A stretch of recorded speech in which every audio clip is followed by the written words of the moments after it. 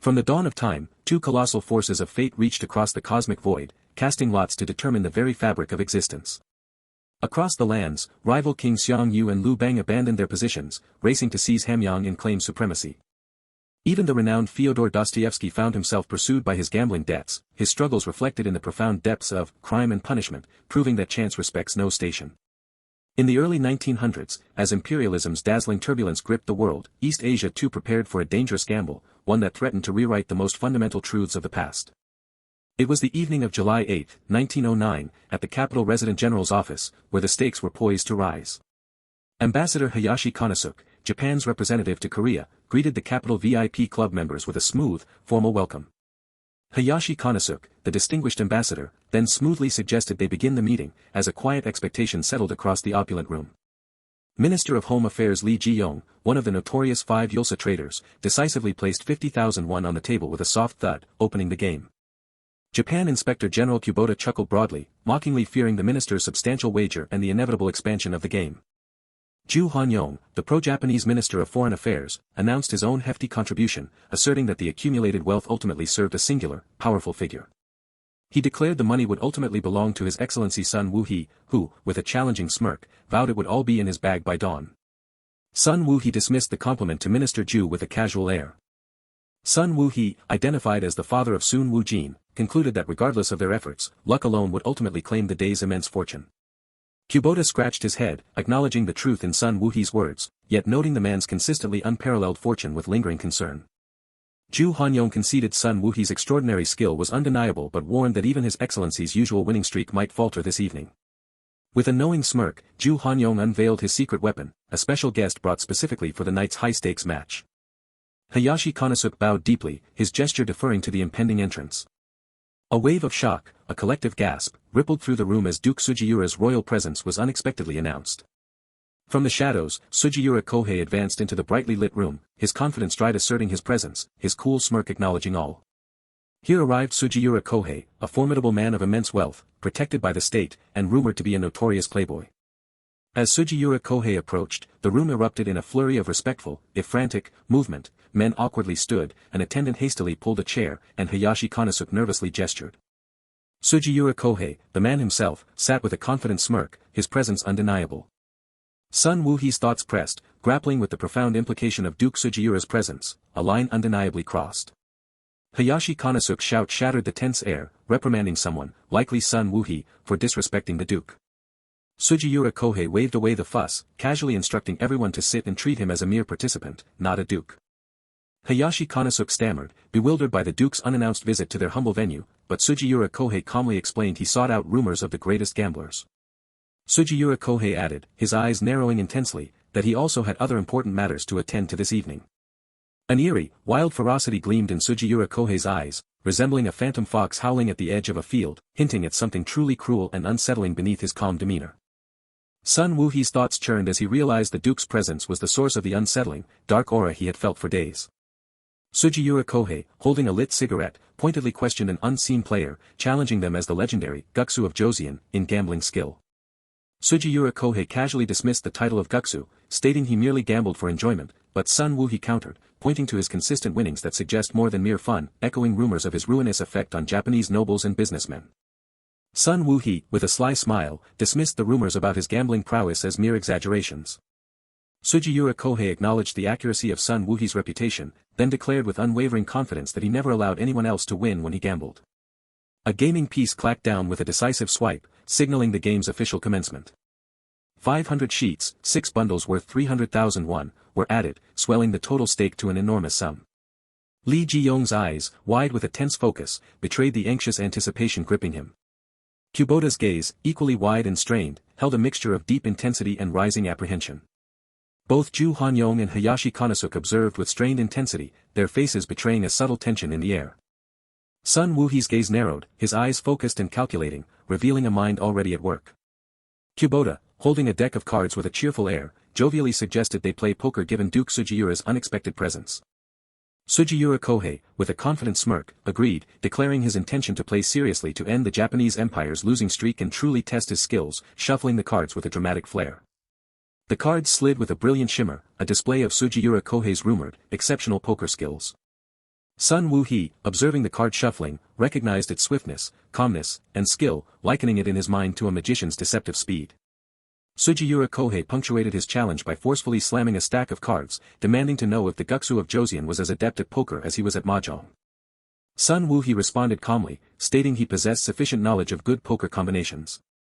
Sugiura Kohei pressed for elaboration on good ones, prompting Sun Woo-hee to deliver a witty retort. A good pair, he countered, was simply the one that secured victory.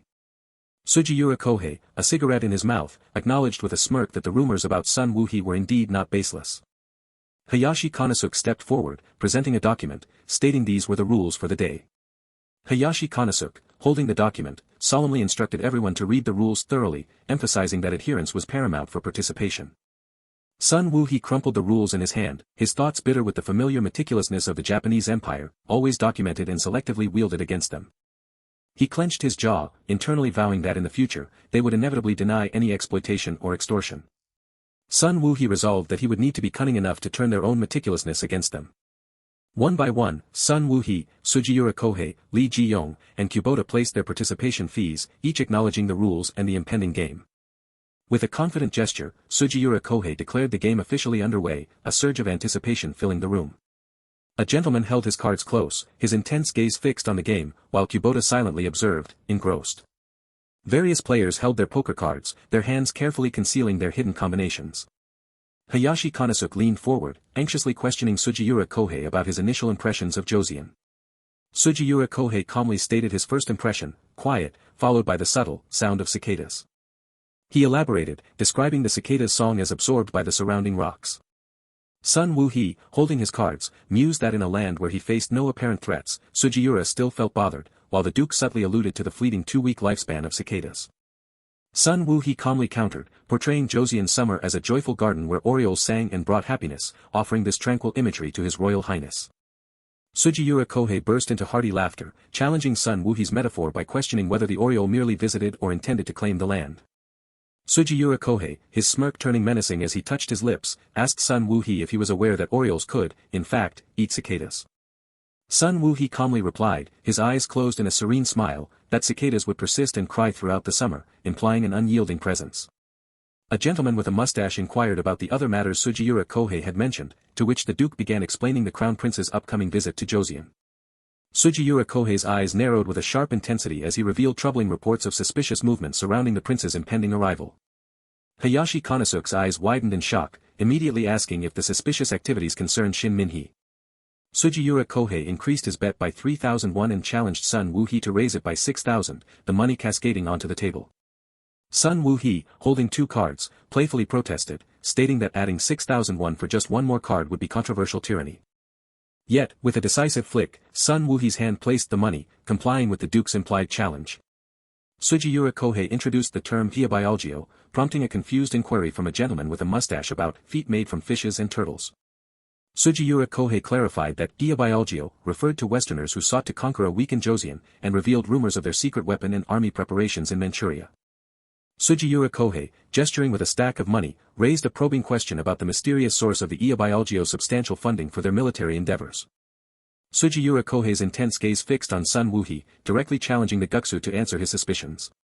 Sun Woo-hee simply hummed in response, his narrowed eyes reflecting deep consideration of the question. Sun Woo-hee feigned ignorance of global affairs, then deftly turned the tables, questioning what motivated His Royal Highness to wager 10,000 won on such a game. Kubota, eyes wide with surprise, dramatically added another 10,000 won to the pot, escalating the stakes. Ju Hanyong and 2 other gentlemen, facing the escalating stakes, reluctantly decided to fold their hands, withdrawing from the game. The table narrowed, leaving only Sugiura Kohei and the Guksu in a tense, head-to-head confrontation. Sugiura Kohei, with a probing smirk, suggested Sun Woo-hee must have accumulated a fortune from similar matches before his arrival. Sun Woo-hee smiled, acknowledging the ebb and flow of wins and losses, and casually mentioned his years of experience in the gambling game. A fist slammed down on the table, the sharp impact resonating with sudden intensity. Sugiura Kohei's face contorted in rage, accusing Sun Woo-hee of lying about his immense winnings and furiously demanding to know where the money, supposedly earned without family ties, had truly gone. Sun Woo-hee calmly deflected the accusations, lighting a cigarette, and listed various luxurious expenditures, supporting parasites, indulging in fine foods and expensive liquors, and of course, Western cigarettes. Sugiura Kohei, chin resting in his hand, smirked, seemingly accepting Sun Woohee's answer as an admission of singular focus on gambling. With a dramatic gesture, Sugiura Kohei threw 30,000 won onto the table, loudly challenging Sun Woohee's courage. Lee Ji-young and Kubota, along with the other players, reacted with extreme shock and disbelief, questioning what kind of hand Sugiura Kohei could possibly hold to warrant such an outrageous bet. Sun Woohee mockingly praised Sugiura Kohei's reckless courage, feigning awe at the Japanese noble's nonchalant bet of 30,000 won, while implying his own trembling awe as a Joseon man. Sun Woohee's thoughts honed in on the visible cards, seeing only a clover ace and no potential for a straight or flush, which led him to conclude the 30,000 won bet was utterly baseless. Sugiura Kohei taunted Sun Woohee to fold if he feared losing, deeming an uncertain gamble foolish, but Sun Woohee, defiant, coolly added more money to the pot as a welcome gesture. Sugiura Kohei observed the growing pile of money with a thoughtful, satisfied smirk. Sugiura Kohei calmly exhaled a plume of cigarette smoke. Sugiura Kohei stood abruptly, declaring the round over and astonishing Hayashi Konosuke by stating he would let Sun Woohee take the entire pot, deeming him deserving. Hayashi Konosuke, his face contorted in shock, finally realized the dramatic move was a complete bluff. Hayashi Konosuke slumped back, inwardly amazed by Sugiura Kohei's audacious 30,000 won bluff with a mere ace, but even more so by Sun Woohee's intuitive counter. Sugiura Kohei leaned forward, a playful smirk on his face, calmly declaring the welcome period over and expecting serious play next time. Sugiura Kohei then pointedly inquired about a small wooden piece, wondering if it was some form of witchcraft, prompting Sun Woohee to hold it up with a questioning glance. Sun Woohee recounted a legend of 2,000 years ago, when the wooden object was bestowed upon the winner of a great contest, the Cheon Ha-Jeil, chosen by the god of gambling and fate. Sugiura Kohei mused on the wooden piece's alleged age, then voiced his skepticism about how such a fragile item could survive 2 millennia. Sun Woohee laughed, disarmingly admitting the story was merely a tale heard from a drunken gambler he had met. Sugiura Kohei, his expression serious, declared his intention to buy the wooden piece, offering to pay any price. Sun Woohee, with a subtle smirk and a cough from Lee Ji-young, refused the offer, asserting he was not one to sell his possessions like Minister Lee. Sun Woohee then challenged Sugiura Kohei, stating that if he truly desired the wooden piece, he would have to win a round in the ongoing game.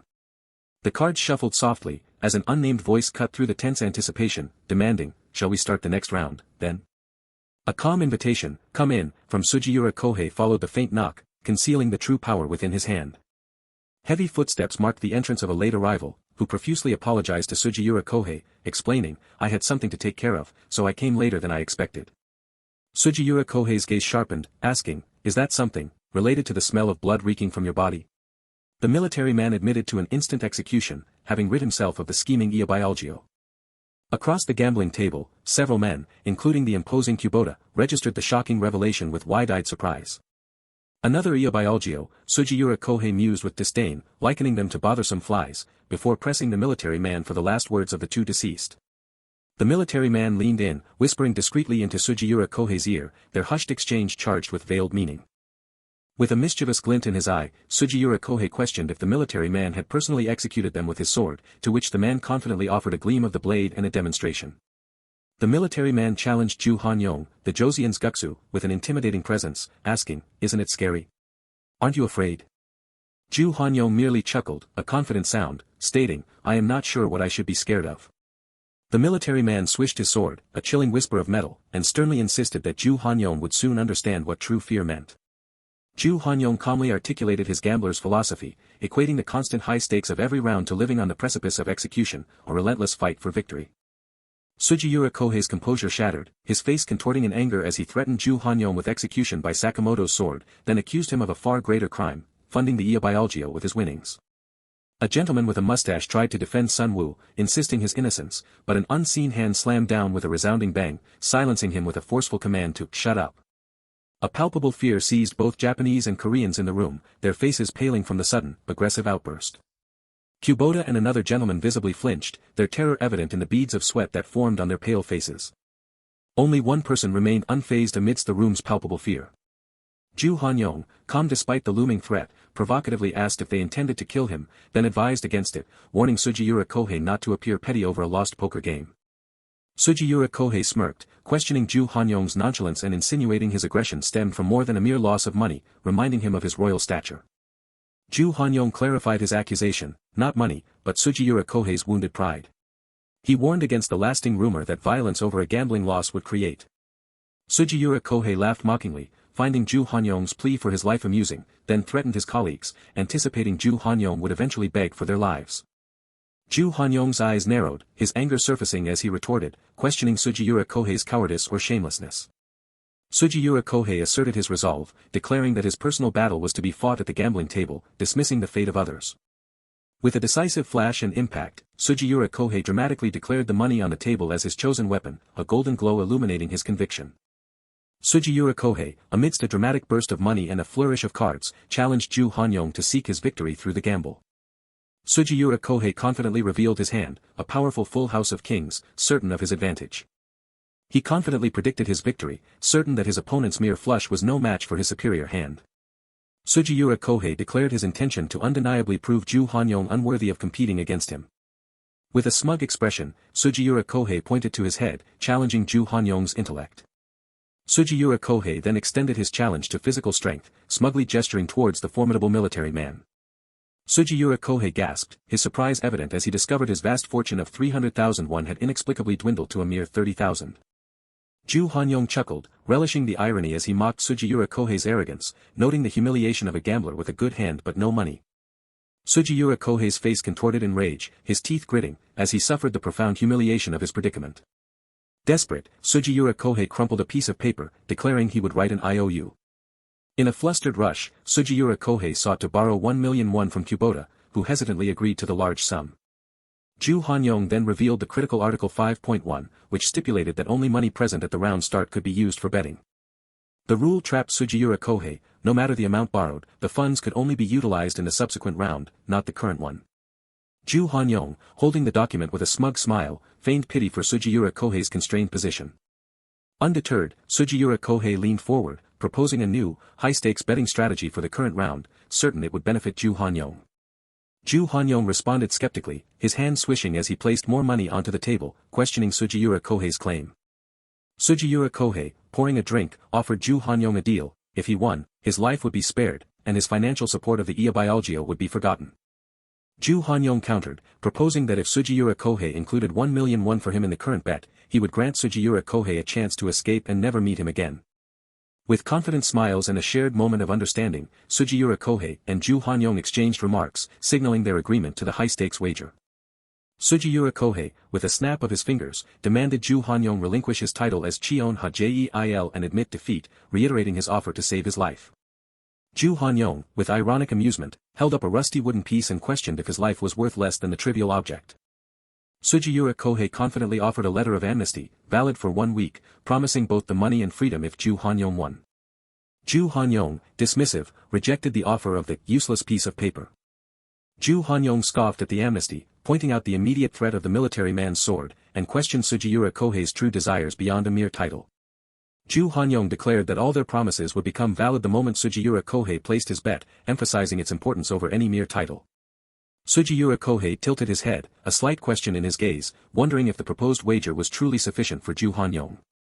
The room's occupants, though unsure and worried, followed Sun Woohee's lead as the game began, echoing the legendary gamble between Liu Bang and Xiang Yu for a kingdom. Sugiura Kohei then decided to raise the stakes dramatically. Sugiura Kohei bet the 1 million won borrowed from Kubota, forcefully breaking any unspoken pact, and then Sun Woohee added another 200,000 won to the burgeoning pot. As the onlookers watched nervously, the narrator foreshadowed a historically recorded outcome, akin to Xiang Yu's experience, implying a significant, unforeseen turn of events. The narration continued its grim historical parallel, detailing Xiang Yu's tragic downfall from glory, ending his life in lonely despair, a fate no one could have predicted at his triumphant arrival. The military man issued a stern warning, cautioning that breaking promises and defying fate would lead to a similar, tragic end. The final cards thumped onto the table, setting the stage for the climactic reveal. Sugiura Kohei, defiant and agitated, demanded to know if he was being threatened, challenging the notion that he would suffer consequences for breaking his promises. Ju Hanyong calmly asserted the inviolable rules of gambling, emphasizing the need for caution and acceptance of outcomes, for the gods of fortune would exact their stubborn revenge if angered. A hand slowly slid a card, revealing a king of spades, heightening the tension. Sugiura Kohei dismissed Ju Hanyong's words, urging him to bet more, confident in his own integrity. Ju Hanyong subtly gasped, a sly smile playing on his lips as he contemplated his next move, holding his cards close. Ju Hanyong declared he would bet everything, initiating a dramatic all-in move, which Sugiura Kohei enthusiastically matched, signaling the game's terrifying conclusion. The onlookers gasped in profound shock and disbelief, exclaiming that both players had truly gone all in. A gentleman shouted, his face contorted in utter disbelief at the magnitude of the bet. The gentleman questioned if the players' card combinations could possibly be worth such an enormous sum. Sugiura Kohei chuckled, confidently declaring his victory and taunting Ju Hanyong that his end was near. With a triumphant flourish, a hand revealed a winning poker hand, 4 powerful kings. The military man and the others erupted in cheers and applause, praising Sugiura Kohei's triumphant display as an impressive achievement and a symbol of noble imperial dignity, money swirling around his outstretched arms. Amidst the celebration, Sun Woo-hee calmly exhaled a plume of cigarette smoke, a quiet moment of composure. With a confident, enigmatic smile, Sun Woo-hee questioned the onlookers' premature excitement, implying that his winning hand had yet to be revealed. Sugiura Kohei, triumphant, declared there was no point in bluffing against his flush, certain of his victory against any other hand, yet he scorned his opponent, ordering him to kneel and beg for his life before the power of 4 kings. With a knowing smirk, Sugiura Kohei rhetorically asked if he hadn't already revealed that the game of poker demanded winning cards above all. As he spoke, a hand methodically placed an ace of clubs onto the table. Sugiura Kohei continued his taunt, suggesting his advice had been ignored, as another ace, the ace of hearts, was revealed. Then, with a forceful slam that punctuated the moment, the final ace of spades was revealed, completing a devastating 4 of a kind, a true shock. Sugiura Kohei's eyes widened in utter disbelief, his face contorted as he choked out questions, unable to comprehend how his opponent could suddenly hold 4 aces. He breathed heavily, shoulders slumped in internal defeat, struggling to accept that anyone could possess such impossible skill, creating a hand exactly 1 level superior to his own. With a confident smile, adjusting his hat, Sun Woo-hee mused that many claimed sovereignty, but the true throne was never easily achieved. Sun Woo-hee's face radiated a triumphant smirk as he declared the game a satisfying contest. Footsteps echoed as Sugiura Kohei and Sun Woo-hee turned from the table, leaving a bewildered Kubota and several surprised men in the wake of their dramatic game. Though Hayashi and Kubota remained oblivious, Sugiura Kohei's subtle shift in expression did not escape the observant Sakamoto, who, as the Duke's loyal military man, understood the depth of Sugiura's inner thoughts. Abruptly, the unnamed military uniform-clad officer commanded Sugiura Kohei to halt, his soldiers echoing the order in the tense night.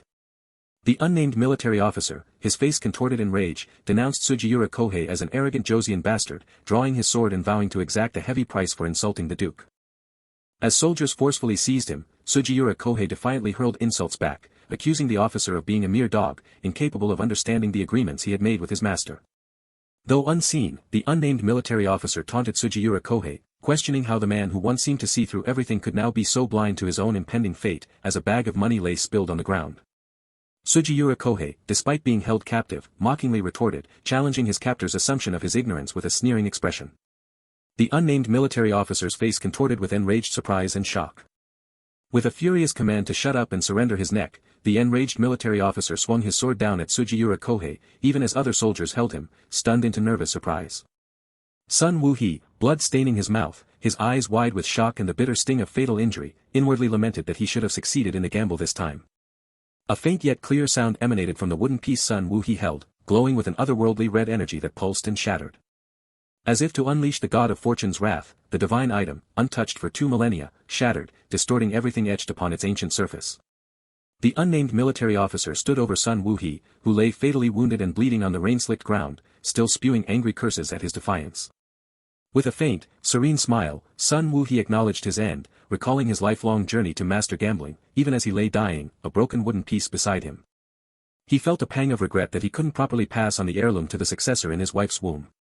But that was a minor concern, it was 100, even 1,000 times better than leaving his child without a country, even as the unnamed military officer scorned his arrogance to his last breath. In a blinding flash of lightning, the unnamed military officer staggered, bleeding, clutching the broken wooden piece, as if struck by a supernatural consequence. 18 years later, in the late spring of 1927, the industrious sounds of hammering and construction filled the air in Songdo, as workers built structures by the sea. An older man with a headband drank deeply from a gourd, his eyes closed in pure pleasure as the water revitalized him. He sighed in deep contentment, feeling truly alive after his drink. Another man complained bitterly about the Japanese oppression, lamenting that Joseon people died to ensure the Japanese enjoyed their summer, while the man with the headband listened with a displeased click of his tongue. With a wry smile, the older man with the headband asserted that their sweat was shed not for the Japanese, but for their own families.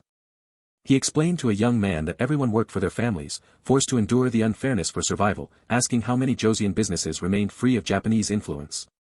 The man with the headband expressed his frustration, lamenting that despite their tireless efforts, their daily earnings of 1 won and 20 cents felt like volunteer work. As he continued to speak of their hardships, a hand scooped water from a barrel, a brief moment of respite. The man with the headband probed, asking the young man if even with his day job and night security work, he still failed to earn more than 41 a month, as the young man drank.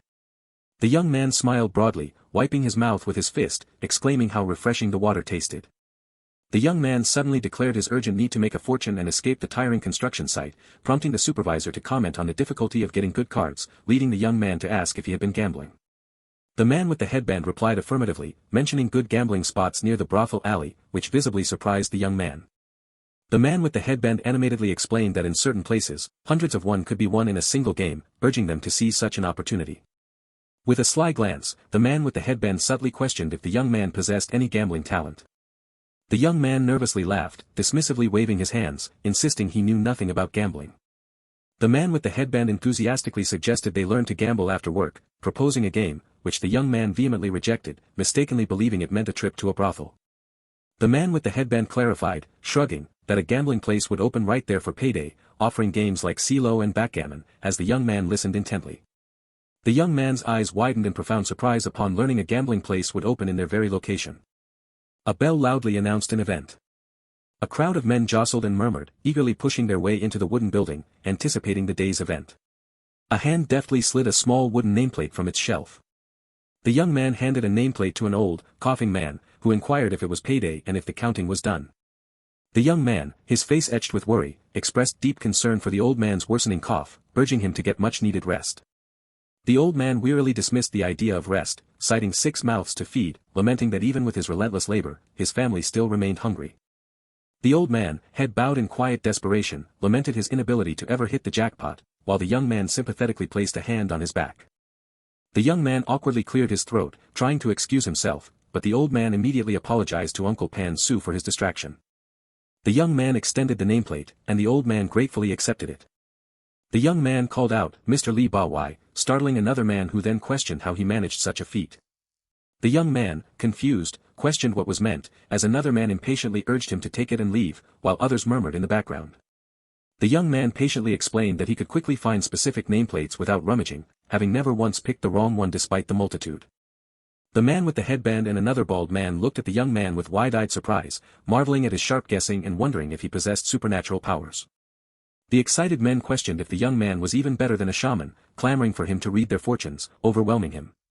The young man, awkwardly smiling and waving his hands, modestly denied any supernatural powers, attributing his skill to simple memorization gained through days of practice. The young man, embarrassed, begged them not to look at him with such adoring eyes, while the men, undeterred, continued to marvel at his memorization skills. The young man sighed, slightly embarrassed, as an unseen man loudly commented on his unique qualities, attributing his extraordinary nature to his modern education. A vintage red car rumbled down the dusty road, kicking up clouds of dirt. A man excitedly announced the opening of the Mitsui gambling house, declaring CeeLo as the game of the day. Narration explained CeeLo as a gambling game where players guessed the number on 3 dice shaken in a cylindrical container, named because the rattling sound resembled a cricket to the Japanese. Under a canopy, men busily prepared for the game, eager to make a good haul. The young man, in his role on night duty, confidently predicted the game's outcome, resolute in his commitment to guard his post until 10 o'clock. A hand slammed a cylindrical dice shaker onto the table with a sharp, forceful impact. The gambling house attendant declared the next roll an odd one, betting 1 while another eager man loudly announced his intention to bet a large sum. The game master chuckled confidently, confirming all bets were placed and announcing it was time to reveal the winner. The dice tumbled, revealing a 2, 1, and 4 for a total of 7, an odd number, eliciting gasps and exclamations of shock from the bewildered gamblers, as narration explained the initial 50-50 probability of simply guessing odd or even. The game master, with a knowing chuckle, meticulously shuffled the dice within the shaker, as narration explained that specific CeeLo variations introduced exceptions beyond simple probability.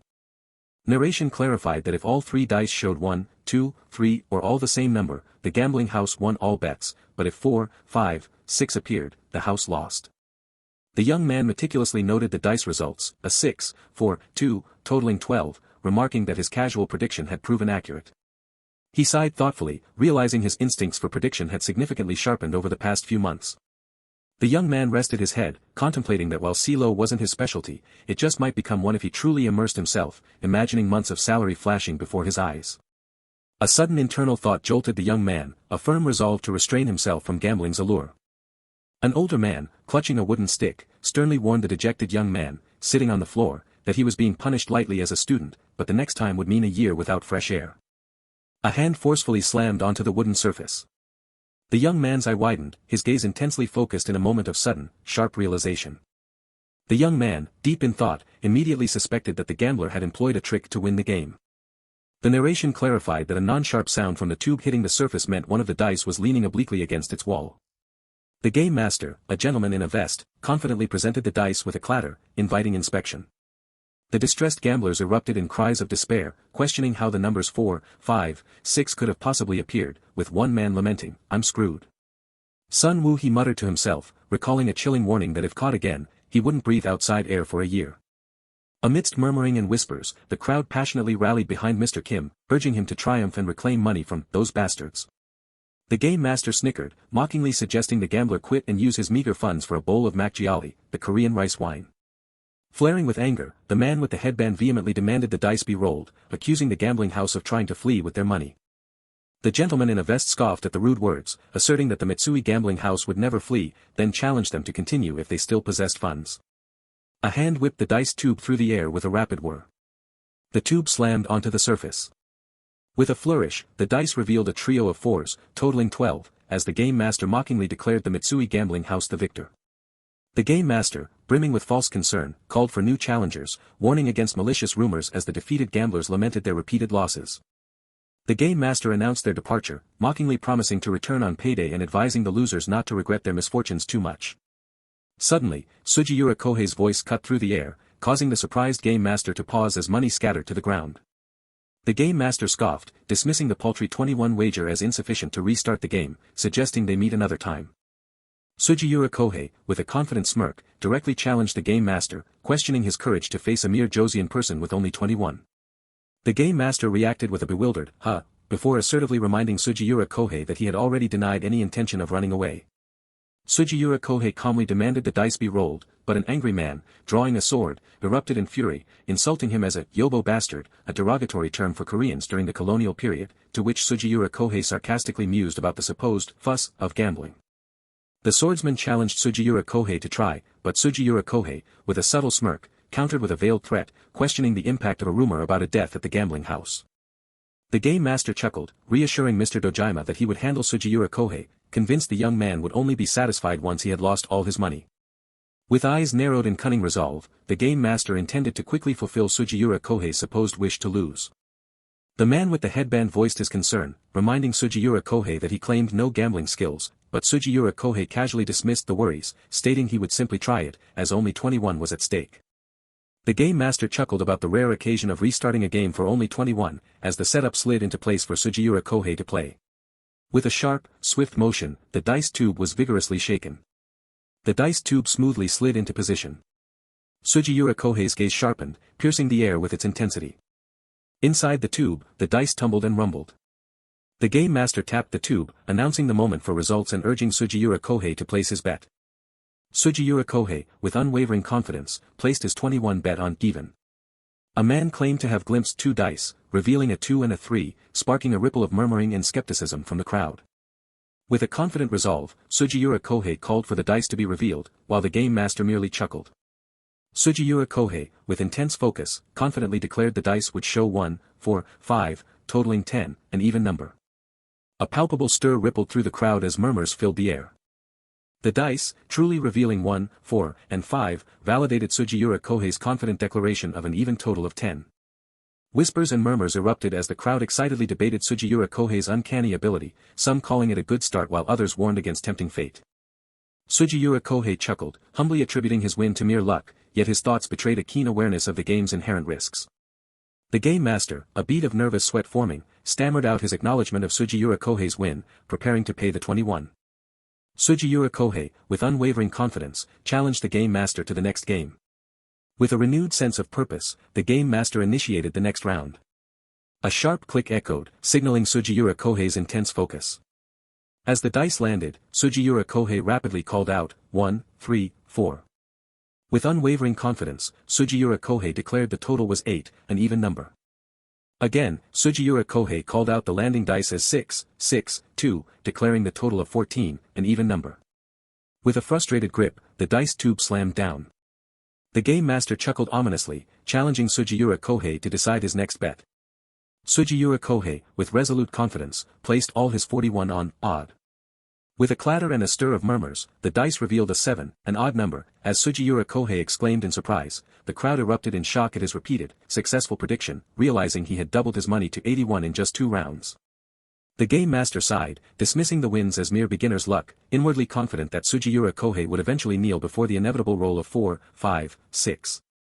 With a forced laugh, the game master sarcastically complimented Sugiura Kohei's luck. Sugiura Kohei, with a subtle movement and confident smile, retorted that his wins might stem not from luck, but from the game master's terrible skill. The game master, his face contorted in anger, sharply challenged Sugiura Kohei to see if he could maintain his boldness by the round's end. Provoked, the gambler began to shake the dice in the tube with aggressive force. With a visceral thump, the dice tube slammed down. As money was placed, the house's strategy became clear. The game master simply needed to roll a 4, 5, 6, or matching spots to ensure the house's victory. The narration continued, explaining that such a roll guaranteed the gambling house's win regardless of the opponent's bet, with success just 1 in 10 times being sufficient. The game master forcefully slammed the dice tube down. With a confident slap, Sugiura Kohei declared, odd. A startling thought rang through the game master's mind as he wondered who this youth truly was, to make such confident decisions without a moment's hesitation. As the dice clattered in the tube, the game master's mind raced, certain it was impossible for Sugiura Kohei to be right this time. With a resounding thump, the dice revealed 1, 3, and 5, totaling 9, as Sugiura Kohei triumphantly declared, that's odd. The crowd erupted in a clamor of murmurs and whispers, astonished by Sugiura Kohei's 6th consecutive win, tallying his formidable earnings at 1281. After Sugiura Kohei's 6 consecutive correct bets, the game master clenched his hands in dumbfounded shock, internally declaring he had never encountered a gambler possessed by a god. With a subtle facial twitch, the game master grappled with suspicion, realizing Sugiura Kohei's streak was beyond mere luck, yet found it impossible that the boy could cheat with the house's own equipment. The stakes grew ominously clear. 3 more successful rounds and Sugiura Kohei's winnings would surpass 10,001. Amidst the murmuring crowd, the game master, horrified by the prospect of losing money equivalent to 300 port workers' monthly salaries, resolved to cheat, while Sugiura Kohei impatiently demanded he roll the dice and reveal the result. The wooden block thudded, then scraped against the table, a precise, calculated movement. Behind his glasses, the gentleman with mustache's eye narrowed, unwavering in its intense focus. Again, the wooden block struck with a sharp snap, then a lingering thud, a subtle, deliberate manipulation. A jolt went through Sugiura Kohei as he registered the duller sound, realizing his opponent had finally unleashed a hidden skill. He deduced that his adversary was subtly tilting the dice to force an even number, having manipulated the previous dice to an odd one, ensuring a winning outcome for himself. The gentleman with mustache, his face grim, urged everyone to place their bets. Sugiura Kohei, observing, theorized that secretly rolling the dice was his opponent's ultimate move, allowing hidden alterations, yet the man seemed oblivious to the other 2 dice's positions. 2 dice had already settled on 1 and 2, Sugiura Kohei thought, leaving only the third to decide the fate between 3 and 2. With a confident smile, Sugiura Kohei declared his intention to go all in on an odd number, money cascading from his hand. The gentleman with mustache flinched, a surprised gasp escaping him at the audacious declaration. A shiver ran through the gentleman with mustache, sweat beading on his brow as the pressure mounted. With a sickening crunch, the wooden block splintered under the man's grip, a testament to his mounting desperation. A murmur rose from the crowd as the dice landed, revealing a 4, a 1, and another 1, totaling an even 6. Shocked gasps rippled through the onlookers as one man cried out about Sugiura Kohei's 1001 loss, before another realized the dice showed Hifumi, Japanese for 1, 2, 3. The gentleman with mustache flinched violently, his eyes wide in absolute disbelief at the mention of Hifumi. A roar of triumph erupted from the crowd. Sugiura Kohei had won again, a confident smirk playing on his lips. 2 men exchanged horrified looks, groaning as they grasped the impossibility of the 1, 2, 3 outcome, understanding it meant Sugiura Kohei's win was absolute. A wrenching groan escaped the gentleman with mustache as he agonizingly realized he had blundered, creating a situation where moving the dice forward would result in an odd number, and backward would reveal Hifumi, leaving him no path to victory.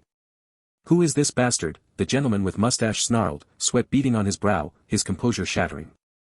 The game then lasted for about 5 agonizing minutes. With a heavy thud, a man collapsed to the floor in utter defeat. The other man, sobbing uncontrollably, lamented losing the 5,000 won from the workers and the 10,000 won capital, despairing he was now entirely without funds and unable to escape his debt. I lost, Lee Ji-young admitted, defeated on the floor, adding that he had no money left to pay, while Sugiura Kohei feigned frustration, lamenting that 3 famous gambling houses had ruined his fun. The gentleman with mustache, trembling with desperation, pleaded for the game to end, promising to return with more cash and not to disappoint him again. Well, I have no other choice, Sugiura Kohei conceded with a knowing smile, accepting the man's promise as onlookers murmured and laughed. Sugiura Kohei, his face beaming with a broad, triumphant smile, offered a sarcastic farewell, then, be careful on your way home. Sugiura Kohei and another man watched the defeated gamblers leave, their cart receding into the distance. Those bastards will never come back here again, Sugiura Kohei declared with a confident smirk, certain they wouldn't even dare to come close, much to the amusement of the impressed crowd. Hooray, we won, the men cheered enthusiastically, their fists pumping in the air, celebrating a victory for Koreans against Japanese bastards, and expressing profound satisfaction. Sugiura Kohei, flustered, urged everyone to lower their voices, fearing that officers might mistake their celebration for an independence demonstration. The other men dismissed his concerns, laughing heartily and encouraging him to cheer freely, insisting that such rare happiness demanded an unrestrained cheer. By the way, supervisor, Sugiura Kohei called out, please order the uncles to stand in line in front of me, prompting a curious inquiry about his intentions. Sugiura Kohei, gesturing towards the money, mockingly asked if he looked like someone who would keep it all, then shocked a man by implying he intended to return all their lost funds. Sugiura Kohei extended a stack of money to Uncle Nam. As others murmured in surprise, Sugiura Kohei clarified to the astonished man holding the money that it was a gift, not a loan. Sugiura Kohei, with a gentle smile, simply hoped the man would not take the money to another gambling house. Tears welled in the man's eyes as he clutched the money, expressing profound gratitude and promising never to forget Sun Wu's kindness. A wistful sigh escaped Sugiura Kohei as he stood by the water, lamenting having to say goodbye to a place he had just begun to appreciate. He recognized that the enormous commotion he had caused made it impossible for him to live quietly in this neighborhood any longer. As Sugiura Kohei walked away, hands in his pockets, he resignedly contemplated the inevitable spread of rumors, the ensuing troubles, and his predetermined fate of imprisonment. The tranquil village settled under the orange sunset, but a low growl echoed, hinting at an approaching threat. Sugiura Kohei's hand settled on his suitcase, a final, definitive gesture. I guess my preparations for leaving are complete now. Sugiura Kohei declared, closing his suitcase with a decisive snap. A loud clang startled Sugiura Kohei as 2 stern men appeared abruptly in his doorway. Who are you? Sugiura Kohei demanded, barely getting the words out before one of the men violently seized him. A brutal impact struck Sugiura Kohei's face, his head snapping back from the force. Sugiura Kohei crumpled to the wooden floor, defeated by the unexpected blow. He lay on the floor, looking up at the 2 menacing figures who now loomed over him. Fire! There is a fire on the 2nd floor. Sugiura Kohei desperately shouted, a cut bleeding on his face. Shut up, Joseon man, one of the attackers spat, informing Sugiura Kohei that no one would come to help him, for this place was effectively Yamada Gumi's front yard. Sugiura Kohei coughed, blood staining his lips, then defiantly stated, it seems you misunderstood something.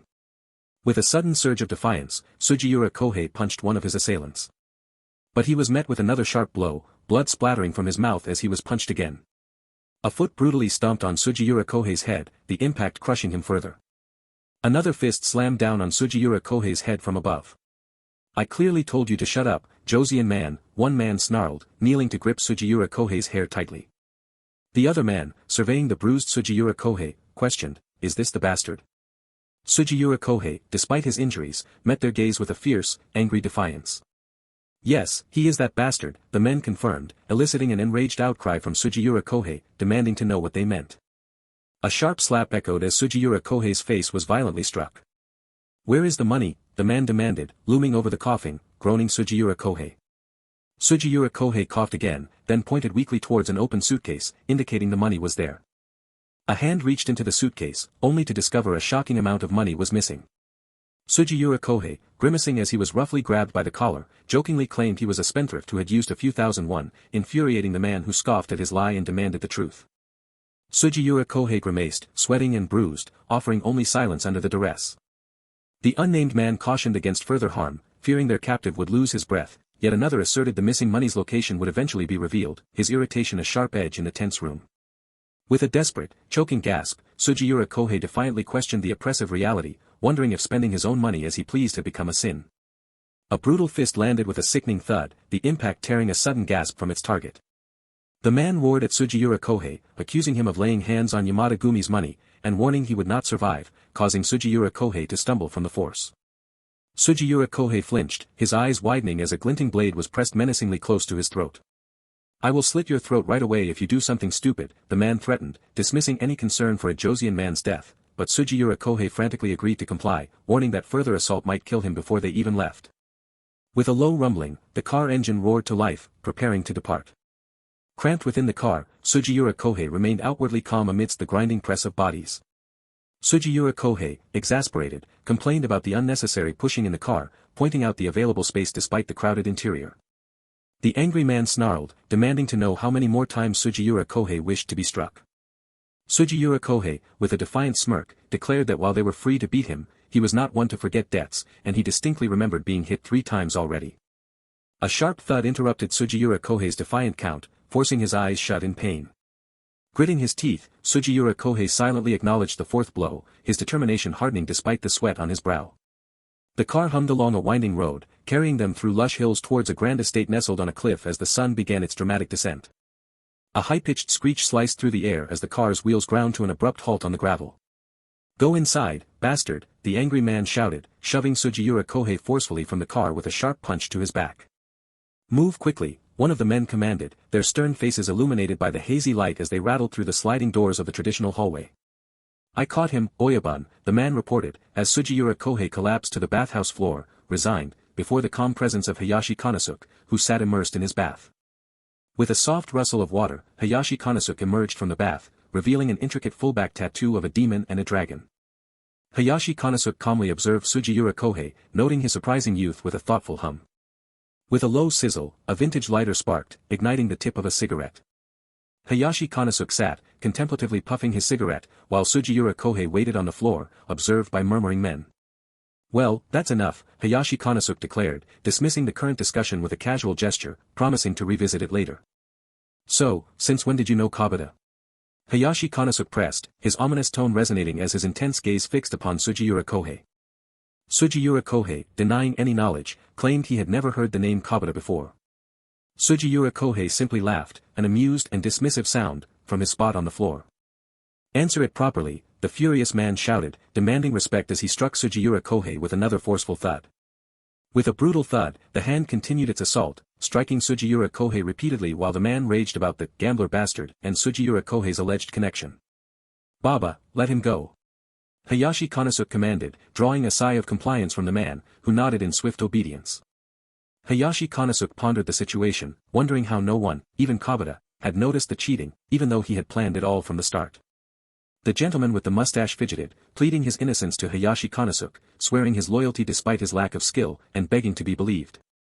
"Shut up, you bastard, or I will kill you," the other man roared, grabbing the pleading man and silencing him with a violent crash. Sugiura Kohei, despite his prone position, smirked subtly as he addressed someone with a quiet, "Ah. Mr." His pupils narrowed, the suppressed anger in Sugiura Kohei's eyes intensifying to a charged, electric focus. Another man angrily berated Sugiura Kohei, informing him, with a chilling gasp, that the individual before him was Yamada Oyabun, not simply Mr. Hayashi Konosuke, annoyed, intervened, telling Baba that the discussion would never end if he kept interrupting, and ordered him to let Sugiura Kohei finish. The man bowed his head in apology, an awkward blush creeping onto his face as he begged Oyabun's forgiveness.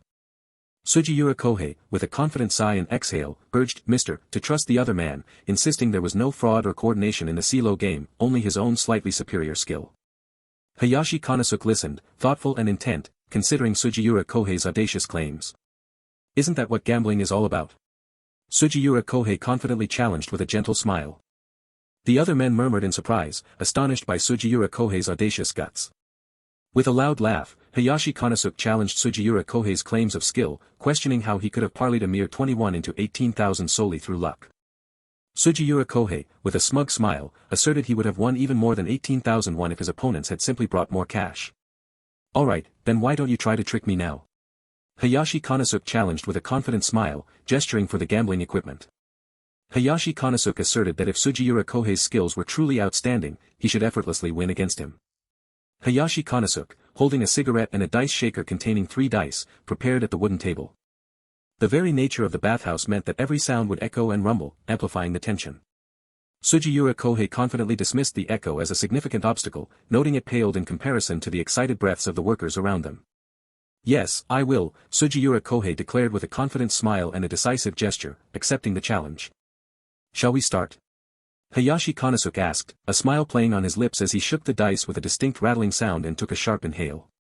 Hayashi Konosuke's focused gaze followed the dice as they rolled with a distinct clatter and tap, settling on the wooden surface while Sugiura Kohei watched intently.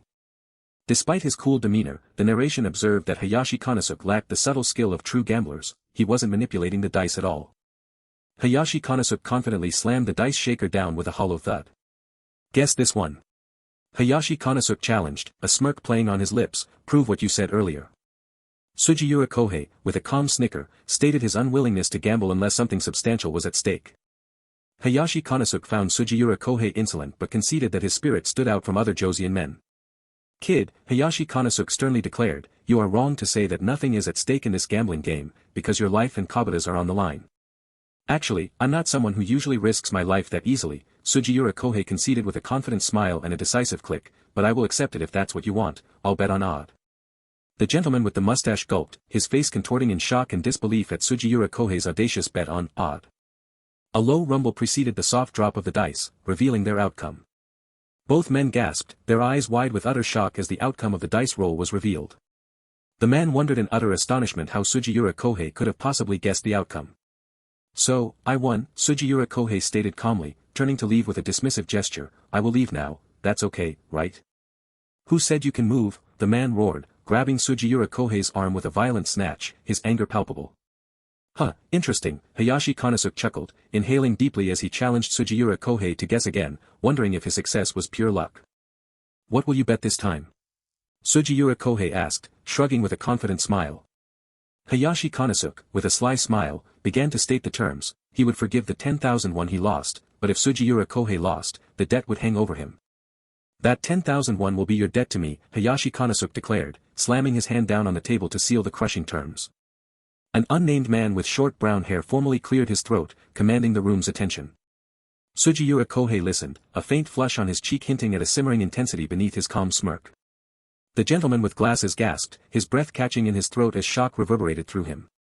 An unnamed man with short brown hair observed, his thoughtful betraying a deeper consideration of the unfolding situation. The quiet wooden paneling offered a brief, soft interlude before the inevitable. A man with dark hair and sideburns chuckled, a confident smirk playing on his lips, certain of his advantage. With a confident smirk, Sugiura Kohei boldly declared his bet of 10,000 won, reaffirming, it's odd again. With a soft thud, 3 dice landed, each face displaying the number 4. The man with dark hair and sideburns observed the dice, his thoughtful, betraying a growing perplexity at the improbable result.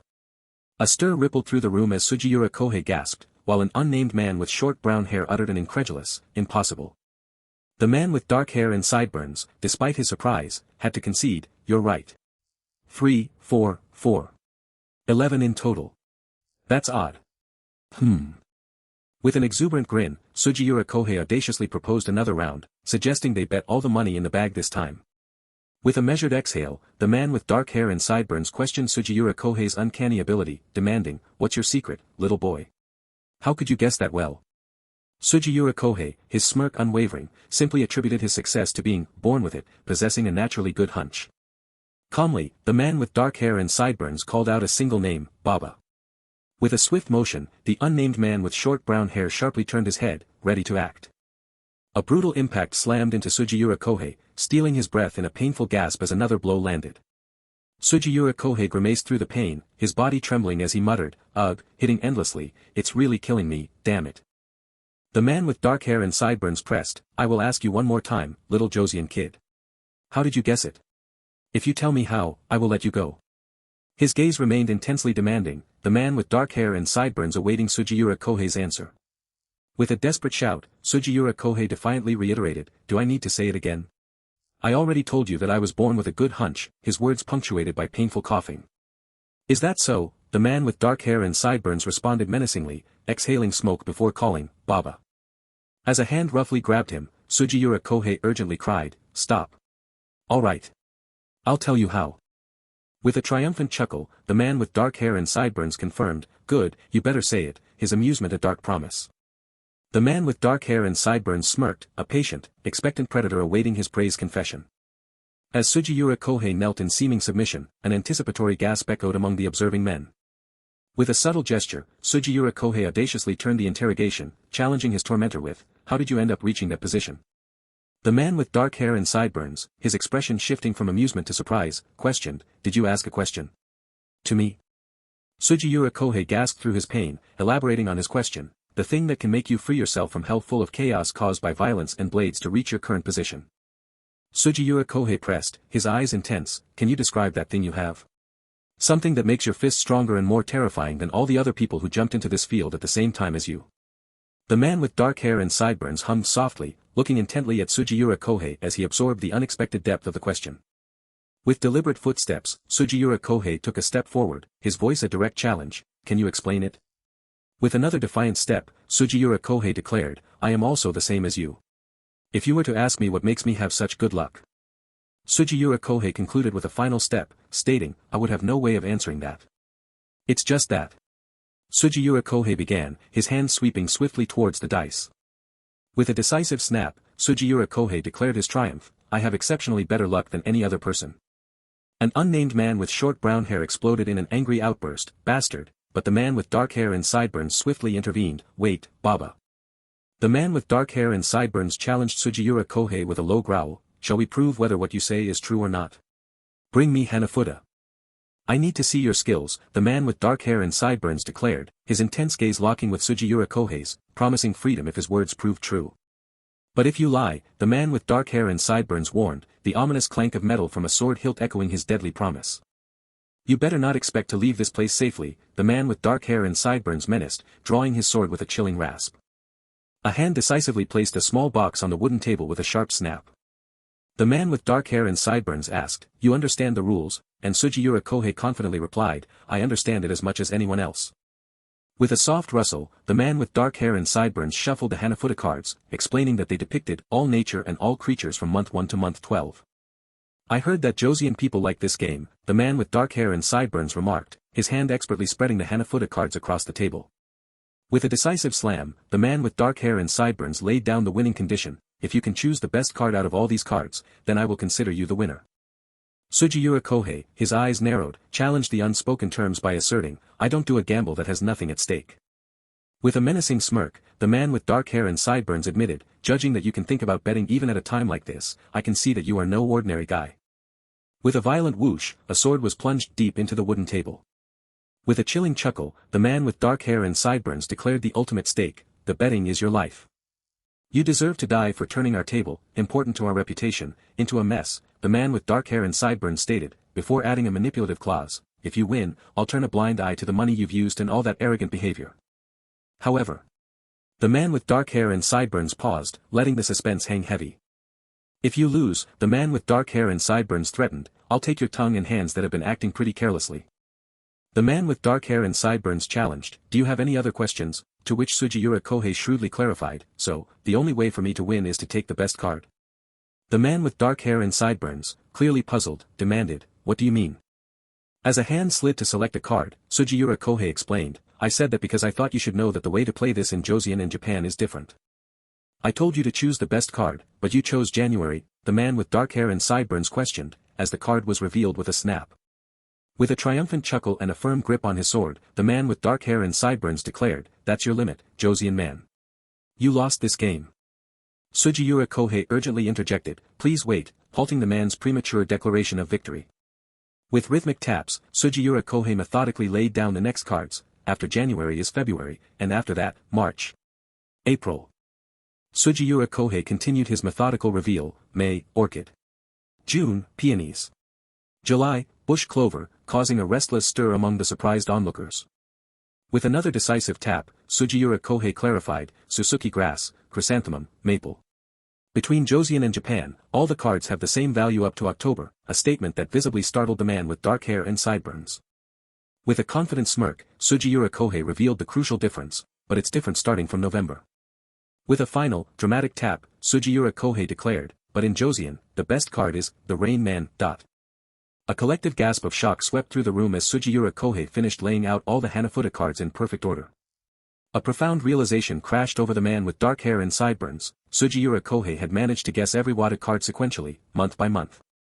His eyes widened in intense surprise, the man with dark hair and sideburns grappling with the sheer impossibility of what he had witnessed. With a confident smirk, Sugiura Kohei posed a rhetorical question, "You don't need to check it anymore, right?" With a decisive move, Sugiura Kohei declared, "Then, I will consider that I have paid for my life," and began to turn away. With an intense stare, the man with dark hair and sideburns realized, this bastard, he isn't just a little kid hanging around the back alley. As an unnamed man with short brown hair shouted, "Baba," the man with dark hair and sideburns snapped back, "Yes, Oyabun." "What are you doing?" "Escort the gentleman immediately," surprising the other man. The unnamed man with short brown hair urgently requested, "Please wait a moment," as he moved to obey. As Sugiura Kohei took a step, a voice called him, "Master," and he turned, utterly confused. "What? Master?" Sugiura Kohei's expression remained one of profound confusion, unable to process the unexpected title. The man with dark hair and sideburns offered a disingenuous apology, calling Sugiura Kohei, "Young master," a sudden shift that left Sugiura Kohei unsettled, as if a trap had been laid. Sugiura Kohei remained thoughtful, his mind working to unravel the sudden shift in their dynamic. An unnamed man inquired about Sugiura Kohei's drink preference, the sizzle of the lighter adding to the surreal luxury offered, all under the watchful eye of the man with dark hair and sideburns. Sugiura Kohei, feeling the warmth of the room, admitted a preference for a cold beer to quell the lingering heat. As Sugiura Kohei gulped down his drink, the man with dark hair and sideburns complimented his talent, subtly acknowledging Joseon's surprising depth despite its size. Sugiura Kohei, impatient, cut him off, demanding the man get straight to the point of his drawn-out introduction. The man with dark hair and sideburns questioned Sugiura Kohei's reckless gambling, wondering if he considered the danger of turning 21 into 18,000. He continued, pouring a drink and cautioning Sugiura Kohei about the severe consequences if officers were to swarm them. Sugiura Kohei rapidly emptied his glass, the liquid a brief distraction from the escalating tension. A hand slammed the glass down, spilling its contents, a sharp exclamation of Sugiura Kohei's rising temper. Sugiura Kohei passionately confessed that he had been consumed by anger, his blood boiling at the sight of Japanese gamblers exploiting his colleagues. The man with dark hair and sideburns, a smirk playing on his lips, surmised Sugiura Kohei's true intention, to humble the arrogant Japanese bastards. Sugiura Kohei, resolute, confirmed the depth of his indignation. The man with dark hair and sideburns addressed Kabata, who flinched nervously at the sudden attention, a tremor of fear running through him. He then expressed gratitude to Sugiura Kohei, acknowledging that he had demonstrated a superior skill that humbled him. Sugiura Kohei offered a faint, confident shrug, outwardly unfazed by the praise. The man with dark hair and sideburns, now standing, proposed moving elsewhere for more drinks, hoping to prolong the evening. Sugiura Kohei, though polite, declined the offer, indicating his discomfort and feeling that he had reached his limit for the day. Yet, the man with dark hair and sideburns insisted, assuring Sugiura Kohei that he would cover all expenses, urging him to enjoy himself fully. The man with dark hair and sideburns and his unnamed companion walked away, leaving Sugiura Kohei alone at the table to ponder the implications of the evening. An unsettling intuition gnawed at Sugiura Kohei, a growing sense that something was deeply amiss. As dusk settled, shrouding the traditional Japanese-style building, an unseen voice welcomed, "Mr. Yamada." A woman in a kimono, Tsubaki, greeted him with a polite bow and a gentle smile, signifying her patient anticipation. The man with dark hair and sideburns, now identified as Yamada, erupted in booming laughter, demanding the hottest geishas to celebrate his joyous day, while Sugiura Kohei subtly cleared his throat in discomfort. The woman in a kimono bowed again, her smile unwavering, pledging her utmost service. But a fleeting, knowing glance from the woman betrayed a deeper understanding beneath her obliging demeanor. Sugiura Kohei's bare feet unconsciously wiggled, a nervous reaction to the unexpected lavishness. The woman, still smiling, knelt to wipe Sugiura Kohei's feet, a deferential act of traditional service. Yamada, roaring with laughter, urged Sugiura Kohei to indulge, proclaiming they would drink until they were completely drunk, while the women giggled around them. Sugiura Kohei, taken aback, questioned the implied toast. Yamada grinned widely, explaining the toast was for their future business prosperity, a veiled implication that sent a chill down Sugiura Kohei's spine. Sugiura Kohei, sipping his drink, confessed his confusion, unable to grasp the full meaning of Yamada's words. Yamada, his laughter booming, boldly declared his intention to form a team with Sugiura Kohei to dominate all gambling establishments in Incheon. The audacity of the proposal shocked Sugiura Kohei, a jolt of realization flashing through him. Yamada's gaze intensified, a subtle smirk on his lips, as he provocatively asked if the thought didn't excite Sugiura Kohei.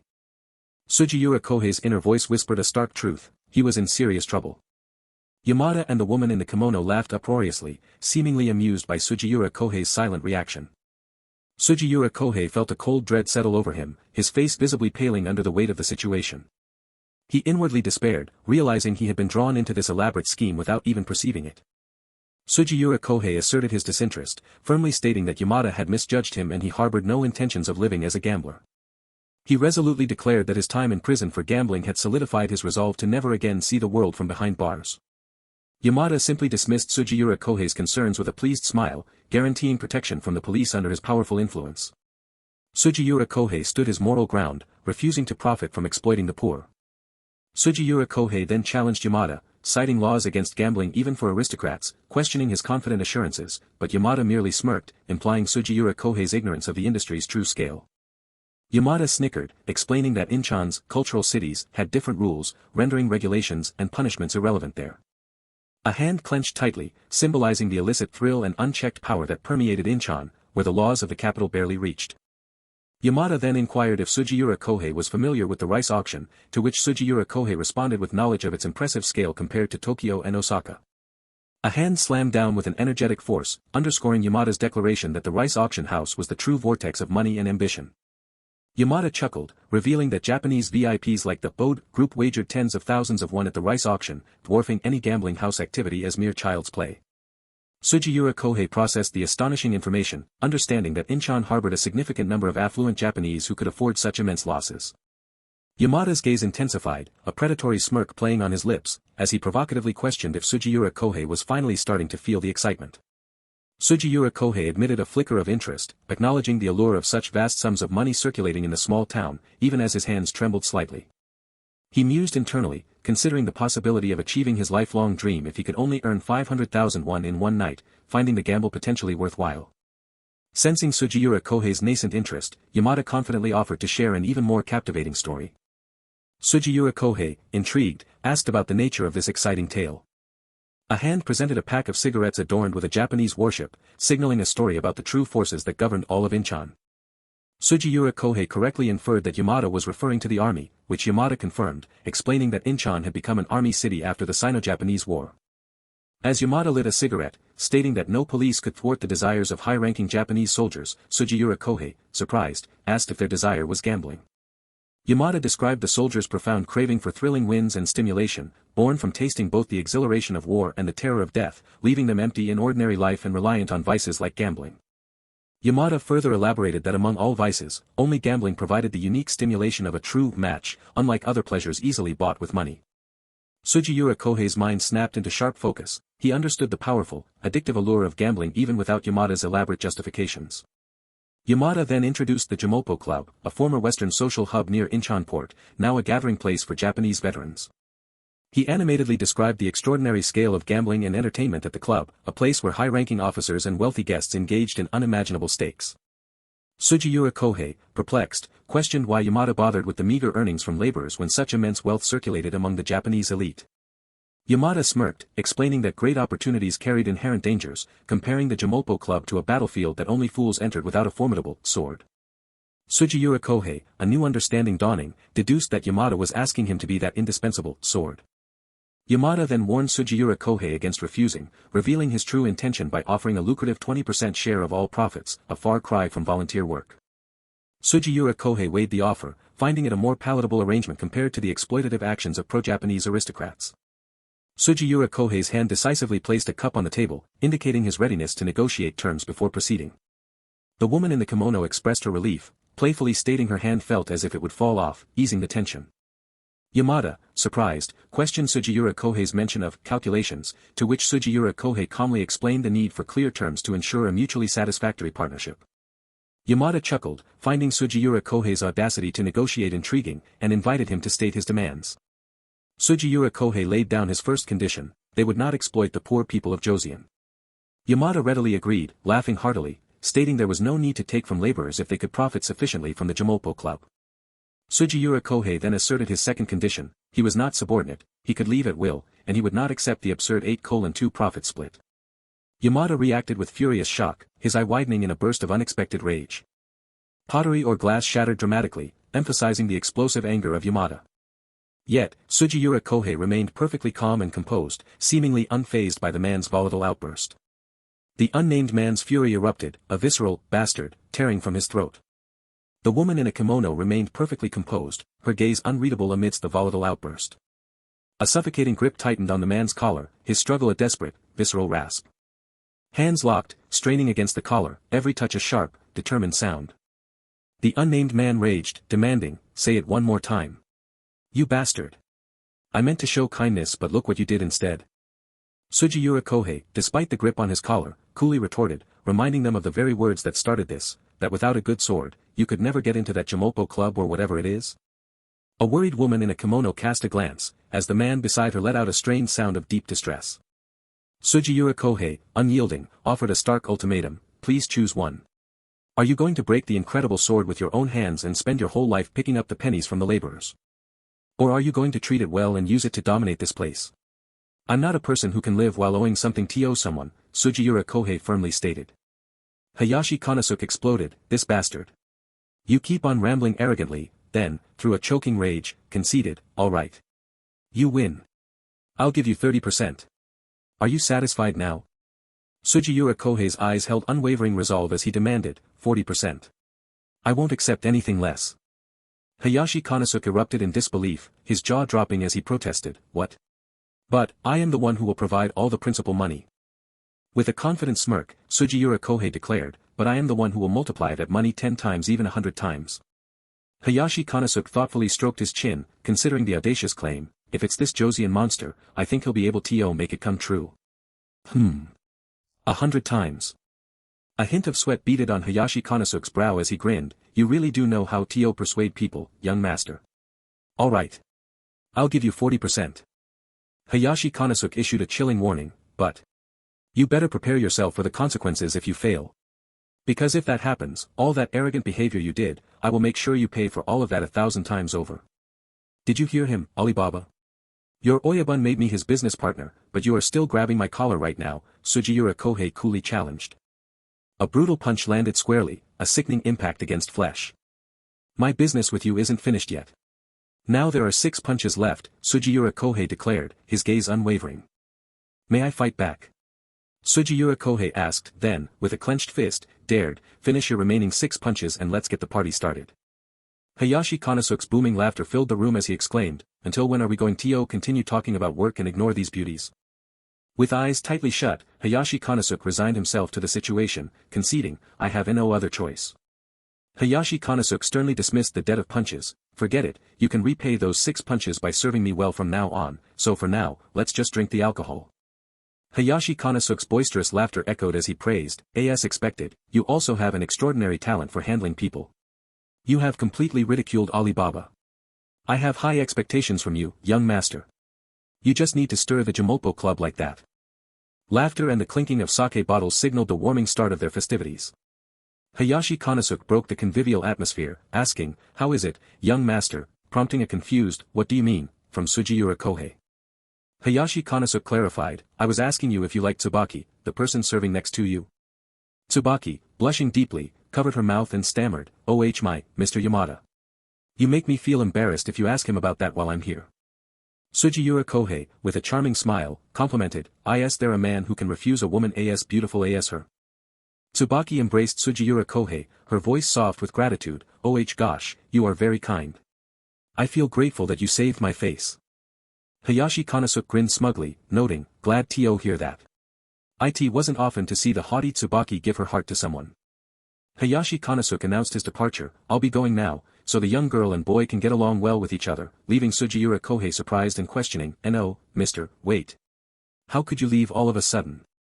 With a smug smile, Hayashi Konosuke reassured Sugiura Kohei, This Yamada has paid for everything. So you can drink as much as you want without worrying about any." Hayashi Konosuke teased, "Young master, so what you're afraid about is the night falls? Are you afraid of losing your virginity?" But Sugiura Kohei, genuinely distressed, clarified, "That's not what I'm talking about. I don't have even a single one in my hands right now. I can't go back to my lodging house by rickshaw. And since I was dragged here barefoot, I can't return on foot either, so. Hayashi Konosuke questioned why Sugiura Kohei would abandon such comfort, asking, why would you return to that bed bug's nest? When you're in this nice house, with alcohol and good food, also. Hayashi Konosuke added, Tsubaki, who is sweeter than a flower, is also so longing for you, her gaze gentle and alluring. As Hayashi Konosuke exited, declaring, I'm showing you my kindness, so please don't feel burdened and enjoy. Sugiura Kohei offered only a sarcastic, hollow laugh. Sugiura Kohei's face twisted in an angry, dumbfounded expression, internally dismissing Hayashi Konosuke's words, kindness. Bullshit. An unseen voice announced, have prepared the bed in the next room. Please have a good night, as a soft, warm glow spread through the hallway. Sugiura Kohei paced to the window, his gaze lost in the vast, dark expanse of the night sky. Sugiura Kohei sighed contemplatively, his hand to his face, while Tsubaki watched him with a gentle, silent affection. Outside, men loitered in the dark, their silent watch a chilling counterpoint to the rustling leaves as Sugiura Kohei watched them from above. Holding a cigarette, Sugiura Kohei pondered his uncertain next move, wondering, now. What should I do? Tsubaki approached, her concern evident as she gently asked, Mr. Do you feel uncomfortable now? Tsubaki, her face etched with sadness, offered, if you don't like that I am with you, I will call another girl instead. Sugiura Kohei calmly reassured her, no, that's not what I meant. Tsubaki's heart fluttered in her chest, a soft thrum of surprise and hope. With a charming smile, Sugiura Kohei assured her, I don't need another girl. A serene full moon cast its light over the traditional rooftops, momentarily stilling the world below.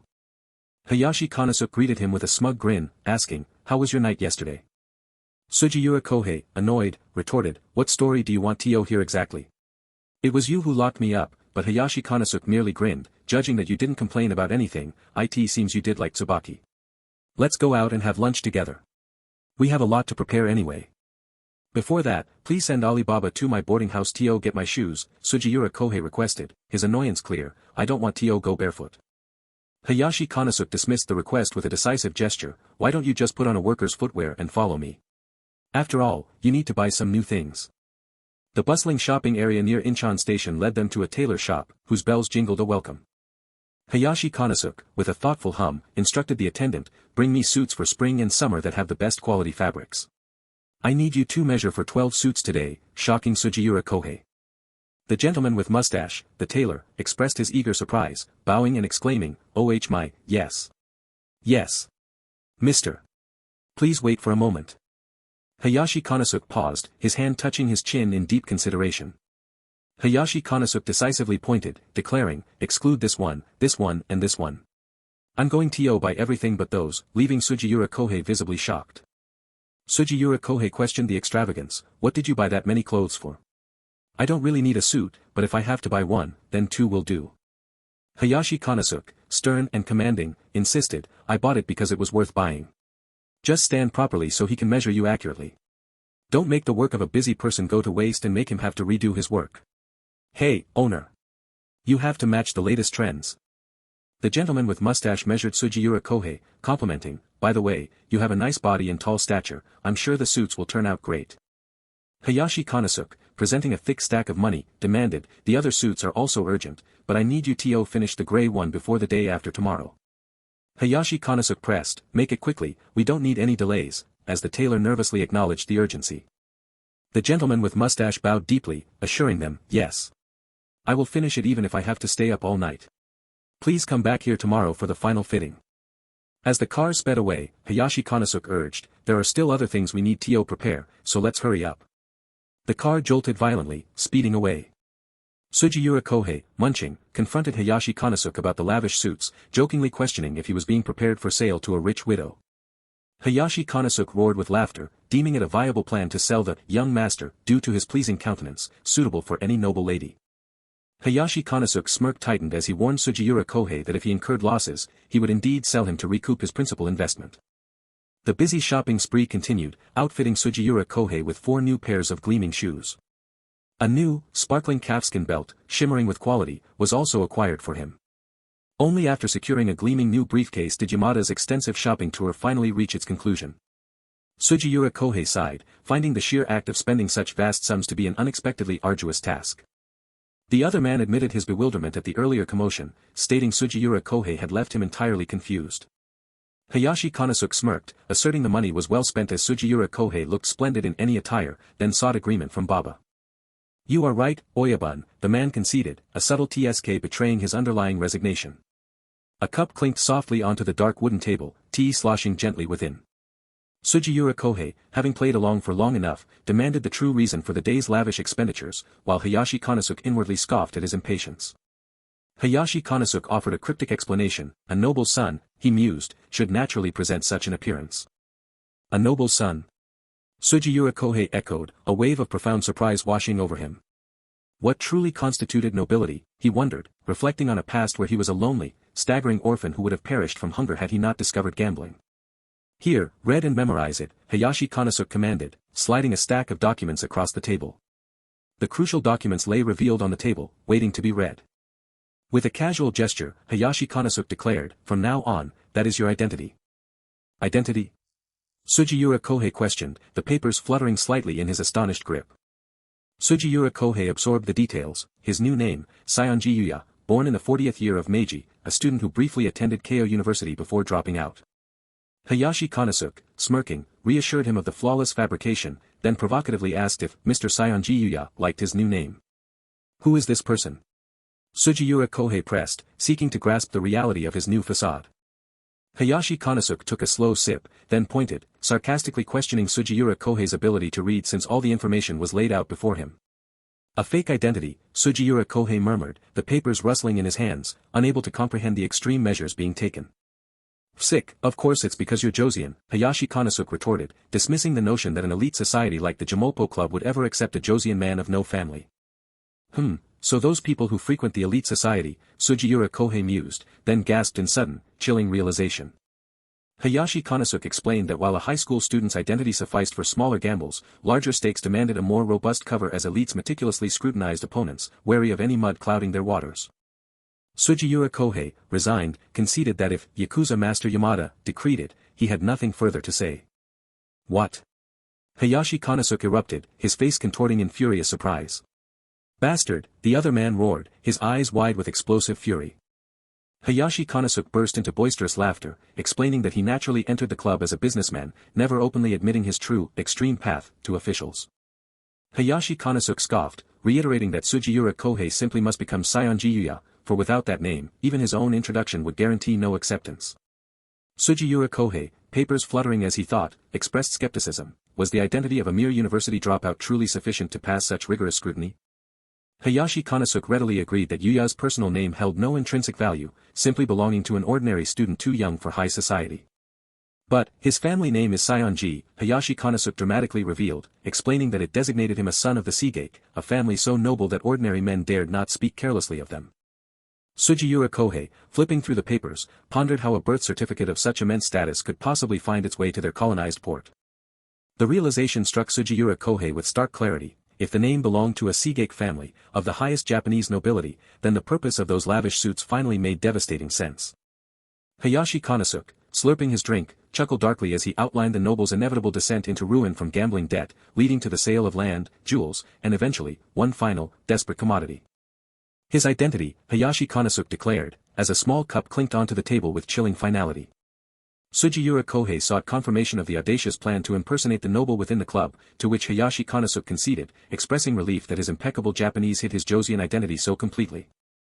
Hayashi Konosuke chuckled, making a dark joke about Sugiura Kohei's perfect Japanese preventing a grim fate, a direct allusion to the Kanto massacre where Joseon people were unjustly killed for mispronunciations. That's the kind of joke a Joseon man like me finds difficult to laugh at, Sugiura Kohei stated with chilling sternness. Joke? Sugiura Kohei challenged, reminding Hayashi Konosuke that the club they were infiltrating consisted of Japanese marines and nobles whose power was literally boundless. Even the slightest mistake could cost you your neck, Sugiura Kohei warned, his voice tight, emphasizing that these powerful figures would not tolerate a Joseon man's deception.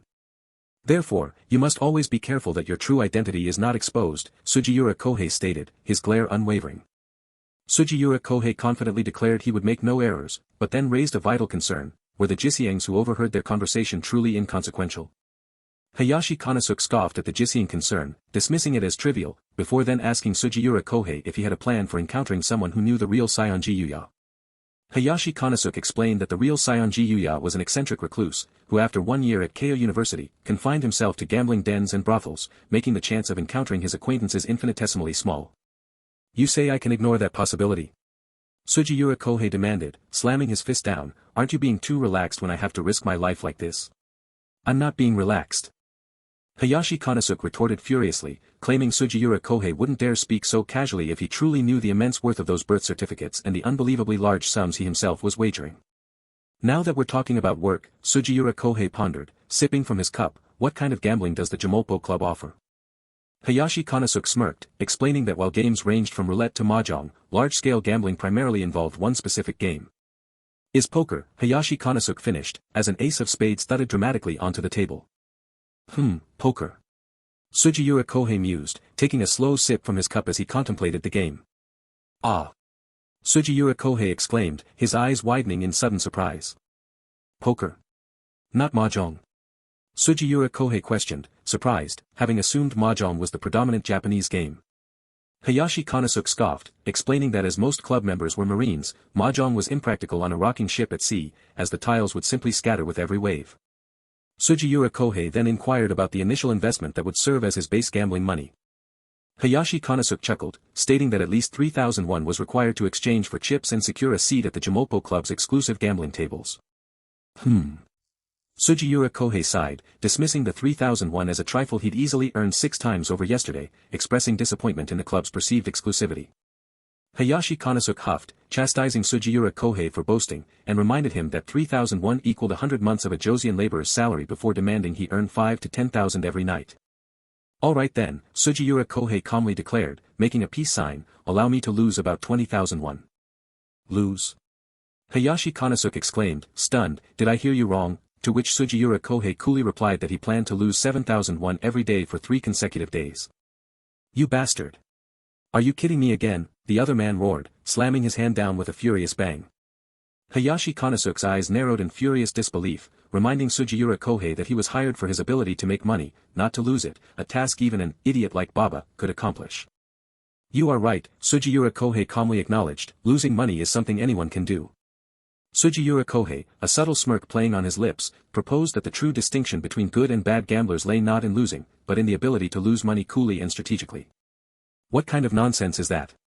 Hayashi Konosuke roared, trembling with fury, demanding to know what Sugiura Kohei meant by losing money coolly. Ah! Mr. Yamada, let's assume you're one of the Jimopo Club's nobles, Sugiura Kohei began, scratching his head. If an unfamiliar young man with a noble surname swept all the money on his first day, would you like him, or would you find him suspicious and be wary of his presence? Sugiura Kohei finished, his eyes gleaming with intense focus. The man with dark hair and sideburns' temper simmered, unable to comprehend how anyone could like a person who took all their money. Soon Woo-jin calmly explained that winning immediately would isolate him, leaving no one willing to gamble at his table days later. He insisted that the true skill wasn't just in predicting cards, but in drawing opponents, for what good was genius if no one would face him. Thus, soon Woo-jin, like a seasoned teacher, tutored a man twice his age in the subtle art of the game. This immeasurable lesson had been etched into his very being, learned through countless gambling games where he endured like a weed and rolled like a stone. The man with dark hair and sideburns pondered, so you are saying that you will give out money recklessly in order to appear pathetic to the people there? Soon Woo-jin clarified his cunning, asserting that he would lose money splendidly, appearing as a carefree, energetic nobleman, and simultaneously, a natural amateur at gambling so they would like him. A gruff sigh escaped the man with dark hair and sideburns as he reluctantly admitted his dislike for the initial 20,000 won loss over 3 days. He conceded that the plan sounded reasonable, recognizing that his own reputation would suffer if soon Woo-jin's standing at the club worsened after he had introduced him there. Ah! The man with dark hair and sideburns relented, agreeing to the loss as a token of introduction, yet vehemently demanded that the amount be lowered from his 20,000 won. Soon Woo-jin serenely sipped his drink, assuring the man that his own losses would not directly translate to Yamada's financial detriment. The man with dark hair and sideburns bristled, demanding to know what Soon Woo-jin was talking about, feeling insulted as if he couldn't grasp simple arithmetic. Soon Woo-jin paused, then revealed the trick. If he lost a lot of money, the man only needed to replicate his losses. With a huff, the man with dark hair and sideburns questioned if such a petty trick was possible, given that they wouldn't be distributing the cards and couldn't manipulate the game. Soon Woo-jin's confidence shone through his smile as he asserted that he would not have involved himself in such a dangerous matter if he were incapable. A soft tap of a hand against the wooden table indicated reluctant agreement. The man with dark hair and sideburns informed Soon Woo-jin that their work would begin in 2 days, inquiring if his bruises from Baba's punches would have faded and if he understood the noble's old-fashioned vocabulary and accents. Soon Woo-jin confessed his difficulty in imagining the personalities of modern nobles, having only read the ancient tales of Genji, and never envisioning himself in such a lofty social status. The man with dark hair and sideburns reassured the young master that there was no need to worry, humorously comparing the noble's short tempers to his own. The shadows on the screen door danced with boisterous laughter as the man with dark hair and sideburns continued, describing the nobles as arrogant and cheeky. 2 hands moved with intimate care, adjusting a necktie with precise focus. A woman in a kimono, with a flirtatious smile, adjusted Soon Woo-jin's tie amidst shimmering golden particles. She blushed as she murmured, complimenting the young master's striking good looks. An unnamed man erupted in a furious tirade, chastising the stupid wench for her overly obvious geisha demeanor and her persistent touching of Soon Woo-jin's clothes, reminding her that the car was waiting. The unnamed woman bowed deeply, her voice laced with remorse as she apologized. One hand forcefully grabbed another, a sudden and compelling hold. Soon Woo-jin's voice cut through the tension, sharply calling out, "Baba." The unnamed man, confused, questioned Soon Woo-jin, reminding him of the paramount importance of their day's work. The unnamed man's face contorted in anger as he bellowed, affirming his awareness and demanding haste. Soon Woo-jin asserted that maintaining his vigor as the lead was more crucial than speed, explaining that everything, from his escort to the car and his suit, was prepared to elevate his presence. His eyes narrowed, radiating intense displeasure as he declared that the unnamed man had, in fact, annoyed him. The unnamed man's mouth gaped, his face contorted in profound shock and disbelief. Soon Woo-jin dismissed him, instructing him to wait downstairs as he was bothering him. A clenched fist trembled with suppressed rage against the wooden doorframe. The unnamed man stomped away, his back to the viewer, seething that Soon Woo-jin was only alive thanks to Eobyeolgyo. Soon Woo-jin, with a thoughtful sigh, surmised the man's anger stemmed from jealousy over his one-sided love, Tsubaki, taken by a Joseon kid like himself. Tsubaki's voice choked with tears as she begged for forgiveness, blaming herself. Soon Woo-jin gently took her hand, reassuring Tsubaki that it was not her fault. With a smirking touch to her face, Soon Woo-jin declared that the man's stupidity was not her burden. Tsubaki's heart pounded, her face flushing as she gazed up at the young master. Through a sun-drenched window, Soon Woo-jin was seen embracing and kissing the unnamed woman. The vintage car sped along the road, carrying them toward the Jamolpo Club. The unnamed man's face hardened, issuing a chilling threat that if Soon Woo-jin failed, he would peel every inch of skin from his body. Soon Woo-jin remained icily calm, countering Baba's rudeness with a dangerous threat to demand one of his fingers from Eobyeolgyo. The unnamed man flinched, a cold sweat breaking out as fear gripped him. The grim narration explained the brutal Yakuza tradition of finger-cutting as an expression of regret for displeasing superiors, a command that, once given, must be obeyed without question or excuse. The carriage glided along a winding cliffside road, under the serene glow of an orange sunset. Soon Woo-jin inquired if they had arrived at their destination. An unnamed speaker marveled at the gleaming, luxurious cars parked along the cobblestone street. Soon Woo-jin, with a calculating gaze, estimated that the cars alone would yield at least 100,000 won if sold, each costing no less than 3,000 won. Soon Woo-jin walked past a lavishly dressed couple, an unnamed speaker exclaiming about the luxurious clothes. "Oh, you're here, Mr. Seon-ji," the man with dark hair and sideburns greeted, his welcome full of hearty laughter.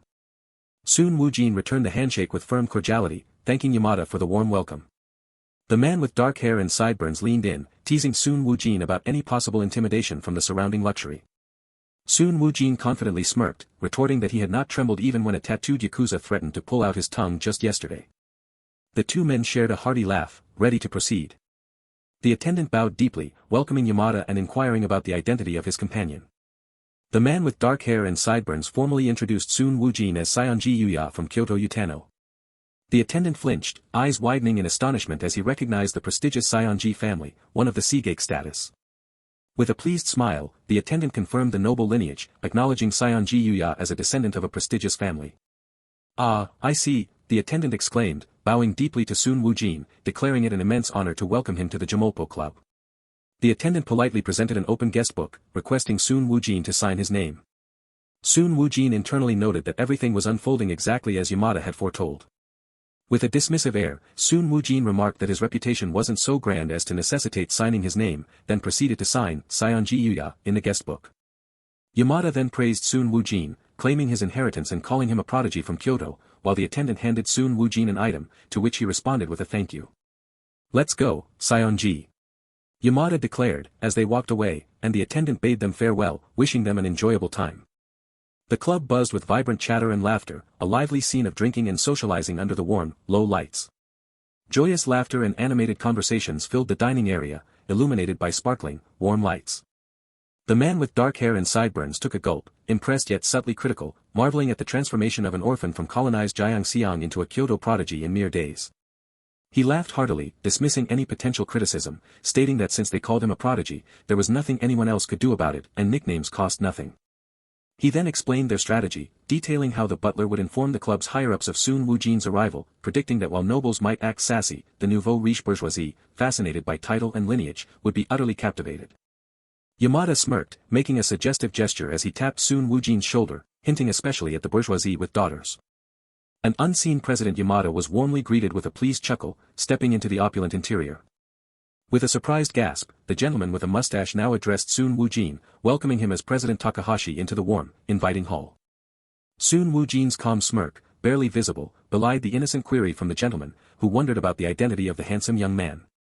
With a satisfied hum, the gentleman proudly introduced Sun Woo-jin as Scion Jiyuya, the renowned prodigy of Kyoto, to the pleasant, celebratory gathering. Sun Woo-jin formally greeted the gentleman, who, marveling at his perceived elegance, recognized an air of nobility as they shook hands. As their hands clasped, the man with dark hair and sideburns, Takahashi Jiro, introduced himself as a humble factory owner, observing the exchange with a thoughtful expression. The gentleman with a mustache then invited Sun Woo-jin to join him at the poker table, with an inviting gesture towards the lavish gambling establishment. Sun Woo-jin's gaze sharpened, his eyes intently focusing on something unseen, betraying a flicker of hidden calculation within the intense moment. The man with dark hair and sideburns, his eyes narrowed, also stared intently, his serious expression suggesting keen observation. With feigned shyness and a hint of hesitation, Sun Woo-jin confessed his embarrassment, claiming he wasn't very good at poker. Sun Woo-jin then playfully conceded, agreeing to try his hand at the game as an acceptance of President Takahashi's invitation, while the man with dark hair and sideburns and another unnamed man observed him intently. The gentleman with a mustache, caught off guard for a moment, jovially led the group toward the poker table, inviting President Yamada to join them for some gentlemanly fun. The unnamed man with short brown hair declined the poker invitation with a wide grin and a wink, admitting his preference for mahjong instead. As they walked leisurely through the luxurious hallway, Sun Woo-jin feigned inexperience with poker, while the man with dark hair and sideburns mentioned the Navy's lack of mahjong knowledge, to which the unnamed man with short brown hair conceded to playing whatever others preferred.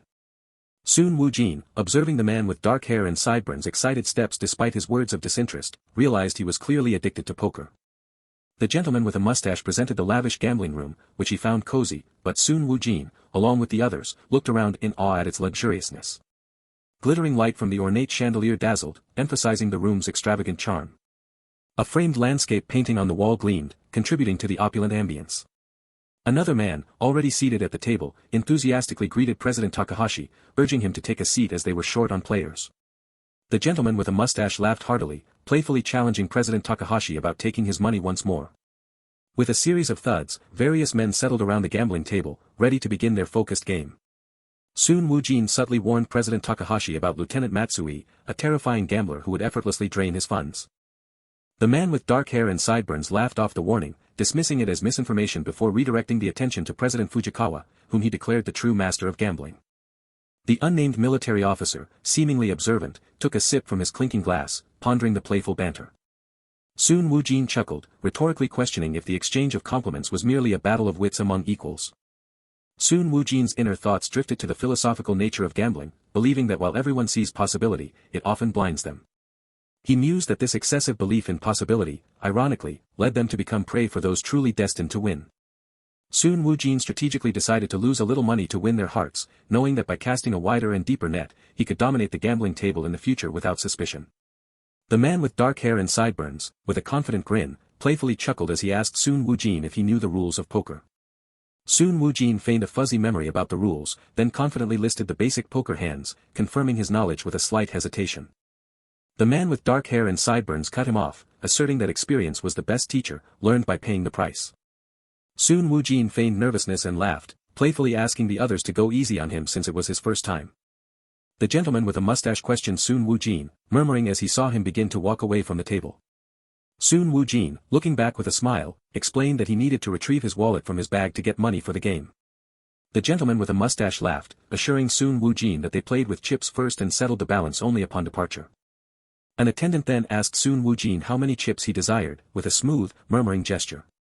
Sun Woo-jin, feigning mild confusion, questioned if it was truly alright to trust a stranger like himself with such a system.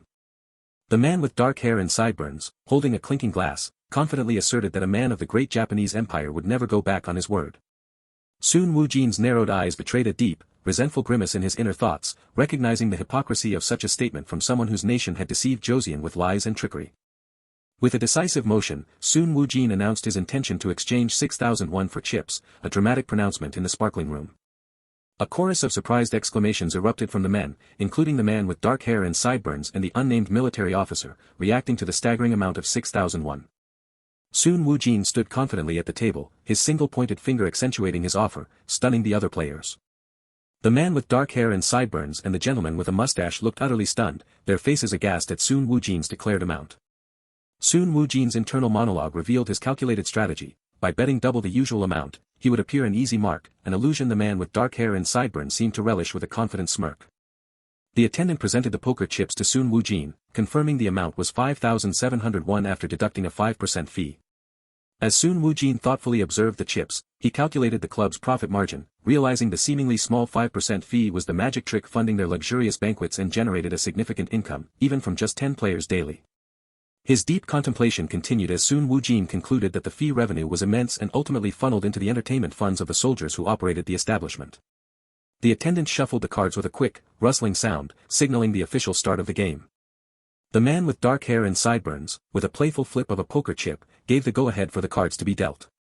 White and gold poker chips clattered onto the table as the entry fee for each round was paid.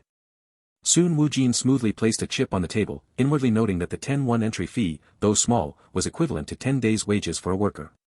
With a dramatic flick and clink, a poker chip spun downwards, illustrating Sun Woo-jin's chilling narration about how small losses could quickly accumulate to exceed an average annual salary. The gentleman with a mustache, holding his cards tightly, appeared visibly nervous, anticipating the outcome with caution. The gentleman with a mustache displayed a confident grin beneath his mustache, hinting at a potential bluff or strong hand. The gentleman with a mustache declared his hand wasn't great with a casual shrug and a toss of his chips. An unseen hand called, smoothly adding a stack of red poker chips to the pot with a soft clatter.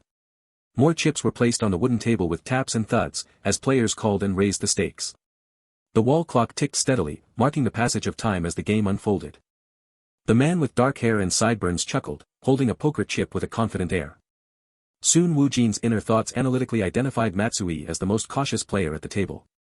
Sun Woo-jin observed the contrasting styles of the gamblers, the reckless Takahashi raised blindly, while the beginners followed suit, but Lieutenant Matsui, like a snake, patiently waited to seize profit. Sun Woo-jin's narration posited that in gambling, the true opponent was not the cards themselves, but the person holding them. He further explained that a good hand was meaningless without the skill to play it, emphasizing that controlling the person was key to controlling the hand. The gentleman with a mustache expressed concern for Sun Woo-jin, lamenting his repeated losses with a worried expression. Sun Woo-jin dismissed his losses with a confident smirk and a laugh, claiming he was still having fun and had almost caught up.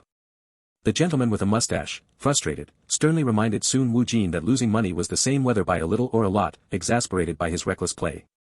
Sun Woo-jin, leaning back in his chair, laughed heartily about the thrill of building to the final moment, even when losing, wishing for another king, and the gentleman with a mustache, sharing his excitement, agreed about the joy of drawing each card.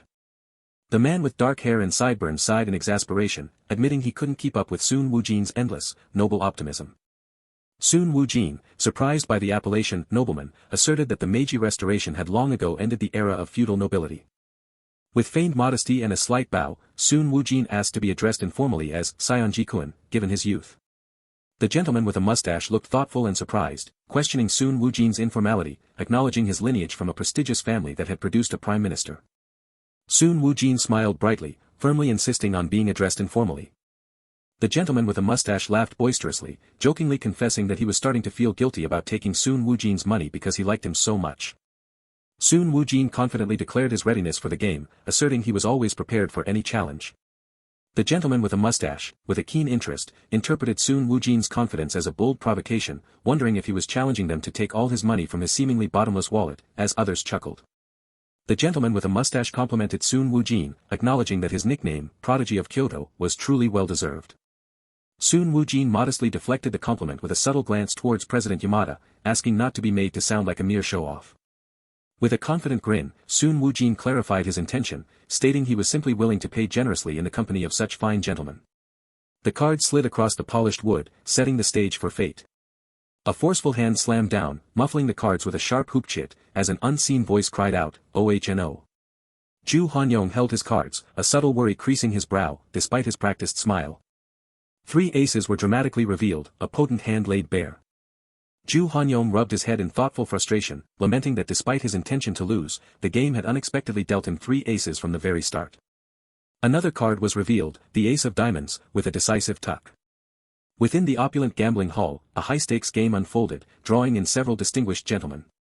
A bead of sweat formed on Ju Hanyong's brow as he acknowledged the unexpected challenge of deliberately losing. The gentleman with a mustache, noting Ju Hanyong's early ace, remarked that luck seemed to finally favor Mr. Seonji, to which Ju Hanyong confidently asserted that luck could indeed be summoned. With a charming smile, Ju Hanyong raised his glass, playfully invoking Ebisu for a truly exceptional hand. The gentleman in a vest, acting as game master, dealt another card, declaring the ace of diamonds to be the highest. Cards were swiftly fanned out, an ace and queen of spades now visible. More cards hit the table, one after another, chuck, chuck, a 7 and 6 of diamonds. 2 twos of hearts were dramatically revealed, drawing a triumphant exclamation from an unseen player.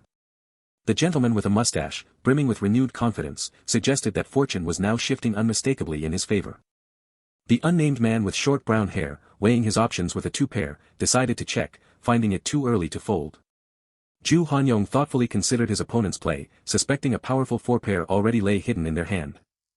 Multiple calls echoed through the room, signified by the scattering of chips. Ju Hanyong confidently declared his intention to raise, calling 71 and adding another 70, leveraging the half-betting rule. A collective gasp of, "What?" erupted from the table, as the other men reacted with shock at such aggressive play so early in the game. A bead of sweat traced a worried path down the gentleman with a mustache's temple, reflecting his mounting concern. With a jovial ha-hat, the gentleman with a mustache declared himself in, suggesting they allow their dear Mr. Seonji his first win now that luck seemed to be on his side. With a soft ha-a, the unnamed man with short brown hair resignedly folded his cards, withdrawing from the tense round. The woman in a kimono, with serene confidence, decided to call, declaring her participation in the high-stakes game. The gentleman in a vest, the game master, dealt the 5th card, specifically aiming for a 2 pair. A 2 of spades was swiftly revealed, drawing a surprised "Oh my" from a player. The gentleman with a mustache confidently declared the round to be his laughter echoing his triumph. A collective gasp of Heek and Hyoyak ripped through the men as they exclaimed that wings had just been added to a tiger, signifying extreme danger. One Japanese soldier now stood poised, needing only a single card to complete a straight. Meanwhile, Matsui, too, was on the precipice, a single card away from a powerful flush. And Takahashi, possessing 2 triples, wielded his hand to apply immense pressure on the table.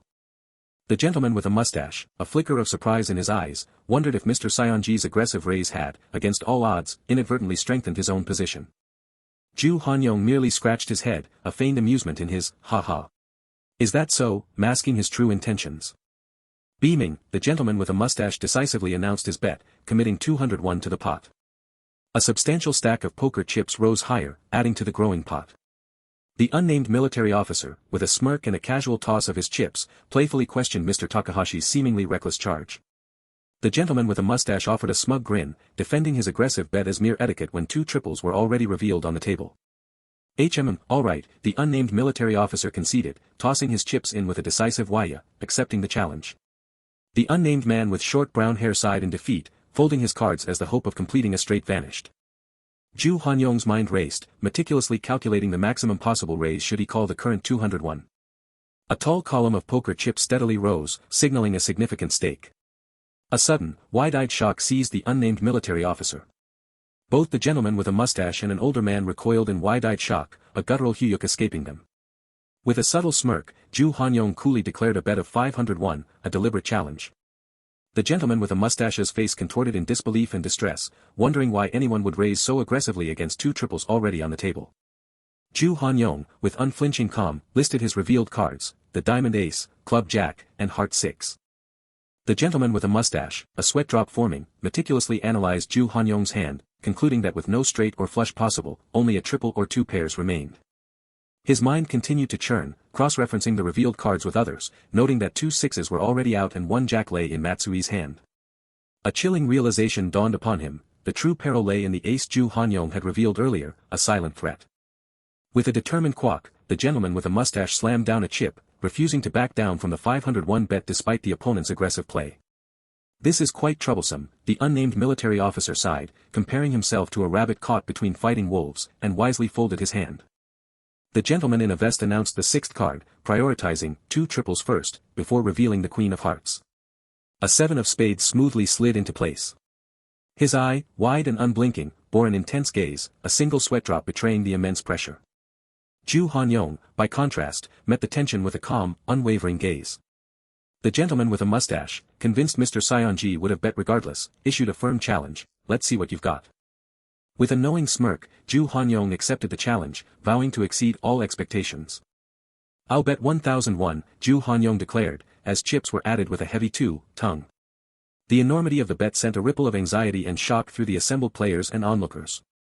What? The men exclaimed in disbelief, speculating that only an ace triple could justify such a massive bet against 2 revealed triples.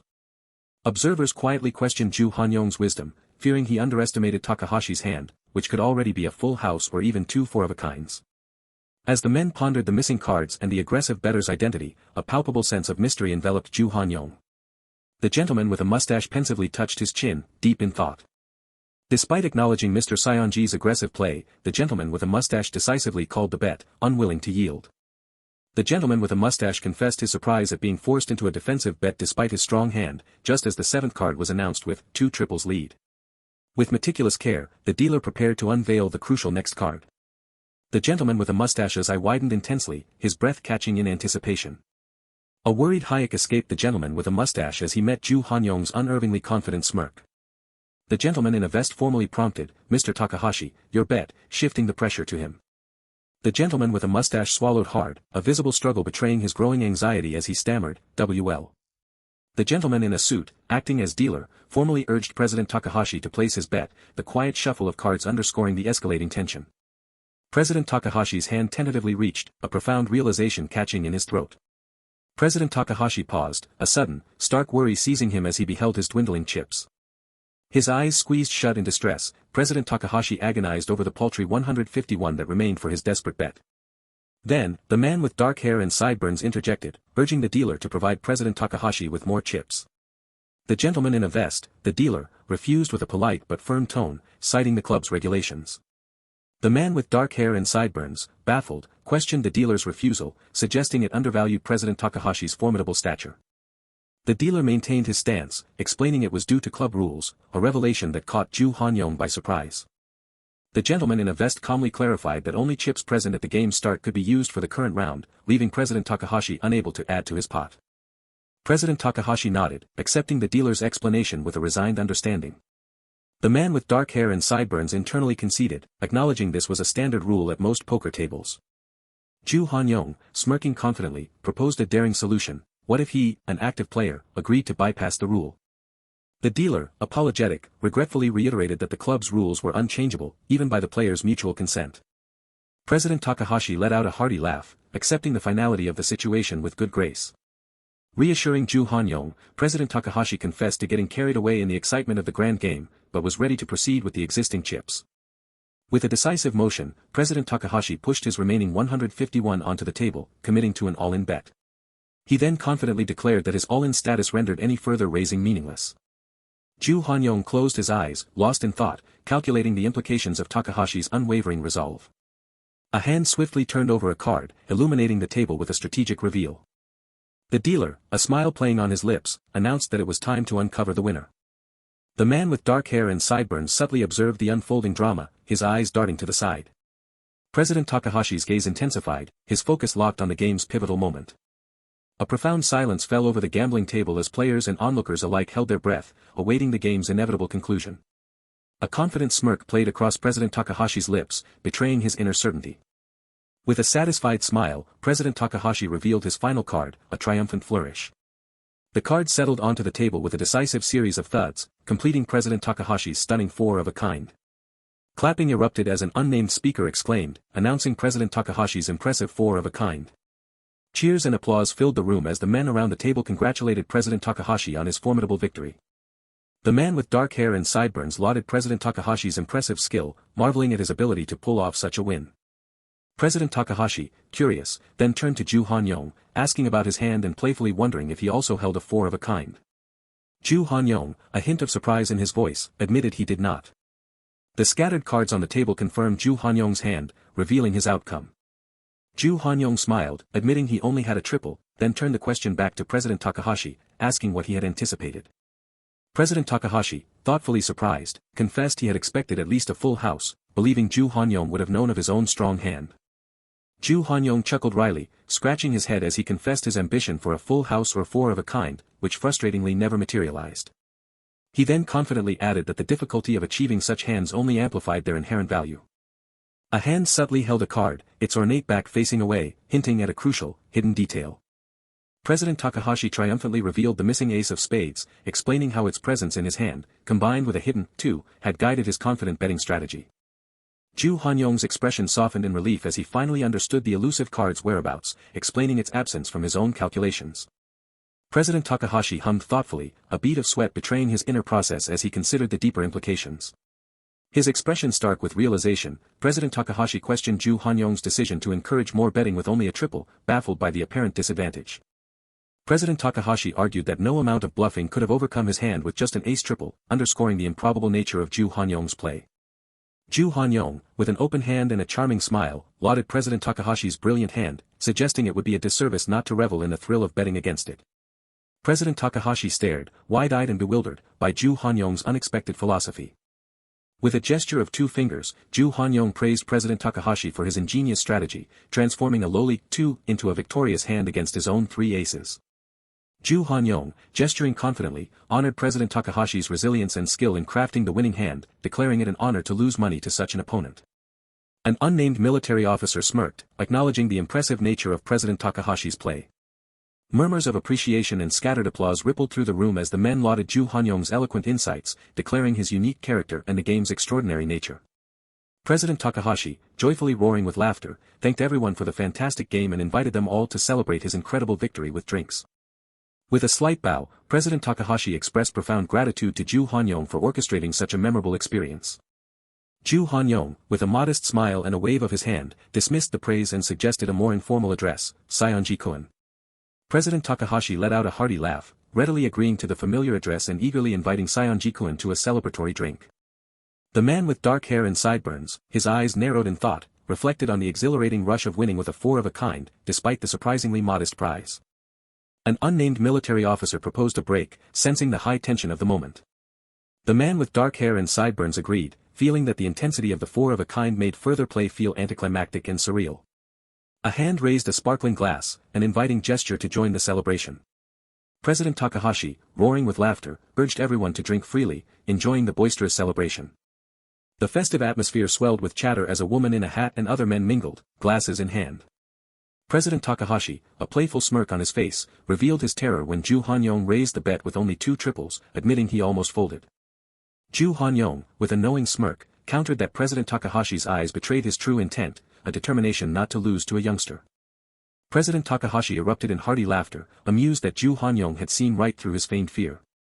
President Takahashi, holding his drink, praised Ju Han-yong's impressive boldness in encouraging continued betting, even when his own hand seemed weak.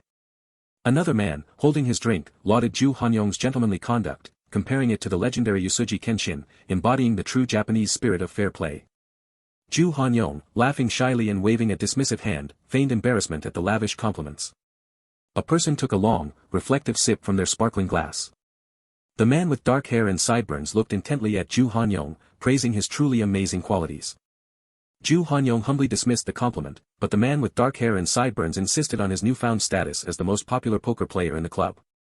The man with dark hair and sideburns, his expression stern, probed Ju Han-yong about the precise moment his strategic calculations began.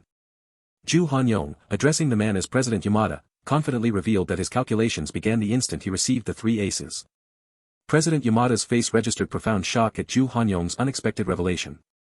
Soon Woo-jin challenged the audacity of claiming to see through all 52 cards untouched, his words ringing out with a stark, dramatic resonance. He clarified that he lacked clairvoyance, yet possessed the profound ability to hear the unfolding story of each round, a realization that swept over him like a gentle current.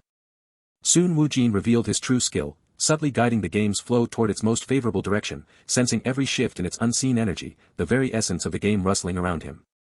An unnamed man pondered the philosophy of losing with style, realizing the once empty words now held a profound, unsettling truth.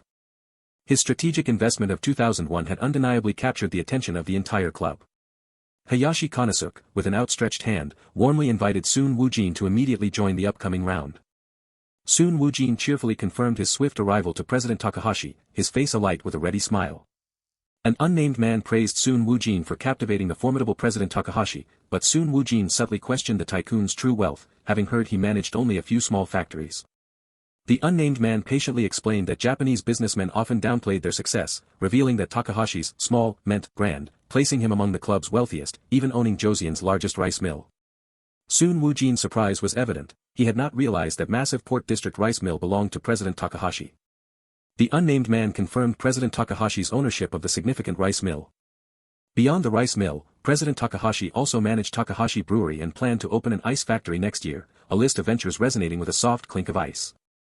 The sheer scale of President Takahashi's empire was undeniable, encompassing Incheon's famed large rice mill, as renowned as the grain exchange, and now, even an ice factory. Soon Woo-jin could only express his profound admiration for such truly impressive holdings. The unnamed man, a knowing smirk playing on his lips, advised Soon Woo-jin to expertly manipulate President Takahashi, asserting that the tycoon could laugh off tens of thousands in losses. Hayashi Konosuke questioned why such a rich man would gamble for seemingly small stakes, prompting the unnamed man to philosophically suggest that everyone, especially in business, had their reasons for seeking release from stress and obligations.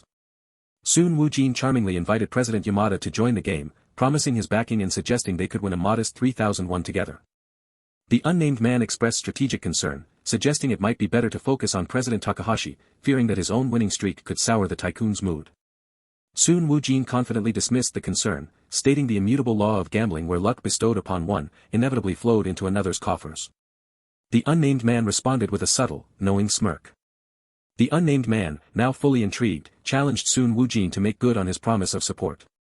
He declared his audacious plan, to force a soldier to go all in within 30 minutes, the sound of the glass on the table a sharp clink of intent. Soon Woo-jin, with a nod, granted him permission to join once that feat was accomplished. Soon Woo-jin walked away, his footsteps echoing softly as he headed towards the main event. An unnamed military officer, holding his drink, expressed his prejudiced belief that educating Joseon people was inherently difficult. He continued his derogatory remarks, claiming Joseon people were inherently filthy and lazy, a statement met with dismissive laughter. Soon Woo-jin's mind reeled, a harsh gasp escaping him internally as he processed the officer's shockingly offensive words. The military officer pressed on with his racist tirade, asserting that Joseon people were no better than Chinese, merely a different kind of filth. Hayashi Konosuke, with a broad, unsettling smile, chimed in, echoing the prejudiced sentiment about the persistent stench and filth of Joseon workers in his factories. The unnamed military officer further dramatized his revulsion, claiming the mere thought made him feel dizzy. Soon Woo-jin's eyes narrowed, a flash of suppressed anger and steely resolve burning deep within him. The unnamed man with dark hair and sideburns laughed crudely, declaring that even a dressed-up Joseon woman could not hide her filthy stench, causing the nearby attendant to falter in her steps. He smugly recounted a demeaning anecdote about once trying to embrace a cute Joseon woman, only to be repulsed by the unbearable smell from her scalp. The unnamed military officer erupted in crude, open-mouthed laughter, finding immense amusement in the offensive story. Hayashi Konosuke joined the military officer, his own laughter equally loud and mocking. The unnamed man with dark hair and sideburns openly embraced the racist epithet, stinking Joseon people, and then, with mocking laughter, directly addressed an unseen target, likely the attendant. She endured this demeaning environment not for choice, but for the stark reality that this job, however dirty and humiliating, provided better than the meager 65 John a day from folding matches, a profound shiver of injustice running through her. Narration revealed her silent resilience, enduring abuse because, as a colonial subject, no workplace would ever treat her with the respect she deserved. A balding man, with a falsely pleasant smile, turned to Soon Woo-jin, inviting his fresh impression of Joseon, clearly expecting him to confirm their racist biases. Soon Woo-jin maintained his composure, stating he had only been in Joseon a few weeks and had merely noticed the scent of the sea in Incheon. Internally, Soon Woo-jin commanded himself to maintain his poker face, reminding himself that showing emotion at a gambling table was a fool's undoing, a bead of sweat betraying the effort. Hayashi Konosuke continued his racist rant, insisting on a unique, unremovable stench of Joseon people, regardless of how much they washed or attempted to appear civilized. He further elaborated on the alleged stench's strength, claiming it could be smelled from 10 meters away, to which soon Woo-jin simply responded with a non-committal, "Is that so?" Hayashi Konosuke vehemently declared that soon Woo-jin would soon experience it, stating Joseon people were nothing like the Japanese and reeked terribly, prompting soon Woo-jin to innocently ask if perfume could mask it. Hayashi Konosuke defiantly rejected the idea, asserting his nose could not be deceived, dismissing the notion with an emphatic, "No way." Soon Woo-jin forced a hollow, strained laugh, his smile a mask over his true feelings. The surrounding men joined in the crude, loud laughter, amplifying the discriminatory atmosphere. Soon Woo-jin's inner monologue seethed with contempt, not a single one of these bastards deserved any sympathy. His eyes gleamed with cold resolve as he vowed internally, that stinking Joseon man would soon turn them all into beggars. A couple of hours later, a soldier had lost everything and departed, allowing President Yamada to take his place, expanding the high-stakes poker game to 6 players, a sense of anticipation swallowed whole. A man at the table appeared visibly distressed, the weight of his losses palpable. A hand decisively pushed forward a stack of chips, declaring a raise. The unnamed military officer, frustrated, warned against raising the stakes when one couldn't handle it, deeming those who continued to follow truly frightening. Soon Woo-jin, a confident smile playing on his lips, declared the game was getting tough and that he intended to go big for a massive win. A distressed man folded his hand, an unsettling feeling overwhelming him, while Soon Woo-jin continued to smile. Soon Woo-jin manipulated the flow of money and cards with the skill and force of a raging storm. Another hand placed a chip, sharply declaring yet another raise. Soon Woo-jin, a subtle smirk playing on his lips, confidently called for a raise. Blue chips were swiftly added to the pot, marking another raise in the rapidly escalating game. Despite his apparent prowess, Soon Woo-jin's stack of chips noticeably dwindled as the rounds relentlessly continued. Hayashi Konosuke playfully teased Soon Woo-jin, questioning his composure given his continuous losses. Soon Woo-jin asserted his enjoyment, confidently recalling a big win from about 4 rounds prior. Hayashi Konosuke corrected him, pointing out that his last big win had been over 10 rounds ago, and he had been consistently losing ever since. Soon Woo-jin laughed off the discrepancy, claiming he was having so much fun he'd lost track of time, dismissing winning or losing as mere entertainment. His inner monologue, however, revealed a cold, predatory truth: he had never intended to win this game, viewing his current losses as mere bait for the inevitable financial ruin he planned for his opponents. The men expressed relief at Soon Woo-jin's easygoing nature despite his losses, asserting that such encounters with great people transcended a few thousand won, while narration revealed others already saw Soon Woo-jin as a formidable companion. Even the spectators were swayed, comparing the young nobleman to the legendary Duke Sugiura, marveling at his demeanor, as Soon Woo-jin's subtle smirk hinted at his quiet satisfaction. The name of poker genius Soon Woo-jin now resonated through the club, officially marking him as its rising star, yet his true power remained a tantalizing, mysterious question, a subtle drop of sweat hinting at the depth of his plans. Soon Woo-jin laughed freely, his head tilted back, completely absorbed in the unfolding events. The gentleman in a suit casually inquired about Seonji's recent lodgings. Soon Woo-jin, with a confident smirk, asked if he knew of the Hakura Inn, located in the notorious Hanamachi First District. The gentleman paused, considering the location's implication, his hand thoughtfully stroking his chin as he tried to pinpoint its proximity to the ship mooring area. Soon Woo-jin affirmed the location, adding an innocuous detail about the seaside's rice bran, masking the district's true nature. A sudden shock ignited in the gentleman's eyes as the inn's true, less respectable, proximity to the Eastern Entertainment District dawned on him.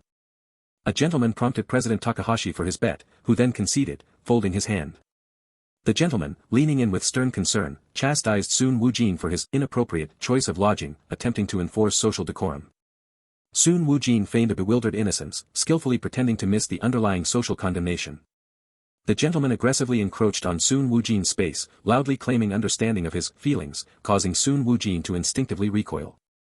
A wave of internal frustration washed over Soon Woo-jin as he silently seethed at the proximity and perceived prejudice of the elder man, who seemed to sniff out his origins.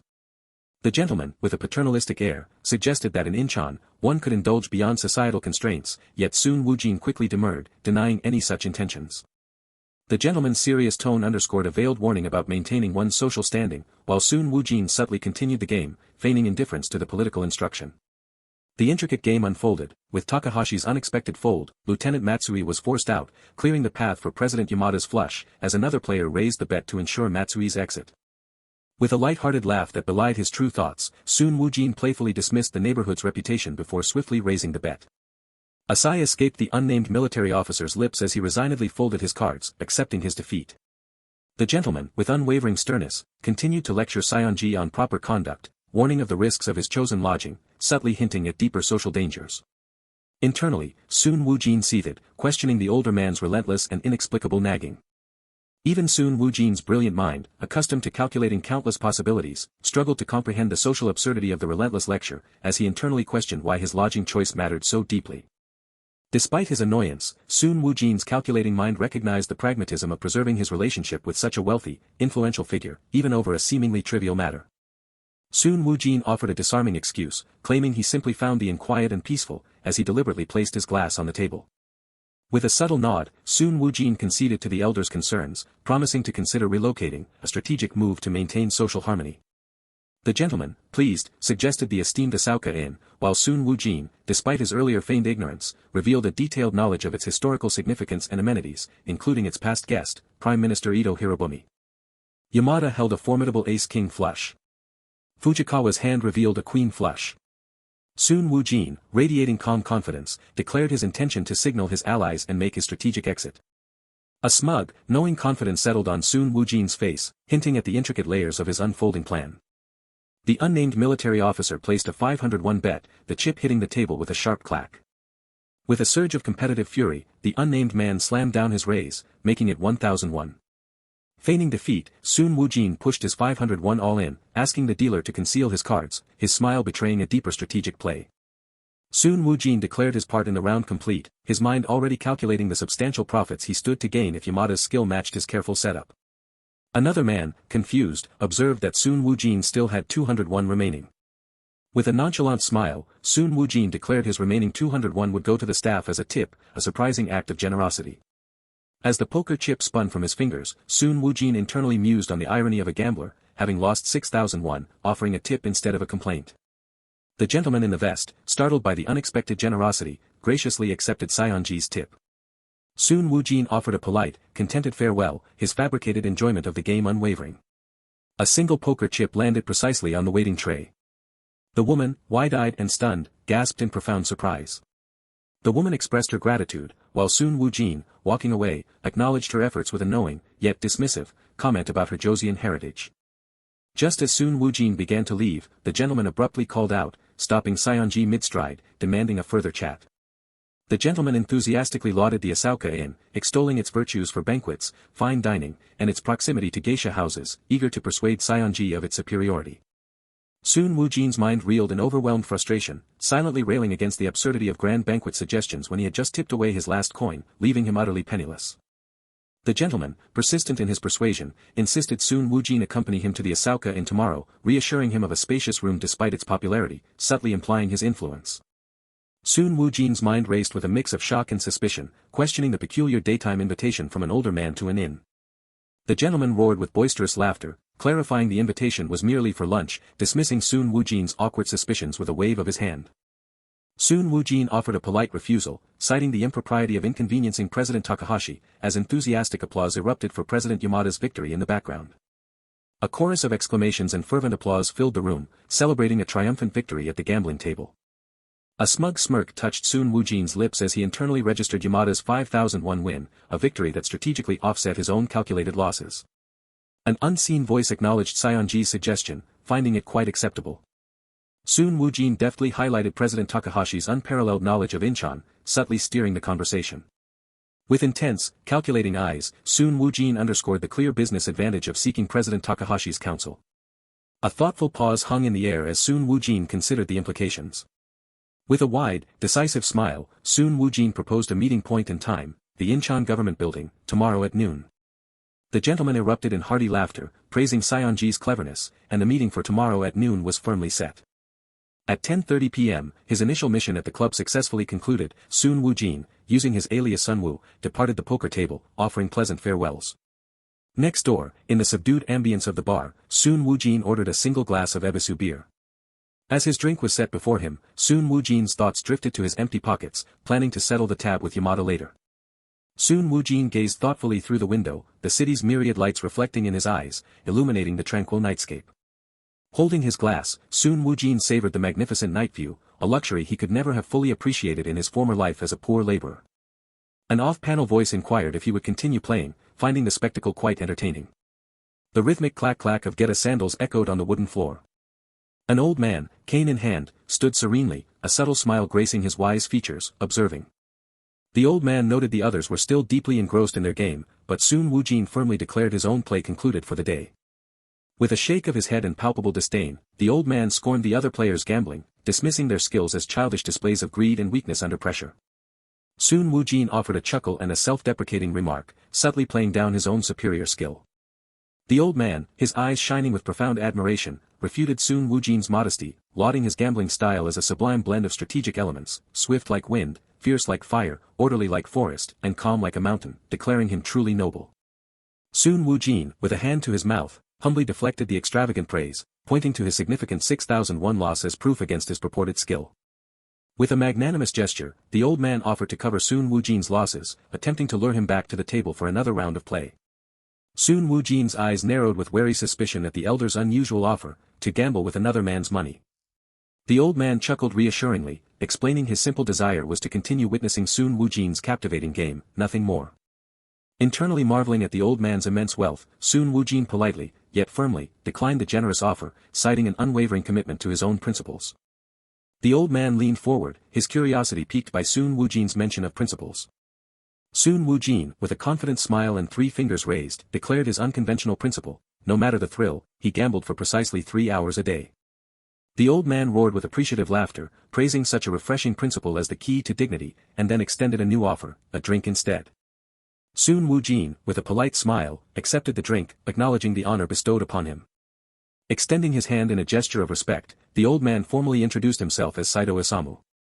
Firmly shaking the elder's hand, Soon Woo-jin, with a confident smile, introduced himself by his alias, Seonji Yuya. An unseen observer marveled at the surprising size and impressive, tree-stump texture of the hand, noting its firm grip. They mused that such strength would make him a formidable match, even against someone as powerful as Baba.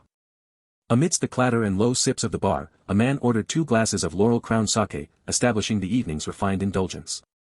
The sparkling sake cups clinked softly, signaling the start of a private discussion. Sugiura Kohei, adopting the guise of Seonji-sensei, proposed a toast of Kyoto sake, noting its expo win, while the old man let out a subtle sigh. Sugiura Kohei, internally wondering how quickly his Kyoto background as Seonji had spread, politely requested that Mr. Saito address him as Seonji-kun. The old man, greatly amused, chuckled and asked if such familiarity was appropriate so early in their acquaintance. The old man savored the excellent, slightly spicy sake, then probed Seonji-sensei, asking if its flavor matched what he had enjoyed in Kyoto. Sugiura Kohei paused, considering his words carefully to uphold his guise. Sugiura Kohei reflected on the irony of judging fine sake, knowing he had never been to Kyoto and had spent his life in Joseon drinking only what poverty allowed. With a charming smile, Sugiura Kohei declared the sake's aroma felt special, perhaps due to the esteemed company he kept, eliciting soft laughter. The old man, delighted, praised Seonji-sensei's clever response and found noble charm even in his humility, his laughter filling the room as cups clinked. Sugiura Kohei humbly deflected the praise, yet internally marveled at the world's strangeness, as his exact demeanor, once scorned as arrogance, was now lauded as humble elegance under a new identity. He mused that merely donning the guise of a psychic noble had profoundly shifted others' perceptions of him. Indeed, every interaction now conveyed a dramatically altered attitude towards him. The old man, with a deliberate tap of his cup, strategically inquired about Seonji-sensei's true business in Joseon. Sugiura Kohei replied, his smile unwavering, that he sought investment opportunities rather than a singular venture. Sugiura Kohei voiced his belief in Joseon's untapped potential, yet internally sighed with relief, grateful for his prior coordination with Yamada. The old man, with a knowing laugh, outlined the distinct advantages of doing business in Joseon: fewer regulations and significantly cheaper labor, allowing for greater profits. With an unwavering gaze, the old man subtly challenged Sugiura Kohei, asking if his investment strategies matched the boldness he displayed at the poker table. Sugiura Kohei confidently asserted that his investment approach surpassed his poker skills, as investing was a serious endeavor, not mere entertainment. The old man nodded in knowing agreement, affirming his initial assessment of the young man. The old man cleared his throat, his gaze lingering as he began a more delicate inquiry: Seonji-sensei, do you have? Sugiura Kohei, caught off guard and slightly flustered, clarified that at just 20, marriage was still a distant prospect. An off-panel voice boomed, Seonji-kun, where are you? Let's have another drink, startling the old man into a surprised turn. A low groan escaped the old man, signaling his deep discomfort. The old man hummed thoughtfully, his eyes closed in deep contemplation. From outside the warmly lit club, the old man confirmed Seonji-sensei's plans to return tomorrow, solidifying their future encounter. Then, I'll see you again tomorrow, the old man declared, his footsteps echoing as he unexpectedly departed, leaving Sugiura Kohei surprised. The old man scrambled away in a hurried retreat, a faint gasp of surprise in the air. Yamada, a confident smirk playing on his lips, approached a sitting man and patted his shoulder, proclaiming, "Ah, here you are." The sitting man, surprised, watched the old man's receding figure, realizing, isn't that Mr. Saito Isamu? He then turned to Yamada, inquiring if he too was acquainted with the formidable Mr. Saito Isamu. Yamada, with a serious expression and a sidelong glance, confirmed that Saito Isamu, president of Saito Shipping, was not only known by all Japanese residents in Incheon but was undoubtedly the city's richest man. The sitting man expressed his confusion, reminding Yamada that he had previously claimed President Takahashi was the true tycoon. Yamada, gesturing dismissively, retorted that Saito Isamu embodied the true tycoon, far beyond President Takahashi's comparison. Yamada's mind conjured an image of Saito, a majestic figure bathed in golden light atop a mountain of chips, truly an incomparable, unique tycoon inspiring pure awe. Yamada, a thoughtful hum escaping him, confessed his long-standing struggle to forge connections with Saito, citing the tycoon's proud, stubborn, and incredibly difficult nature. The sitting man casually remarked that he had already exchanged greetings with Saito, who had even offered him Laurel Crown sake, declaring it fitting for a man of Kyoto. "Ani!" Yamada exclaimed, grabbing Seonji's shoulders in utter shock, demanding if he had truly already spoken with the formidable tycoon. As Yamada pressed for details, Seonji, slightly overwhelmed, downplayed the encounter as merely a light expression of goodwill, causing his composure to waver. Yamada burst out in anger, demanding why Seonji had allowed Saito to leave, but Seonji, defensively, clarified he was not the one who sent the tycoon away. Seonji explained that Saito Isamu had swiftly departed the moment he heard President Takahashi's voice, looking around nervously as if to escape. Yamada hummed thoughtfully, comprehending that President Saito utterly disdained Takahashi, viewing him as a vulgar, low-class man he wished to avoid at all costs. Seonji, struck by a sudden realization, wondered how President Takahashi felt about such an openly known contempt. Yamada laughed, detailing Takahashi's inverse dislike for Saito. If Saito avoided him, Takahashi deliberately sought him out, speaking loudly in public places, much to Sato's groaning discomfort. Seonji finally understood Sato's aloofness at the poker table, realizing he wished to avoid the despised Takahashi, a dynamic Yamada laughingly dismissed as childish. President Takahashi, with a hearty laugh, approached their table, boisterously asking Yamada what was so amusing, to which Yamada readily agreed it was quite funny. Seonji, reflecting deeply, recognized the profound opposition in their demeanor, likening Takahashi's aggressive forwardness to Sato's slow, calculating retreat, like a shaggy dog to a cautious cat. Yamada chuckled, eagerly bragging to President Takahashi about his incredible poker hand and his fierce play, desperately seeking affirmation for his skill. Seonji, with a knowing, sideways glance, chuckled, stating that he was far too familiar with President Yamada's true skills to believe such boasts. President Takahashi, with a triumphant gesture, heartily confirmed Yamada's fierce poker play, though he jovially added that he himself was undoubtedly the day's happiest winner.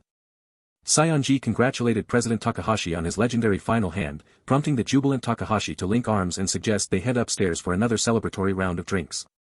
"Come with us, Seonji-kun," President Takahashi urged, and with a quick turn and a smile, Seonji declared it a truly joyful and pleasant meeting.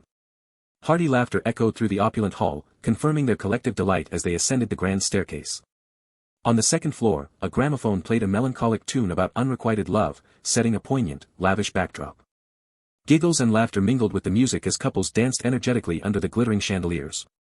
In a boisterous corner, men in military uniforms erupted in loud laughter and whistles, creating a noisy spectacle. The three men sat, listening to the ambient music as they observed the vibrant scene unfolding before them. Seonji's eyes widened in surprise, as he exclaimed that the ladies and atmosphere surpassed all his expectations. A woman's red high heels tapped rhythmically against the sparkling floor, a captivating beat. Seonji observed the women dancing gracefully with multiple partners, wondering at their uninhibited display before so many onlookers. He pondered whether such open behavior was typical of Japanese high society, assuming the women must be daughters or lovers of wealthy elites. Yamada, with a laugh, clarified that the women were mostly cafe waitresses, and this particular Wednesday, dedicated to young Navy men, allowed for a more free-spirited atmosphere than usual. Seonji inquired if Wednesdays were open to all, but Yamada clarified that entry still required an invitation or escort by a club member. President Takahashi, chuckling smugly, exposed the waitress's desperate pursuit of club invitations, fueled by their hopes of ensnaring a wealthy man. President Takahashi, warning Seonji-kun against such women, declared that those who danced so provocatively were not good, to which Seonji replied with an amused laugh. Yamada, with a smug expression, agreed, cautioning Seonji against emotional attachment to such women, suggesting they were merely for one-night fun, to avoid future complications. An unseen voice called for another toast, as a glass of whiskey gleamed, reflecting the club's vibrant energy. The three men settled into the convivial atmosphere, enjoying the continuous flow of music. As cheerful melodies, boisterous cheers, and the charming movements of modern girls filled the air, the night deepened its enchanting hold on the club's second floor. Playing his role as Seonji, soon Woo-jin loudly declared his delight in the evening, proclaiming, "Today, I really enjoyed it, Seonji-kun. It was truly an honor and a joy," as he swayed Wichung. Yamada, smirking confidently, pressed Hayashi Konosuke to confirm their crucial meeting at noon the next day, a promise Hayashi Konosuke, readily affirmed, emphasizing President Takahashi's involvement. Boom, the vehicle sped away, disappearing into the dim night. Soon Woo-jin, still performing as Seonji, exclaimed, "Have you seen that, Seonji?" Unbelievable, only for Yamada to retort, "Don't you own several cars yourself, Mr. Yamada?" Seonji corrected his companion, explaining that the car, a Eobyeolgyo, banjack in the night, commanded a staggering 20,000 won, worth 8 times the value of their own high-end vehicles. Even more astonishing, Seonji revealed, was that its owner also possessed an incredibly fast pax, all acquired, he asserted, by sucking the blood of Koreans, the luxurious car Byeonjik with ill-gotten wealth. "He's living a luxurious life that rivals the imperial family," Seonji asserted with a smug hat, reflecting on the owner's opulence. Yamada, flicking his cigarette, reassured Seonji not to envy such wealth, promising, "We'll slowly strip him of everything," his words a chilling talk. Yamada erupted in laughter, ha ha ha. Finding delight in Seonji's shared ambition. With a decisive, "Let's ride together," from Yamada and Seonji's eager, "Hey, let's go," the car lurched forward, diokik, into the night. Whining, the car swept along the winding road, its engine whining, headlights cutting through the serene, sparkling night. Soon Woo-jin, resting his chin thoughtfully, asked Yamada about his winnings. "Mr. Yamada, you won roughly 5,000 won today, right?" Yamada chuckled, haha, praising Seonji for the victory, noting their 6,001 loss balanced by a 5,001 win meant they had stirred up the club with only a 1,001 investment. He then asked why Seonji still called him Seonji in private. Yamada, with a knowing hijuk and a finger snap, chwak, sternly instructed Soon Woo-jin to fully immerse himself in the persona, declaring he should jump out of bed even when someone calls you Seonji in your sleep. A memory resurfaced as Yamada described a Korean waitress as Dangwang shock when Seonji gifted her a 101 chip, causing her to inadvertently exclaim, "Oh my," in Korean. Yamada warned, "That's exactly what you need to be careful of, Mr. Seonji," tapping his chin with a teak, stressing that one small mistake could lead to irreversible consequences. Yamada abruptly resumed their earlier conversation, asking Seonji, with a questioning oi, what he had discussed with Saito Isamu, to which Soon Woo-jin replied, "It wasn't anything significant."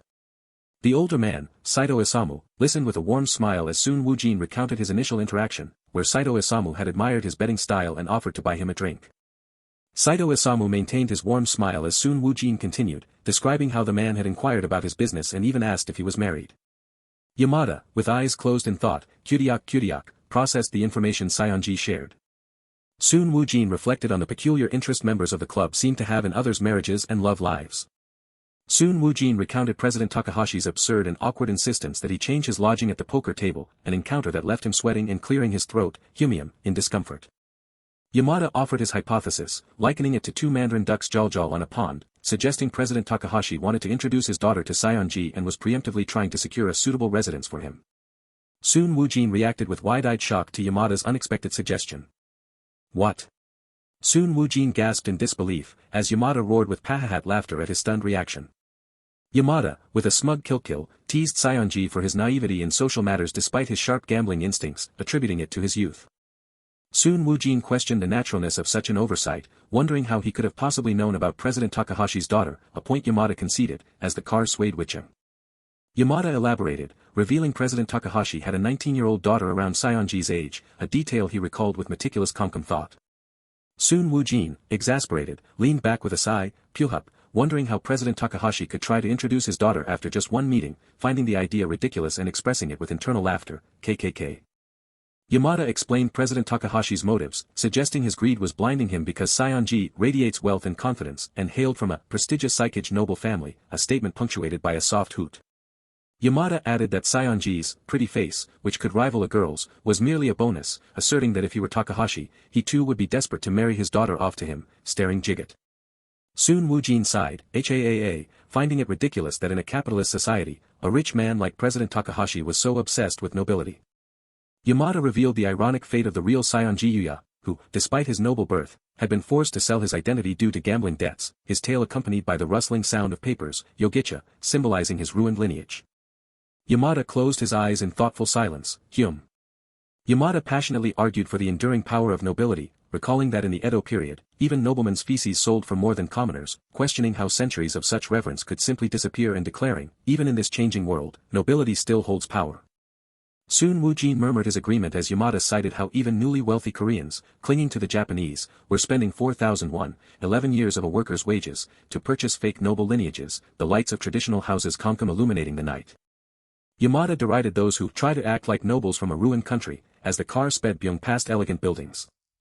Yamada reminded Seonji to handle his conversation with President Takahashi skillfully the next day, a slight clunk, tiokyang, marking the end of their ride as soon Woo-jin exited the car, looking slightly worried. Yamada chuckled, hulhut, expressing his admiration for Soon Woo-jin's ability to charm people and his confidence in Seonji, as Soon Woo-jin adjusted his suit, cheek.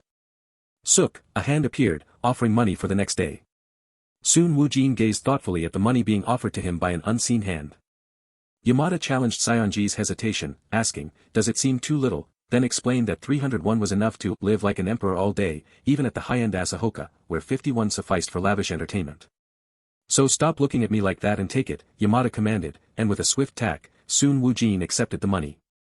Soon Woo-jin requested smaller denominations, fearing that only carrying 101 notes would make him appear inexperienced, a point Yamada conceded, sliding Sook more bills. With a crisp chiak, Yamada handed over the smaller bills, cautioning Seonji against overindulging with President Takahashi, as they had work to do that evening. Soon Woo-jin expressed his concern about President Takahashi's insistence on changing his lodging, fearing the man's persistence and impatience could easily lead to offense. Yamada, with a dismissive hi and a faint hyuk, advised Soon Woo-jin to politely refuse a couple of times, but ultimately to agree to move temporarily to Asahoka Ryokan if President Takahashi persisted, to avoid upsetting him. Soon Woo-jin, with a confident pick, provocatively questioned if they were truly unafraid he might simply run away if granted such freedom at Asahoka. Yamada exhaled confidently, asserting that after experiencing the club's luxuries, there would be no need to forcibly restrain Soon Woo-jin. Yamada reminded Seonji that more blind money flowed across the poker tables daily than the club's opulent chandeliers implied. Yamada challenged Soon Woo-jin, questioning if he could truly abandon such a lucrative opportunity, represented by the sparkling poker chips. Soon Woo-jin shrugged Yusuk with a contented smile, admitting, that would be hard. Yamada emphasized the mutual importance of the venture, asserting it was a once-in-a-lifetime opportunity for Soon Woo-jin too, urging him to do his best, and with a sharp tack, added a final word. Yamada delivered a chilling threat, if you betray me, I'll collect the fees from the Koreans in Incheon, vowing to raise their interest rates and sell their daughters if gambling debts went unpaid, to which Soon Woo-jin calmly replied, I'll simply return to my old ways and do it more diligently, chiok. Yamada offered a sinister a smirk spreading across his face, pleased by his own words. Ha ha ha. Yamada roared with laughter, impressed by Seonji's composure, declaring him a natural-born gambler, for his unfazed reaction to the threats. Soon Woo-jin was sharply reminded, with a visceral quajik, that these were chilling words from a Yakuza, a fact he had almost momentarily forgotten in the indulgence of the evening. He reflected on the Yakuza's inhumane methods, acknowledging their ruthless pursuit of profit. Yamada's smirk conveyed his understanding that the Yakuza, Sook, showed no mercy and disregarded the law in their relentless quest for gain, a truth Soon Woo-jin understood deeply.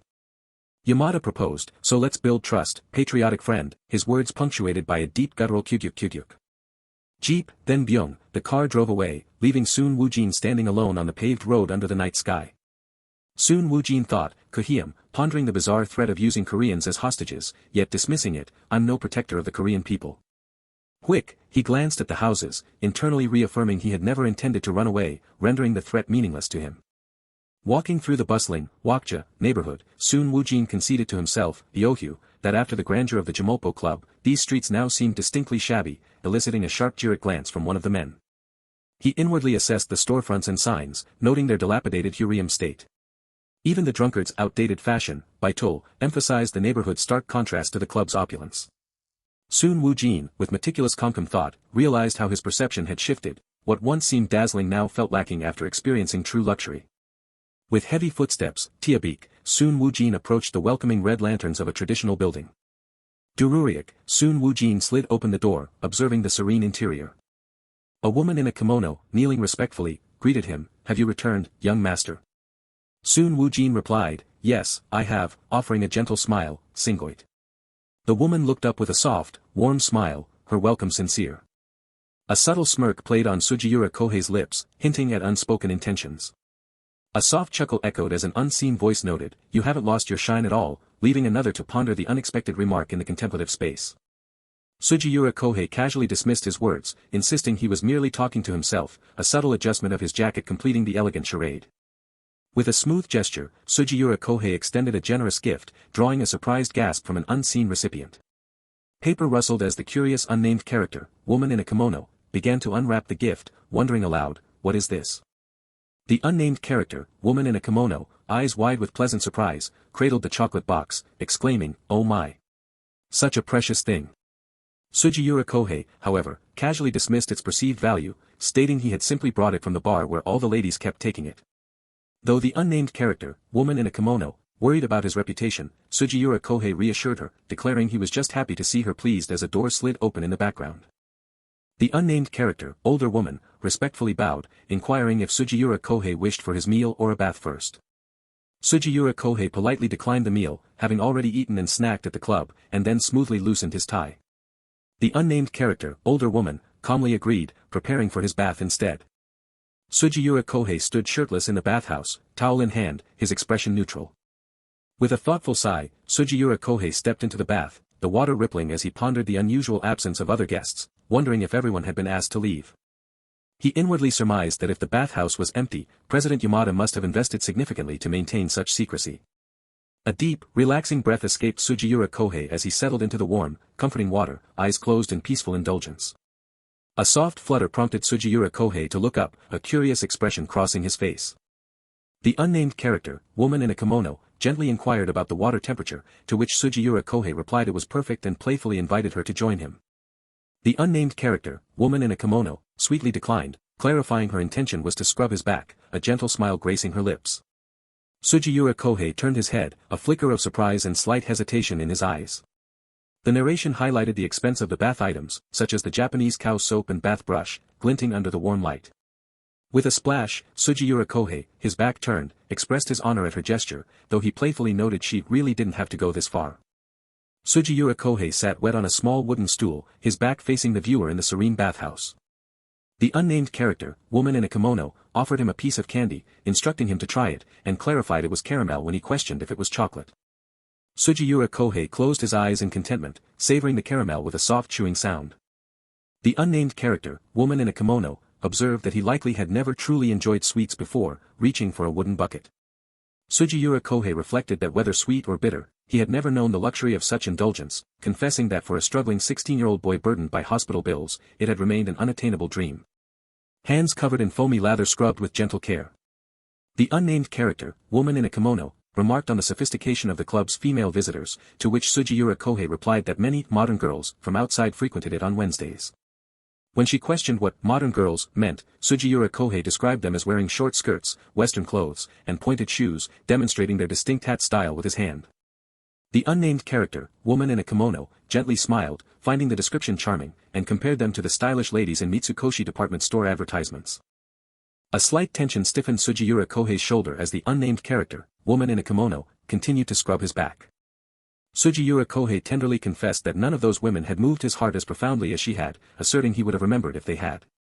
The unnamed character, woman in a kimono, blushed deeply, her heart thumping in surprised affection.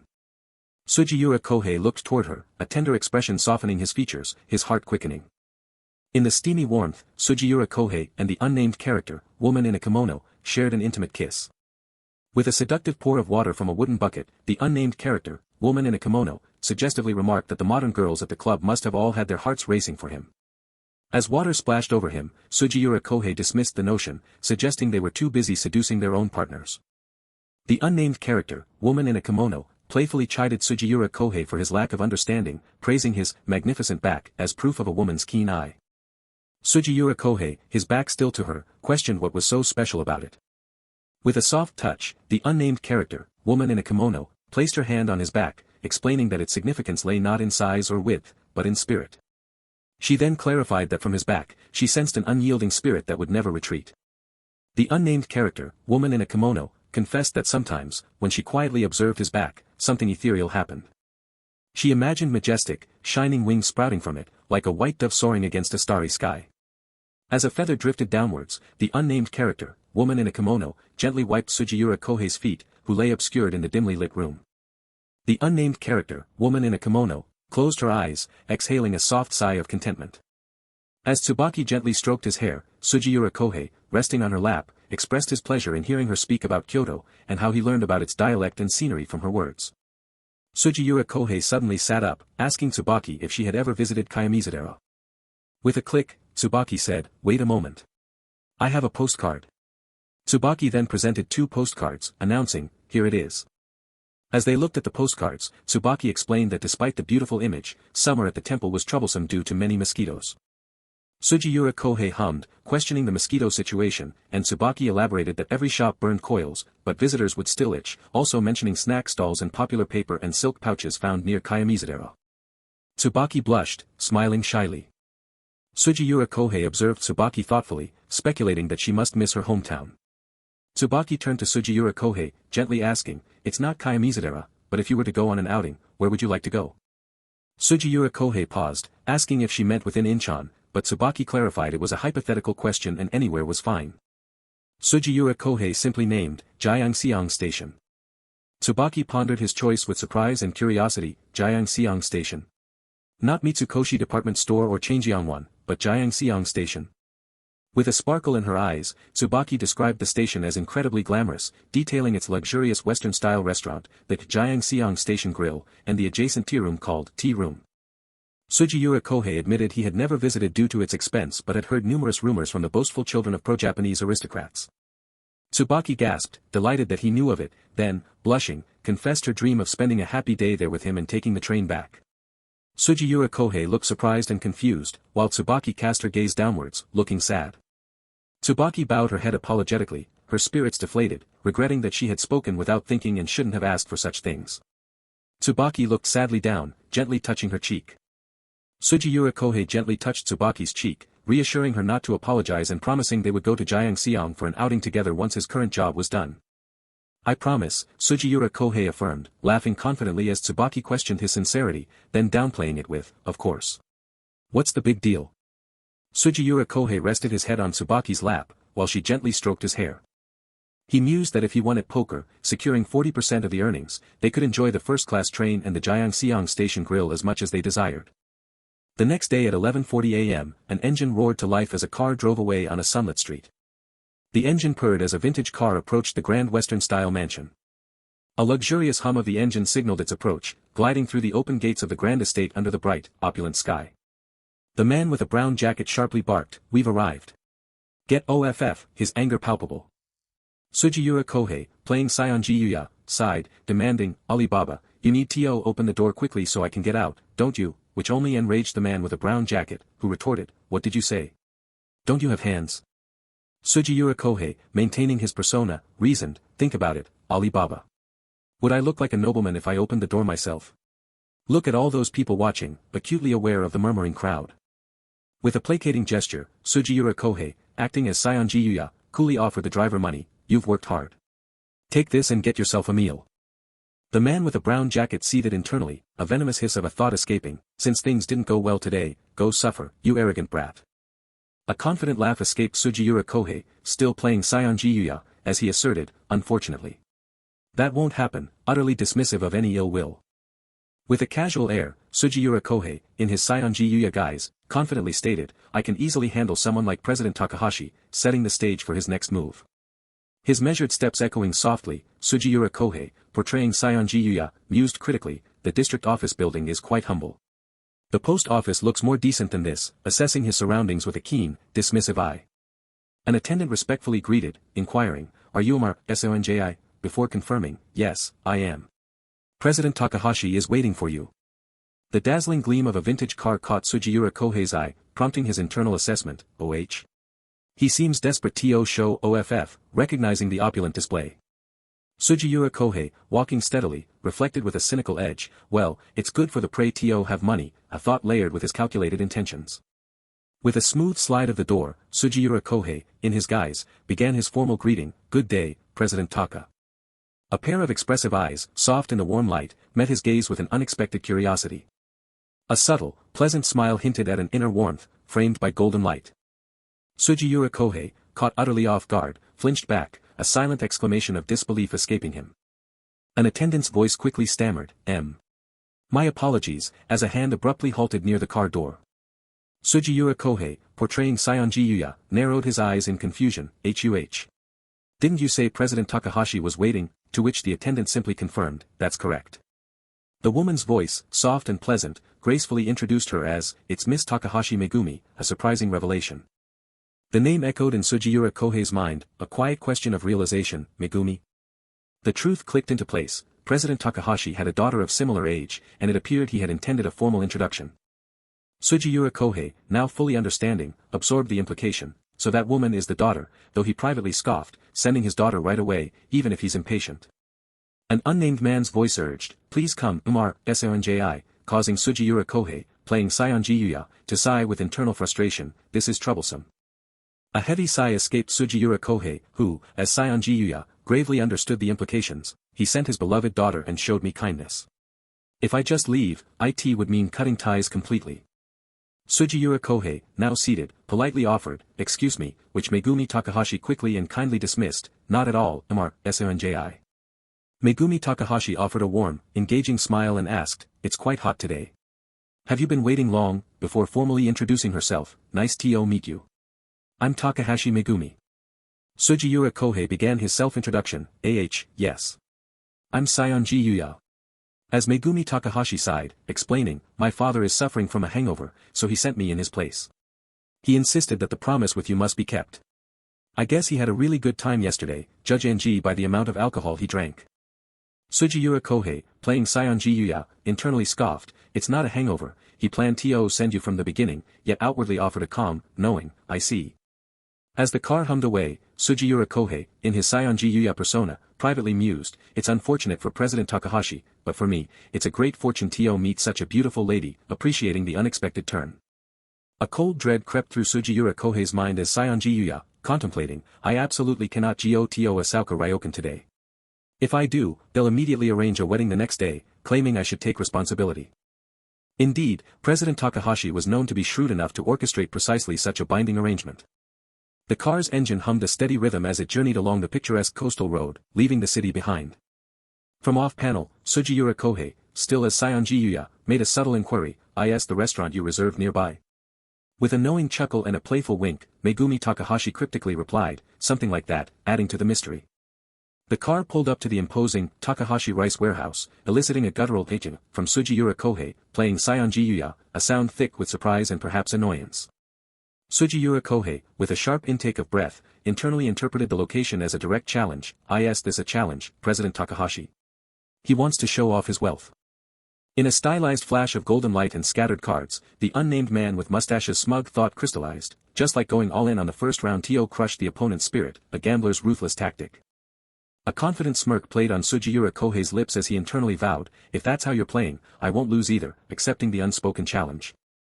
Surrounded by a golden aura and floating cards, Megumi Takahashi, with alluring confidence, declared, gambling is not about the cards in your hand. It's about reading your opponent's heart. And that's my specialty. A flicker of bewilderment crossed Sugiura Kohei's face as he asked. Where is this, while Megumi Takahashi hummed a pleasant tune beside him. A sweet, enigmatic smile played on Megumi Takahashi's lips as she promised, you'll know once you go inside, maintaining the intriguing secrecy. At the foot of a magnificent, classical building, an attendant bowed deeply, announcing, you've arrived, miss, as the car came to a smooth stop. The car door clicked open, and the attendant formally welcomed Sugiura Kohei, in his Seonji Yuya persona, with a respectful, welcome, Seonji.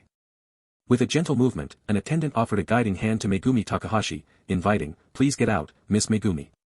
Their footsteps, a harmonious rhythm of clicking heels and measured strides, accompanied Sugiura Kohei, as Saionji Yuya, and Megumi Takahashi as they strolled hand in hand along the bright pathway.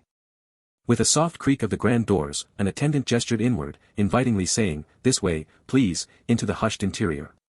Sugiura Kohei, in his Saionji Yuya guise, was utterly overcome, a silent, profound, wow. Escaping him as a dazzling light seemed to envelop him. Beholding the magnificent and luxurious interior, Sugiura Kohei, as Saionji Yuya, expressed genuine delight. "It's wonderful." As elements of the elegant table setting were smoothly adjusted around him, Sugiura Kohei, in his persona, offered a polite, "Thank you." A woman in a kimono bowed respectfully, assuring them, "We'll prepare the meal shortly," her service impeccable. Megumi Takahashi, with an air of refined pride, revealed, "We've hired the staff from Kinsui in Yamanote. Their cuisine is renowned in Incheon, highlighting their meticulous arrangements." A warm, strategic smile spread across Sugiura Kohei's face as he requested, "I see. Please convey my thanks to your father once again," playing his part with flawless grace. The table sparkled with opulence, prompting Sugiura Kohei, as Saionji Yuya, to internally register the sheer extravagance, clearing an entire floor to entertain one person. And borrowing the staff from a high-end restaurant. How extravagant. Honestly, I never expected to have such a luxurious lunch. With a subtle, probing gaze, Megumi Takahashi gently asked, "Then, what kind of lunch did you expect, Mr. With a slight, playful shrug, Sugiura Kohei, as Saionji Yuya, humorously confessed his original expectation, "I thought I'd be drinking with a middle-aged man from noon." Amidst the luxurious setting, Sugiura Kohei and Megumi Takahashi engaged in a low, murmuring conversation, the sounds of their civil exchange filling the grand room. Megumi Takahashi winked with bright approval, observing, "You're just as cheerful as my father said," a subtle note of her father's prior assessment.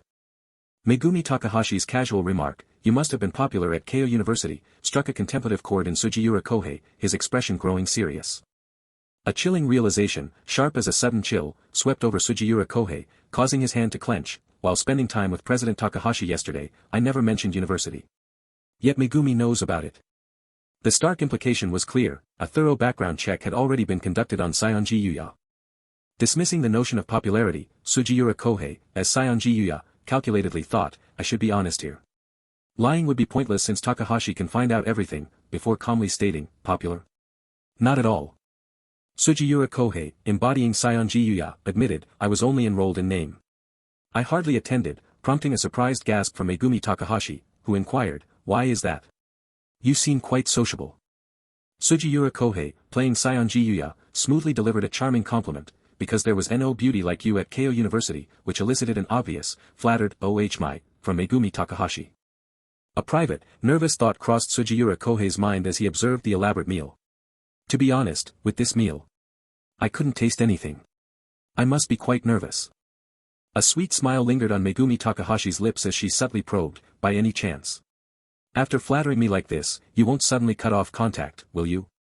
With a smooth, confident gesture, Sugiura Kohei, in his persona, charmingly reassured her, "Of course not. Rather, I should be the one hoping for Miss Megumi's approval." A burst of delighted giggles escaped Megumi Takahashi as she playfully declared, "I'll tell you now, Mr. You've passed." With flying colors, clearly pleased. With a keen, reflective gaze, Sugiura Kohei, playing Saionji Yuya, mused on her striking directness. "Unlike Japanese culture, where I love you is indirectly expressed as, the moon is beautiful, she's truly a different kind of lady." With a sudden, attention-grabbing gesture, Megumi Takahashi called out, "Mr. drawing his focus completely. Leaning in conspiratorially, Megumi Takahashi whispered, "When we return to Hanmachi, please tell the driver to leave first. I want to go somewhere secret ly with you," her words a soft, intimate secret. An amused chuckle escaped Sugiura Kohei, in his Saionji Yuya guise, as he inquired, "What kind of place is it that needs to be kept a secret?" His curiosity piqued. With a playful wink and the tantalizing tap-tap of her high heel, Megumi Takahashi hinted, "I want to." Then, with directness and an inviting air, Megumi Takahashi revealed her desire, "Go dancing with you." Megumi Takahashi's joyful laughter filled the bright, dappled air. They had successfully ditched her father's chauffeur, the rickshaw jostling and rattling through the streets, carrying their secret away. Sugiura Kohei, as Saionji Yuya, mused, a mischievous smile playing on his lips, that dancing with such a lady promised quite a scene. After the meal, Sugiura Kohei, as Saionji Yuya, calmly instructed the driver to eat while he and Miss Megumi Takahashi took a walk. Megumi Takahashi nervously questioned if the chauffeur was watching, but Sugiura Kohei, as Seonji Yuya confidently assured her he was not. With a surge of adrenaline, Sugiura Kohei, as Seonji Yuya, urged them to run, their feet thudding against the path. A flurry of steps, then Sugiura Kohei, as Seonji Yuya, shouted for a rickshaw, directing it to the Chamber of Commerce, Yamano Temichi 3 Chom. Sugiura Kohei, as Seonji Yuya, found it unexpected. President Takahashi despised dancing women, yet his own daughter harbored an undeniable obsession with it. It was, Sugiura Kohei, as Seonji Yuya, realized, the very definition of darkness under the lamp. The rickshaw jolted forward with a sharp creak. Megumi Takahashi cried out as her hat flew upward, caught by the wind. A wave of distress washed over Megumi Takahashi as she gasped, realizing her beloved hat was gone. A swift hand shot out, and Sugiura Kohei, as Seonji Yuya, effortlessly snatched the hat from the air. Here you go, Sugiura Kohei, as Seonji Yuya, offered, earning gasps of admiration from Megumi Takahashi, who declared him a true sportsman for his speed. No, not at all, Sugiura Kohei, as Seonji Yuya, replied, feigning humility while a subtle smirk played on his lips. Beneath his hat, Sugiura Kohei, as Seonji Yuya, knew his quick hands were a blessing from heaven, honed by the relentless demands of gambling. He silently reflected that even the sharpest eyes were useless if one's hands were slow, unable to fully execute a gambler's skill as the rickshaw creaked onward. With heavy breaths, the rickshaw puller announced their arrival and the fare, 30 sen. Please step down carefully, Sugiura Kohei, as Seonji Yuya, said, offering a hand to Megumi Takahashi as she winked coyly. Sugiura Kohei, as Seonji Yuya, handed over the fare, a 10-won coin that far exceeded the 30-sen fee, much to the rickshaw puller's surprise. Keep the change, Sugiura Kohei, as Seonji Yuya, instructed, prompting a flutter of disbelief and overwhelming gratitude from the rickshaw puller. With a confident smirk, Sugiura Kohei, as Seonji Yuya, directed Megumi Takahashi to lead him to their secret dance hall. Megumi Takahashi's hand closed tightly around Sugiura Kohei, as Seonji Yuya's arm, a soft, intimate gesture. With a sparkling smile, Megumi Takahashi affirmed, all right, sir, ready to guide him. This is the place, Seonji Yuya, Megumi Takahashi announced, gesturing to the grand, elegant building before them. Sugiura Kohei, as Seonji Yuya, questioned the grand facade, but Megumi Takahashi playfully insisted, of course, trust me. Upbeat music burst forth from the stage, where two musicians performed under bright spotlights. Couples whirled on the sparkling dance floor, astonishing Sugiura Kohei, as Seonji Yuya, that such a place existed, especially next to a police station, untouched by crackdown. He observed the lively dance hall, his expression etched with thoughtful intrigue. A welcoming voice invited them to take a seat in the cozy, warm-lit interior. A menu slid onto their table, and Sugiura Kohei, as Seonji Yuya, offered his thanks. Sugiura Kohei, as Seonji Yuya, asked Miss Megumi Takahashi her preference, then ordered a ramen soda and an ebisu beer for them both. His gaze drifted across the room, and Sugiura Kohei, as Seonji Yuya, began to contemplate the women dancing. As he observed the dancing women, Sugiura Kohei, as Seonji Yuya, wondered if they were practicing free love, a concept unfamiliar in both Korea and Japan at the time, for they were neither geishas nor waitresses. Megumi Takahashi leaned in, whispering that most of the girls were stick girls. Stick girls? Sugiura Kohei, as Seonji Yuya, echoed, as Megumi Takahashi explained they clung to men's arms like walking sticks, accompanying them for money. A stick girl was a woman who dressed in glamorous Western-style clothing, publicly dating men for money, popular among those seeking a taste of free love. Sugiura Kohei, as Seonji Yuya, uttered a soft sound of surprise, having believed such practices were confined to the mainland. Megumi Takahashi explained that Incheon's port city status meant mainland trends arrived faster than in Gyeongseong, attracting many young naval officers and traders. Sugiura Kohei, as Seonji Yuya, thoughtfully looked around, letting the new information sink in. Though not in uniform, Sugiura Kohei, as Seonji Yuya, recognized many as officers, realizing that while high-ranking officials frequented exclusive clubs, the lower-ranked sought entertainment elsewhere. Thus, he concluded, places like this catered to the lower-ranked officers. That, Sugiura Kohei, as Seonji Yuya, realized, was why the authorities turned a blind eye. It's fascinating, Sugiura Kohei, as Seonji Yuya, remarked, adding that it hardly seemed a place a lady like Miss Megumi Takahashi would frequent. You're right, Megumi Takahashi conceded, pouring a drink, it's not a high-end place. She explained that to avoid unwanted attention, they needed to act the part. Megumi Takahashi burst into laughter, proposing she be his stick girl, a suggestion that immediately prompted Sugiura Kohei, as Seonji Yuya's worried admission that he couldn't dance. Megumi Takahashi laughed heartily, assuring him it was fine, even if he stood still, everyone would envy her. Now, invite me to dance, Megumi Takahashi instructed, leaving Sugiura Kohei, as Seonji Yuya, to hesitate, a bead of sweat forming on his brow. With a soft thud, Sugiura Kohei, as Sionji Yuya, set his glass down. He gulped down his drink, releasing a relieved sigh as the empty glass clinked onto the table. Gathering his courage, Sugiura Kohei, as Sionji Yuya, hesitantly offered his hand, a slight blush on his face, and asked, "Would you dance with me?" Megumi Takahashi gently touched his arm, telling him she couldn't refuse such an earnest request. Amidst the sparkling lights, they began to dance, lost in the lively rhythm. With graceful bows, Sugiura Kohei, as Sionji Yuya, and Megumi Takahashi concluded their dance. The grand chandelier above sparkled, casting a warm glow over the elegant interior. From the gramophone, lively tunes filled the air as Sugiura Kohei, as Sionji Yuya, and Megumi Takahashi enjoyed the elegant atmosphere. Megumi Takahashi danced with unbridled joy, sparkling lights reflecting her exuberance. "Oh wow, look at that girl," an unnamed military officer chuckled, pointing her out to another man. The unnamed military officer's smirk deepened as he continued to observe. Another man smiled broadly, a look of satisfied amusement on his face. Megumi Takahashi sank into her seat, a soft thud, a quiet sign of her exertion. "How was it, Sionji Yuya?" Megumi Takahashi asked with a laugh, to which he replied, "Incredible. Truly unforgettable." Megumi Takahashi sought reassurance, asking if she looked too reckless, but Sugiura Kohei, as Sionji Yuya, insisted, "Of course not. You were full of energy. It was beautiful." Relief washed over Megumi Takahashi as she smiled brightly, confessing she had danced with all her heart, unwilling to miss such a miracle. "A miracle?" Sugiura Kohei, as Sionji Yuya, queried, a puzzled look on his face.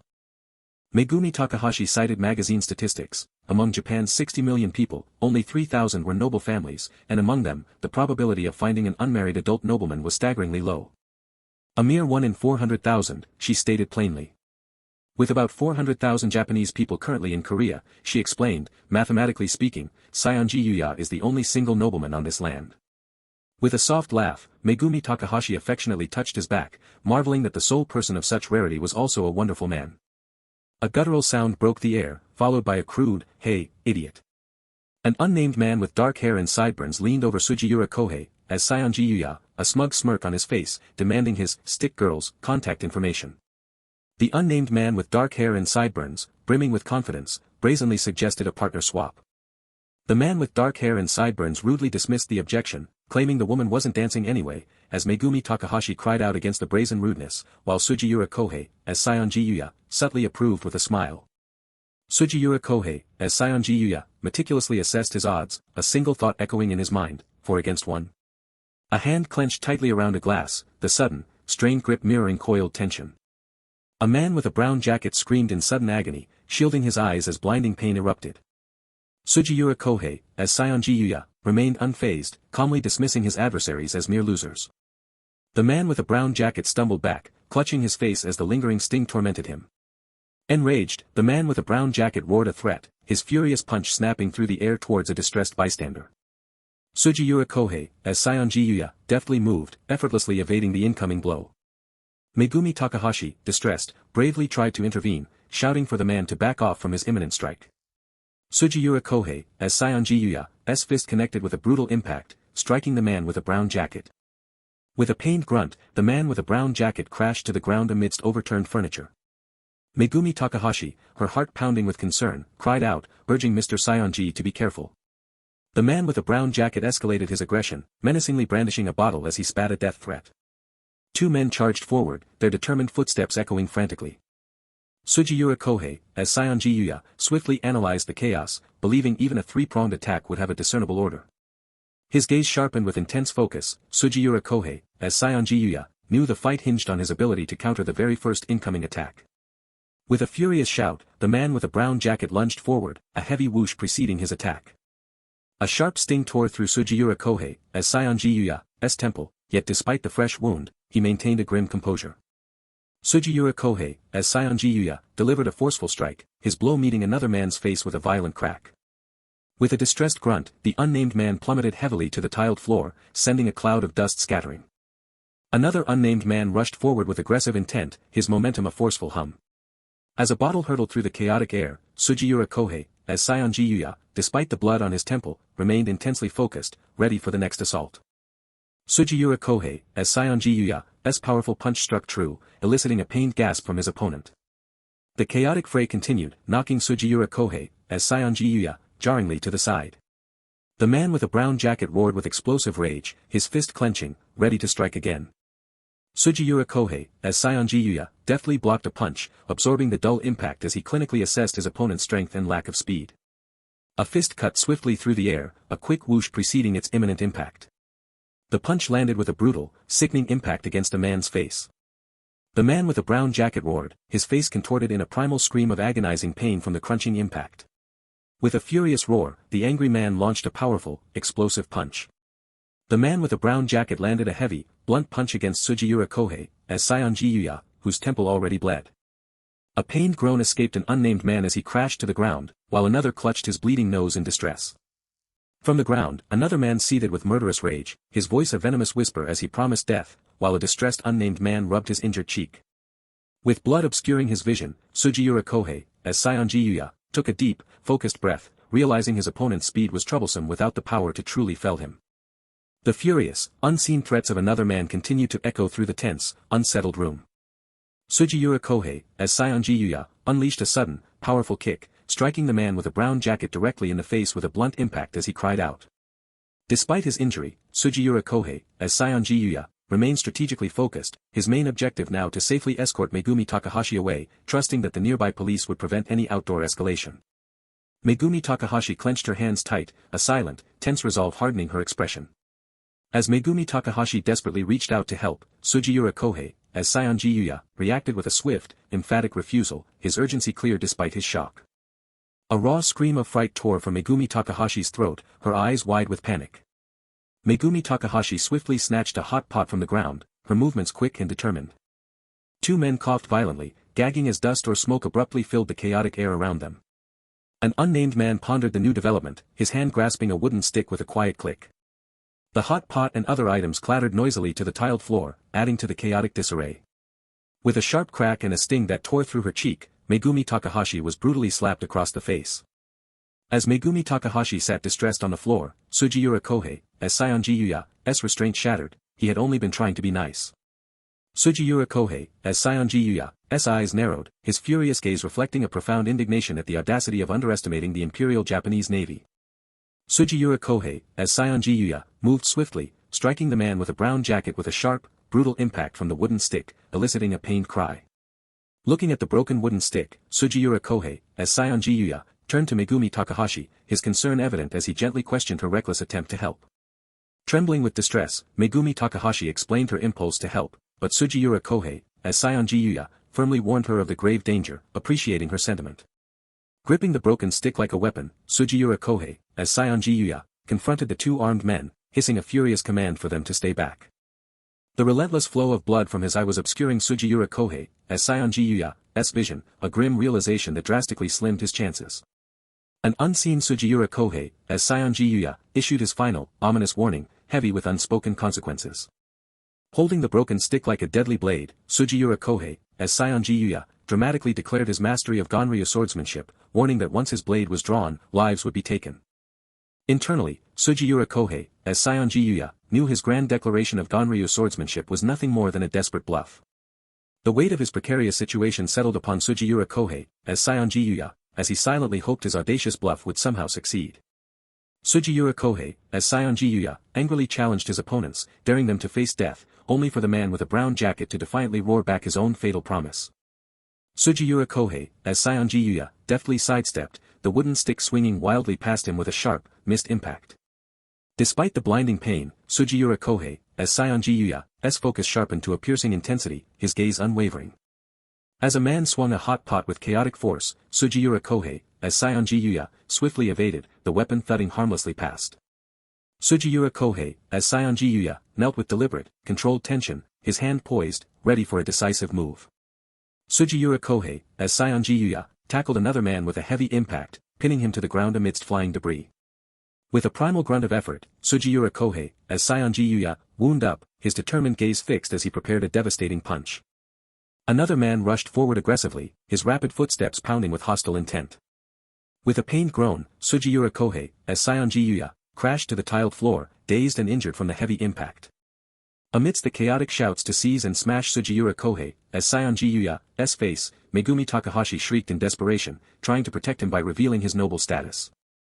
Angry and desperate, Megumi Takahashi fiercely demanded the manager call the police, asserting her identity as President Takahashi's daughter to threaten them with severe repercussions. An unseen voice erupted in frustrated anger, demanding to know if they were deaf. The sudden, panicked cry of, "Policeman! The military police are here," detonated through the opulent hall, plunging the revelers into instant chaos. A sudden, decisive clench of a fist betrayed an abrupt, internal halt. The urgent pitter-patter of fleeing feet punctuated a bitter accusation from an unseen voice, "You lucky bastard." Megumi Takahashi, consumed with worry, choked back sniffling sobs as she desperately tended to Sugiura Kohei, as Sionji Yuya, who, despite his wounds, calmly assured her, "I'm fine." He gently took her hand, his concern piercing through his own pain, asking if she too was hurt, while her sobs revealed the immense relief flooding her. Megumi Takahashi, blaming herself for his suffering, apologized profusely, but Sugiura Kohei, as Sionji Yuya, merely offered a self-deprecating jest about his sportsmanship, which she swiftly countered with sincere praise for his bravery. Then, the rhythmic marching footsteps of an approaching military presence thundered through the corridor, as an unnamed military officer declared their arrival. Sugiura Kohei, as Sionji Yuya, realized with a quiet understanding that the initial alarm had been a false one. These were not the feared military police. He inwardly questioned the mistaken identity and the true source of the report, as hushed whispers spread through the room, amplifying the underlying tension. The unnamed military officer barked orders for everyone to cease their commotion and move to the wall, as disgruntled murmurs rippled through the onlookers. With a stern demeanor, the officer called for the next person, a nervous woman clutching her documents. The officer's eyes widened in surprise upon discovering the woman was Korean, his surprise turning to something darker. His voice boomed, accusing an unseen individual of prostitution and denigrating Koreans' very way of thinking, the harsh thwack of a stick emphasizing his contempt. A man with dark hair defiantly refuted the officer's accusations, only to be met with a furious warning not to talk back. Sugiura Kohei, as Sionji Yuya's jaw tightened, a palpable resolve hardening his gaze despite the bruising beneath his eye. He sighed, acknowledging his desire for rest but confessing he could not simply stand by and watch a fellow countryman endure such mistreatment. "Hey, you!" Sugiura Kohei, as Sionji Yuya, called out, interrupting the officer's harsh treatment of a distressed woman. The officer turned, his brow furrowed in surprise as Sugiura Kohei, as Sionji Yuya, demanded to know why he was harassing the women, igniting a flash of anger in the officer's eyes. The unnamed military officer scoffed inwardly, dismissing Sugiura Kohei, as Sionji Yuya, as a mere nobody, neither a soldier nor the son of a high-ranking official. Shaking with indignation, the military officer erupted in fury, incensed by Sugiura Kohei, as Sionji Yuya's casual address. Sugiura Kohei, as Sionji Yuya, roared back, accusing the officer of letting the true culprits of the assault escape while harassing innocent people. He revealed the culprits were Navy men and urged the officer to follow the blood trail at the entrance for a swift apprehension. Sugiura Kohei, as Sionji Yuya, commanded the officer to cease harassing the innocent girls and to quickly pursue the actual perpetrators. The military officer's face contorted in an extreme close-up of pure rage, his jaw clenched as he bellowed at Sugiura Kohei, as Sionji Yuya, for daring to issue orders. Veins pulsed on the officer's neck as he continued his furious tirade, questioning Sugiura Kohei, as Sionji Yuya's conscription duty and accusing him of insulting the very soldiers who served the country. Sugiura Kohei, as Sionji Yuya, remained calm, admitting he had not served in the military, but coolly questioning the relevance of that fact to the immediate situation. The officer slammed his hand onto a nearby table, triumphantly accusing Sugiura Kohei, as Sionji Yuya, of being a draft dodger. His voice, though unseen, demanded, "Show me your ID." With a weary sigh, Sugiura Kohei, as Sionji Yuya, rustled through his pockets, his blood-stained shirt a stark contrast to his composure. A small thud echoed as an identification card dropped onto the polished wooden floor. Sugiura Kohei, as Sionji Yuya's voice cut through the tension, revealing his true identity, "I'm Sionji Yuya of the noble family." A collective gasp and murmured whispers swept through the room as the military officer's face contorted in shock and confusion, repeating the name, Sionji, and noble family. The military officer's hand trembled uncontrollably as he clutched the ID card, his mind reeling in disbelief that a noble would ever frequent such a place. The ID card itself, displayed in sharp relief, showcased Sugiura Kohei, as Sionji Yuya's calm portrait and a prominent family crest, validating his claim. Blue lightning effects crackled around the officer's face as extreme panic seized him. The weight of the name, Sionji Kinmochi, and the potential influence of his nephew sent a wave of terror through him. He and his men bowed deeply, profusely apologizing and vowing to arrest the culprits responsible for assaulting the esteemed Mr. Sionji. Sugiura Kohei, as Sionji Yuya, bruised but composed, observed the trembling, deeply apologetic military men. A contemplative escaped Sugiura Kohei, as Sionji Yuya's lips, his gaze distant, his mind already formulating a complex plan. He sighed, realizing that if the culprits were caught, not only would Mr. Takahashi and Incheon's elite learn of Megumi's presence here, but also that his fellow countrymen listed in the notebook might face humiliation or false imprisonment on prostitution charges. Furthermore, Sugiura Kohei, as Sionji Yuya, considered the broader implications. Punishing the Navy men would jeopardize the club's painstakingly built goodwill with high-ranking officers. He closed his eyes, a pensive sigh escaping him as the weight of his strategic thoughts settled. A hand gracefully swiped across the bar counter, a subtle movement with unspoken intent. Then, with a decisive rip, a piece of paper was torn from the notebook. Sugiura Kohei, as Sionji Yuya's hands meticulously tore and crumpled small pieces of paper over his blood-stained jacket. With a quiet huff, Sugiura Kohei, as Sionji Yuya, declared, "Let's pretend nothing happened today," shocking the bowing military officer. He affirmed his seriousness with a resolute, "I'm serious," his injured face set in a determined expression. He instructed the officers to erase his presence from their memory and their reports, declaring that nothing had occurred at the establishment and, therefore, nothing required investigation. The military officer fidgeted, his face etched with hesitation, questioning if such a casual resolution was truly appropriate. Sugiura Kohei, as Sionji Yuya, with a decisive gesture, dismissed the officers, stating he neither knew nor cared for their identities and would handle the matter himself, prompting their grateful departure.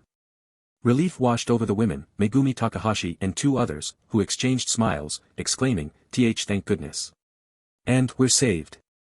A gentleman in a vest stumbled forward, frantically grabbing the officer's uniform and pleading, "Oh officer. Wait a moment." The military officer's face twisted in an angry twitch as he struggled, shouting, "What? Let go of me."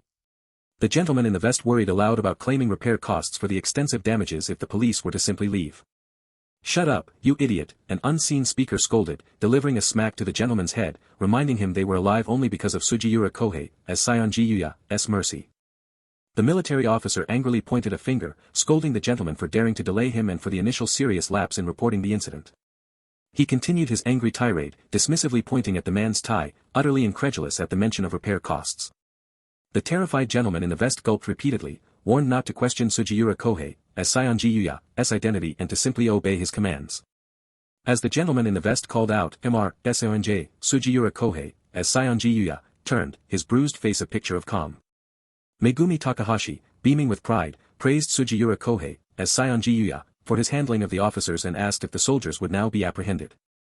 Sugiura Kohei, as Sionji Yuya, calmly revealed he had sent the officers away without pursuing the culprits, leaving Megumi shocked and distressed, questioning his decision. Megumi Takahashi, incensed, declared her intention to complain to the officers, but Sugiura Kohei, as Sionji Yuya, gently, yet firmly, stopped her. He thought, considering the profound repercussions if the police were to get involved, as her father would inevitably find out, even if her name was erased from the documents. A stern image of Mr. Takahashi flashed in his mind, her father would indeed discover the truth. Megumi Takahashi's breath caught in her throat, her eyes wide with gratitude as she realized the extent of Sugiura Kohei, as Sionji Yuya's efforts to protect her secret.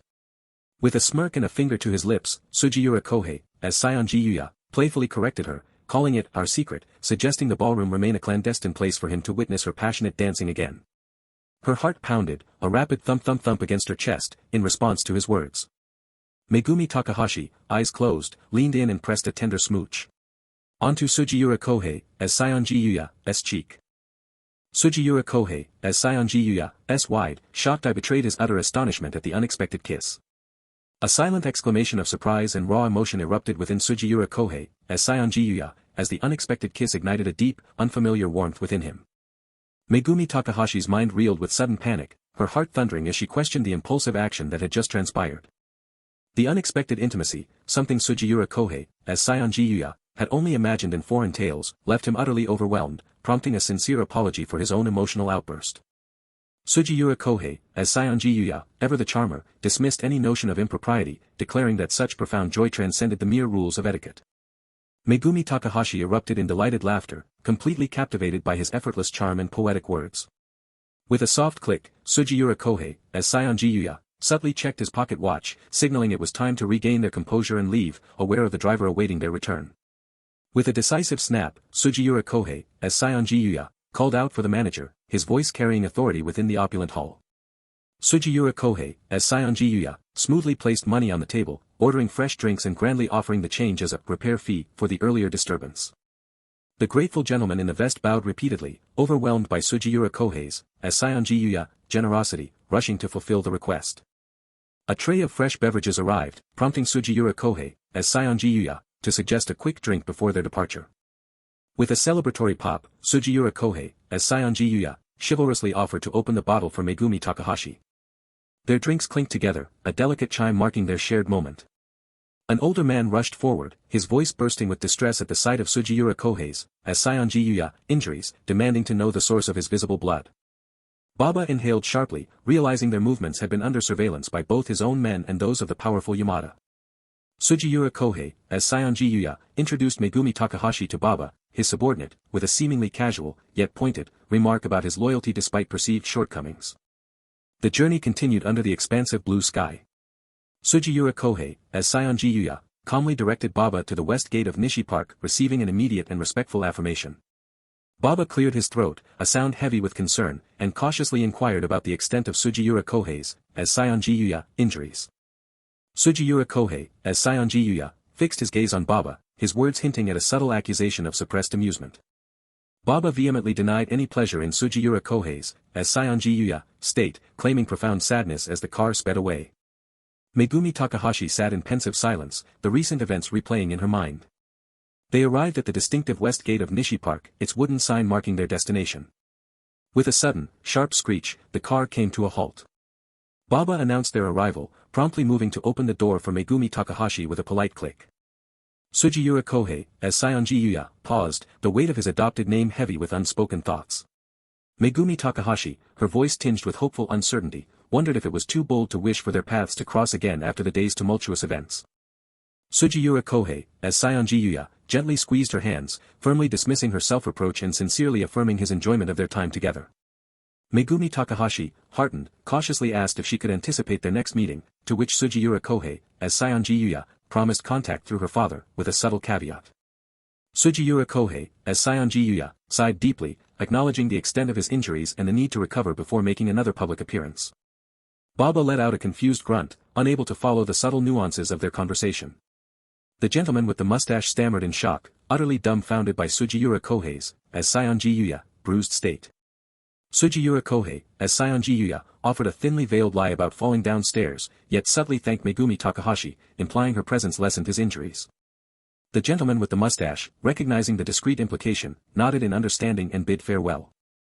With a quiet tap, the red car accelerated, swiftly departing from the scene. Sugiura Kohei, as Seonji Yuya, turned to Baba, his stern voice demanding an answer to the puzzling question of his true nature. Baba responded with a penetrating question, challenging Sugiura Kohei, as Seonji Yuya, to define himself, a gambler of fate or a master of manipulation. Baba pointed out Megumi Takahashi's clear affection, prompting Sugiura Kohei, as Seonji Yuya, to subtly sigh before playfully accusing him of jealousy.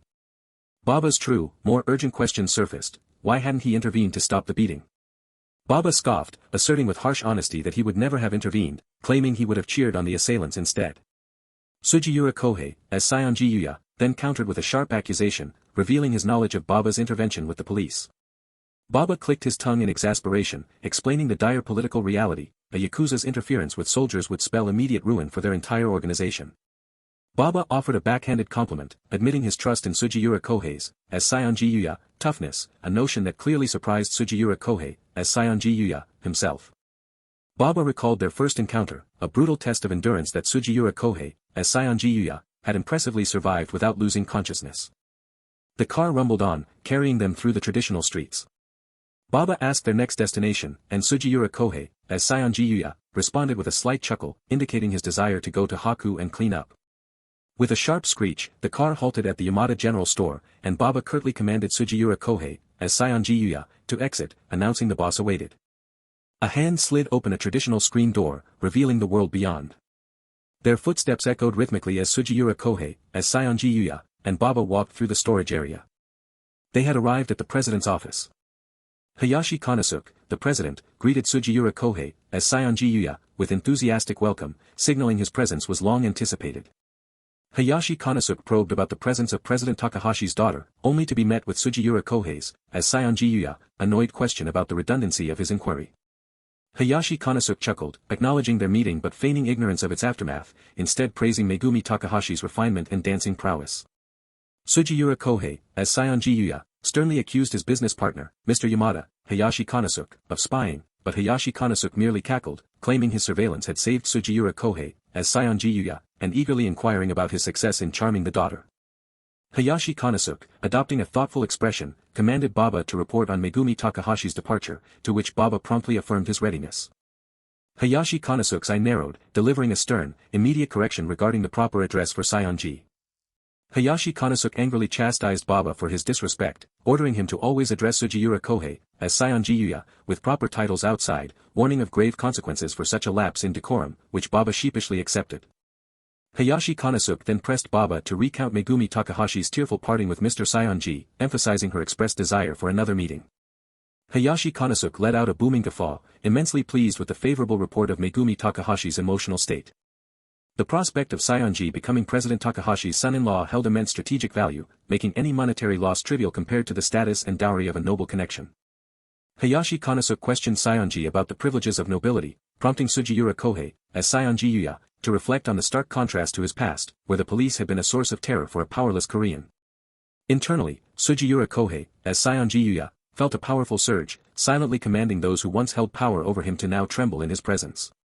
Hayashi Konosuke affirmed that such profound privilege was often merely a matter of birth, a destiny granted at conception. As Hayashi Konosuke reassuringly patted Sugiura Kohei's, as Sionji Yuya, shoulder, he spoke of fools who squandered their birthright, assuring him that such a threat was now safely neutralized. The shrill, insistent ringing of a telephone shattered the quiet, demanding immediate attention. With a click, Hayashi Konosuke answered the phone, his initial playful greeting quickly shifting to feigned surprise and formality upon realizing President Takahashi himself was on the line. Hayashi Konosuke feigned ignorance about Sionji's whereabouts, cleverly deflecting President Takahashi's questions while subtly revealing the president's concern over their missed meeting and Sionji's absence from Haku. Sugiura Kohei, as Sionji Yuya, registered a flicker of surprise at Takahashi's unexpected call, while Hayashi Konosuke, with a sly smile, casually dismissed it as a mere stroll. Sugiura Kohei, as Sionji Yuya, mused thoughtfully that President Takahashi might be calling to apologize, connecting it to the injuries sustained during their scheduled appointment. And so, a pivotal moment loomed. The receiver hung idly, as President Takahashi resolved to personally visit Haku, a decision fraught with unexpected implications. A sharp, chaotic static blasted through the receiver, making the man's breath catch in his throat. The chaotic static continued its assault, deepening the man's internal turmoil amidst his injuries. A frantic static crackled as Hayashi Konosuke desperately warned President Takahashi against an unannounced visit, stressing the particular nature of someone of Sionji Yuya's noble standing, even for those who, like himself, had known him for years. The sheer audacity of a Hakuin noble, he thought with a jolt of worry, was now about to be tested. A heavy thud echoed through the suddenly quiet room as the phone receiver hit the floor, severing the connection and leaving Hayashi Konosuke with nothing but dread. Hayashi Konosuke's anxiety mounted, realizing the ordered items for a suitable display wouldn't arrive in time, to reveal his current shabby quarters now would surely expose him as a fraud. "I need to see Mr. Sionji right away," President Takahashi insisted, but Hayashi Konosuke's desperate pleas of, "No. Mr. Takahashi," were quickly losing ground. President Takahashi declared he would go alone if Hayashi Konosuke wouldn't accompany him, then hung up, leaving Hayashi Konosuke to futilely beg, "Mr. Takahashi. Please listen to me a bit more," as the cold dial tone buzzed, sealing his panic. Within the contemplative silence of the office, the faint sound of a door opening and closing, then distant footsteps, marked a quiet change in the air. A guttural shout of "Alibaba!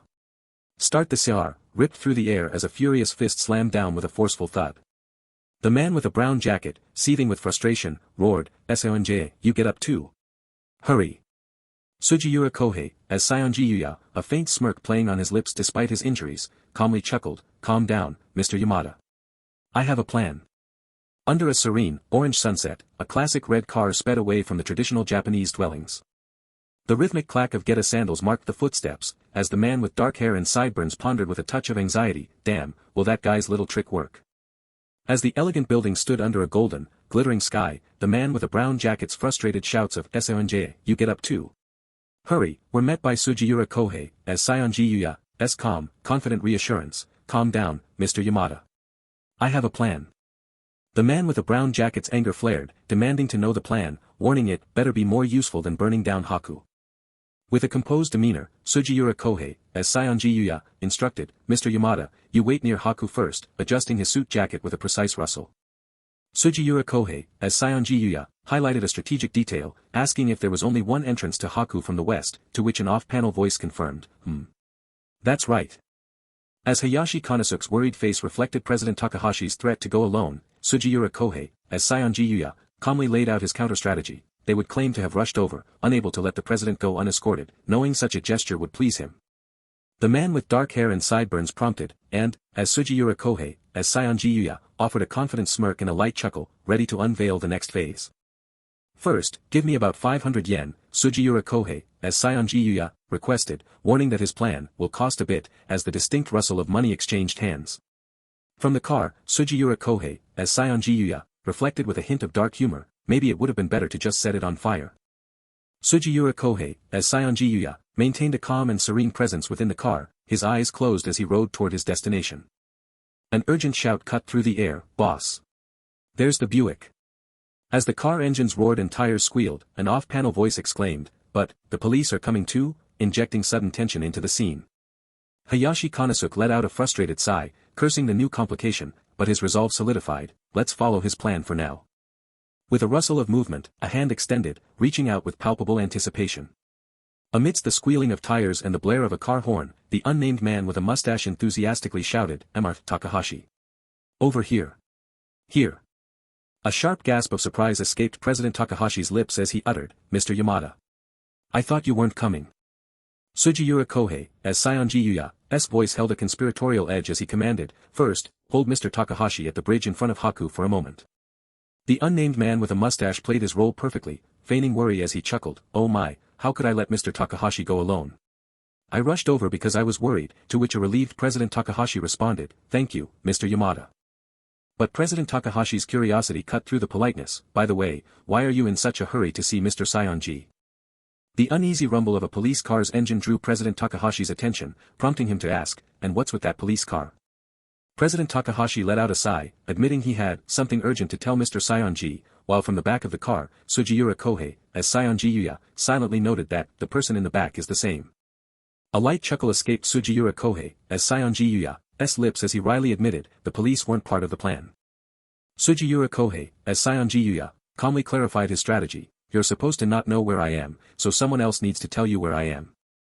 With a confident smirk, Sugiura Kohei, as Sionji Yuya, declared, Baba will play that role, a statement met with a surprised agreement as the unnamed man with a headband pointed to himself. The strategic layout of the traditional town revealed the precise positioning of Takahashi, Yamada, and Baba, orchestrating their movements for when Mr. Takahashi approached from the opposite direction. As young men in military uniforms played below, calling out HEY, catch, and a ball soared with a whoosh, an off-panel voice instructed them to accidentally appear before Mr. Takahashi upon receiving the signal, all under the observant gaze of Sugiura Kohei, as Sionji Yuya. A ball whistled through the air, followed by the sudden, impactful sound of glass shattering. Amidst loud shouting and a surge of frustration, the man with a brown jacket yelled, HEY, you brats. I told you not to play baseball here. President Takahashi expressed his irritation, geez, the neighborhood is quite noisy. The man with dark hair and sideburns agreed, commenting on, kids these days, playing baseball on the streets where people walk. Sugiura Kohei, as Sionji Yuya's expression was concerned as he pointedly asked Baba, you heard that properly, right? The insistent revving and roar of car engines filled the air, marking the dynamic movement of three classic vehicles through the traditional town. A confused President Takahashi adjusted his collar, asking, what brings you here, Mr. Yamada, Mr. Takahashi, then stammered, WHY the police car. The man with dark hair and sideburns, smiling broadly, patted the other man's shoulder, confirming, aren't you Baba, Mr. Sionji's attendant? President Takahashi inquired, where are you headed? The unnamed man with a headband replied, we're on our way to see Mr. Sionji, his wooden footwear clattering with a subtle emphasis. As President Takahashi probed, is your master at Haku? A nervous sweat formed on the unnamed man with a headband as he stammered, I was on my way to pick up my master, while the man with dark hair and sideburns observed with a knowing smirk. President Takahashi, looking surprised, asked, HM. Pick him up. Where is he now? To which the unnamed man with a headband replied, well, my master is currently at Hanmachi Matsuya. President Takahashi registered his surprise, Matsuya? Isn't that a kimono shop? You're saying Mr. Seonji is at a kimono shop? The unnamed man with a headband affirmed, explaining, yes. He told me to come pick him up because I need to carry his luggage. A wave of murmuring swept through the onlookers as President Takahashi worried, no. Mr. Seonji shouldn't be in a condition to move around. Prompting the man with a brown jacket to ask, what's wrong with Mr. Seonji? Did something happen? Ahem, the man with a brown jacket cleared his throat, dismissing the others, it's nothing. You must be busy, so please go ahead, he announced, adding, I'll go to Matsuya with Baba. Sorry for making you come, as the car engines revved and the yellow car sped away. A heavy sigh of relief mixed with exasperation escaped the man with dark hair and sideburns as he pondered, we've passed one hurdle. The police coming was unexpected. Now it's up to you, youngster, the unseen narrator declared, as Sugiura Kohei, as Seonji Yuya, calmly inquired within the luxurious kimono shop, don't you have anything in a darker navy? It would be nice if it had gold embroidery. The fabric rustled softly as Sugiura Kohei, as Seonji Yuya, with a refined eye, presented a kimono, stating, how about this one? It's a high-quality piece from Kyoto. With a forceful burst, the door flew open, and President Takahashi's voice boomed, MR-SONJI. So you were here. President Takahashi accused, his footsteps urgent, but Sugiura Kohei, as Seonji Yuya, calmly replied, oh. Mr. Takahashi. What a coincidence. Has your hangover improved? Sparking President Takahashi's indignant retort, is my hangover the issue right now? A profound trembling seized President Takahashi, his entire being shaking with shock and disbelief. Sugiura Kohei, as Seonji Yuya, melodramatically touched his bruised face, lamenting with feigned self-pity, oh my, what happened to this beautiful face? A surge of frustration and anger fueled President Takahashi's accusation, good grief. How can you be here getting a kimono fitted in this situation? You should be taking care of yourself first. Ah, this. Sugiura Kohei, as Seonji Yuya, stammered, feigning flustered embarrassment. With a casual chuckle and sigh, Sugiura Kohei, as Seonji Yuya, explained, I had a bit too much to drink earlier and fell down the stairs, then strategically pivoted, asking, did Miss Megumi get home safely, as the narrator urged, let's go inside. A hand forcefully grabbed a sleeve with a desperate, pulling sound. With an emotional thud, President Takahashi bowed deeply, grabbing Sugiura Kohei, as Seonji Yuya's leg as he cried, I'm sorry. Mr. Seonji. I'm truly sorry. As a flustered Sugiura Kohei, as Seonji Yuya, asked, no, Mr. Takahashi, what's this about? President Takahashi cried out in distress, I've raised my daughter wrong. It's all my fault. President Takahashi confessed the shocking truth, when I sent Megumi in my place. I never thought she'd suggest going to such a place. The revelation genuinely shocked Sugiura Kohei, as Seonji Yuya. Sugiura Kohei, as Seonji Yuya, demanded, how, did you find out about that? A voice, laced with disbelief, demanded how such secret knowledge had come to light. Sugiura Kohei, as Seonji Yuya, declared that Megumi Takahashi, in her tearful confession, had revealed everything, proving herself a more courageous young lady than he had thought, despite her friends leading her astray. The unseen speaker lamented that the young woman remained inconsolable, her soft sobs echoing in the warm room. With a quiet hum, Sugiura Kohei, as Seonji Yuya, mused that Mr. Takahashi's scolding had been unduly harsh, wondering why a mere visit to a dance hall warranted such distress. The gentleman with mustache shook his head, interjecting that her tears stemmed from a deeper, unexpressed sorrow. He privately understood Megumi Takahashi's true anguish, she feared confronting Sugiura Kohei, as Seonji Yuya, after causing him such trouble. Yet, Sugiura Kohei, as Seonji Yuya, remembered the day as a wonderful adventure, relishing the fleeting joy of a dance with a beautiful lady amidst sparkling dust. With a subtle gesture, Sugiura Kohei, as Seonji Yuya, indicated that this was why he was now selecting a thank you gift for Miss Megumi. Hayashi Konosuke bowed deeply, his expression filled with admiration for Sugiura Kohei, as Seonji Yuya's remarkable composure. With a light chuckle, Sugiura Kohei, as Seonji Yuya, jokingly remarked it would have been more satisfying to have thoroughly beaten their aggressors. He then shifted his focus, a flicker of concern crossing his face as he admitted something still troubled him. Standing formally at the doorway, an unnamed military officer waited with an air of quiet authority. An unnamed man, observing the scene, questioned why a police officer lingered outside the establishment. Hayashi Konosuke started, realizing he had been so engrossed in his own tale that he had entirely forgotten the officer's presence. Sugiura Kohei, as Seonji Yuya, calmly began to identify the officer as Irabu. The unnamed military officer completed the introduction, identifying himself with stern gravitas as the chief of Incheon police station. A voice of disbelief echoed, the Incheon police chief. Hayashi Konosuke fretted that such an unfortunate incident could not be ignored, admitting he had summoned the chief, while Sugiura Kohei, as Seonji Yuya, privately assessed this raccoon who had called upon the chief for backup, likely fearing for his position. With a slight smile, Sugiura Kohei, as Seonji Yuya, dismissed the need for excessive apologies, downplaying the incident. Sugiura Kohei, as Seonji Yuya, then strategically proposed they keep Miss Megumi's unfortunate incident entirely confidential, to which Hayashi Konosuke enthusiastically agreed, summoning Chief Irabu. With a resonating declaration, Chief Irabu Hachiro, Incheon's chief of police, bowed deeply, acknowledging the immense responsibility for failing to prevent the unjust incident in their colony and pleading for a chance to apprehend the culprits. Sugiura Kohei, as Seonji Yuya, raised his hand decisively, cutting off the chief's impassioned apology. With a reassuring pat, Sugiura Kohei, as Seonji Yuya, declared Incheon's public safety impeccable, urging the chief not to exaggerate what he deemed a mere accident. The unnamed military officer, a bead of sweat forming on his brow, looked up hopefully, seeking genuine confirmation from Sugiura Kohei, as Seonji Yuya.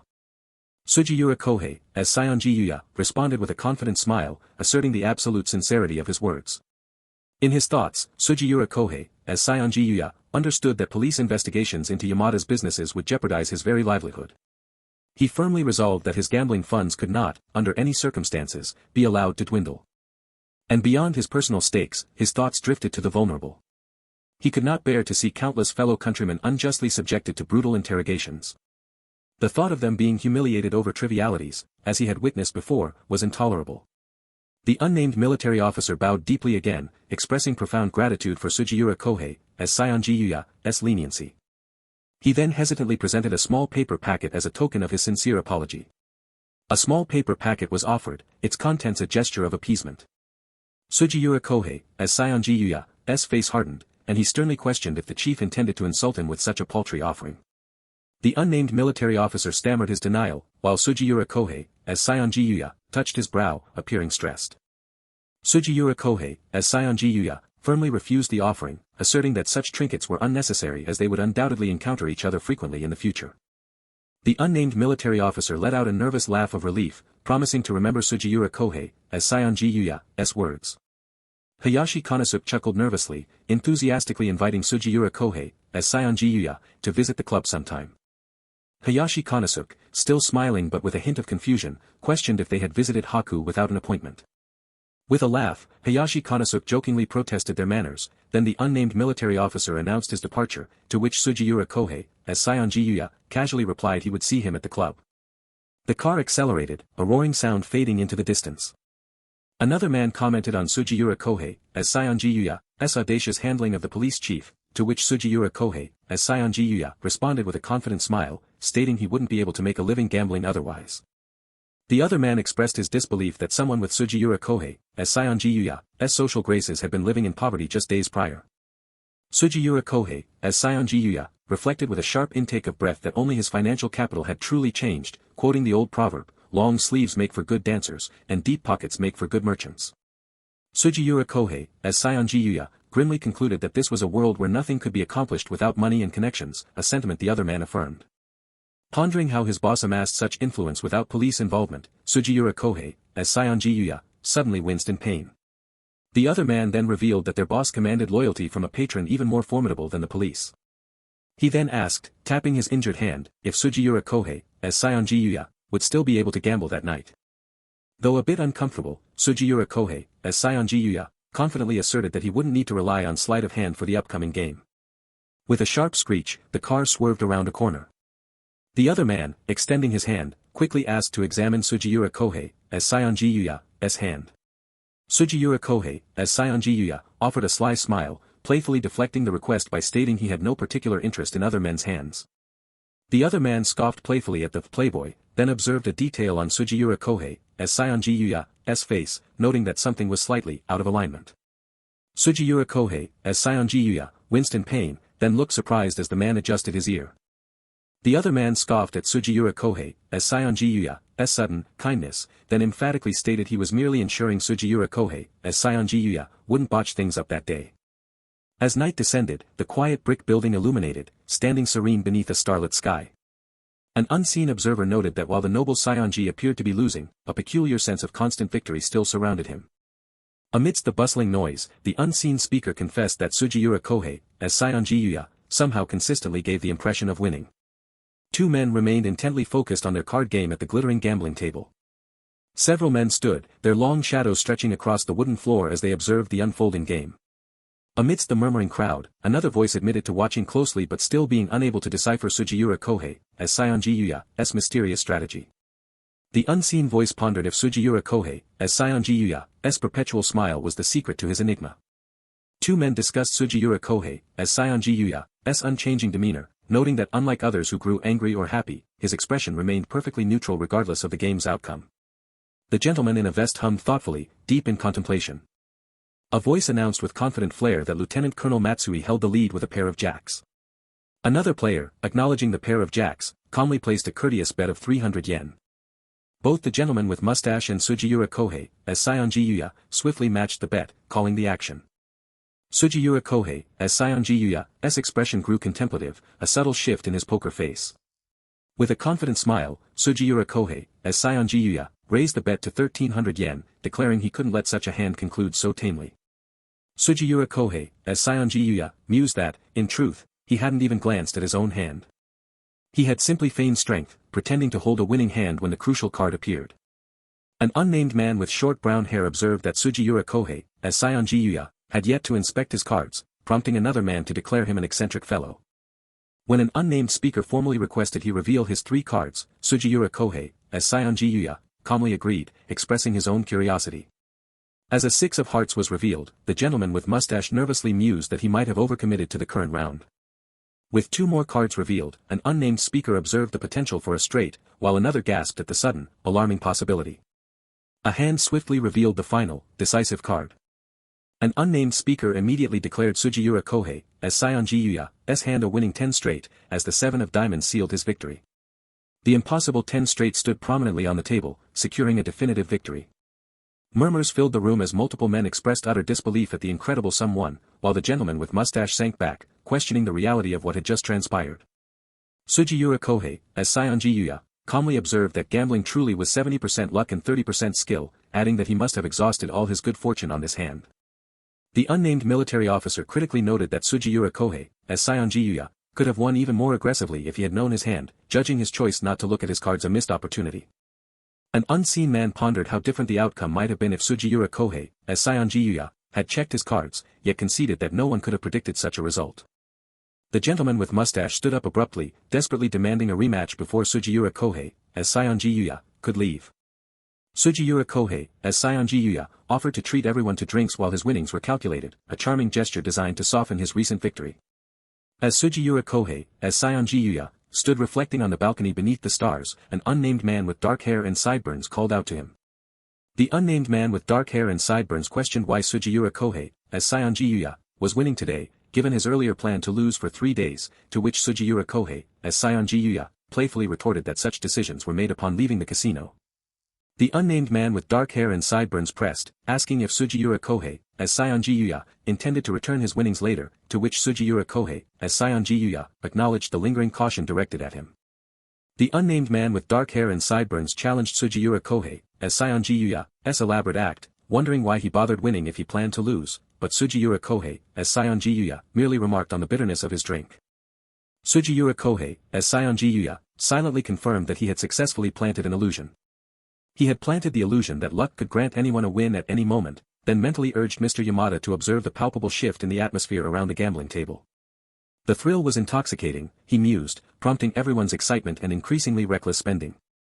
The crazy guy, he thought, was expertly creating a spectacle and escalating the stakes right at the forefront. From the back, he noted, spectators were enthusiastically cheering, finding the unfolding drama utterly thrilling.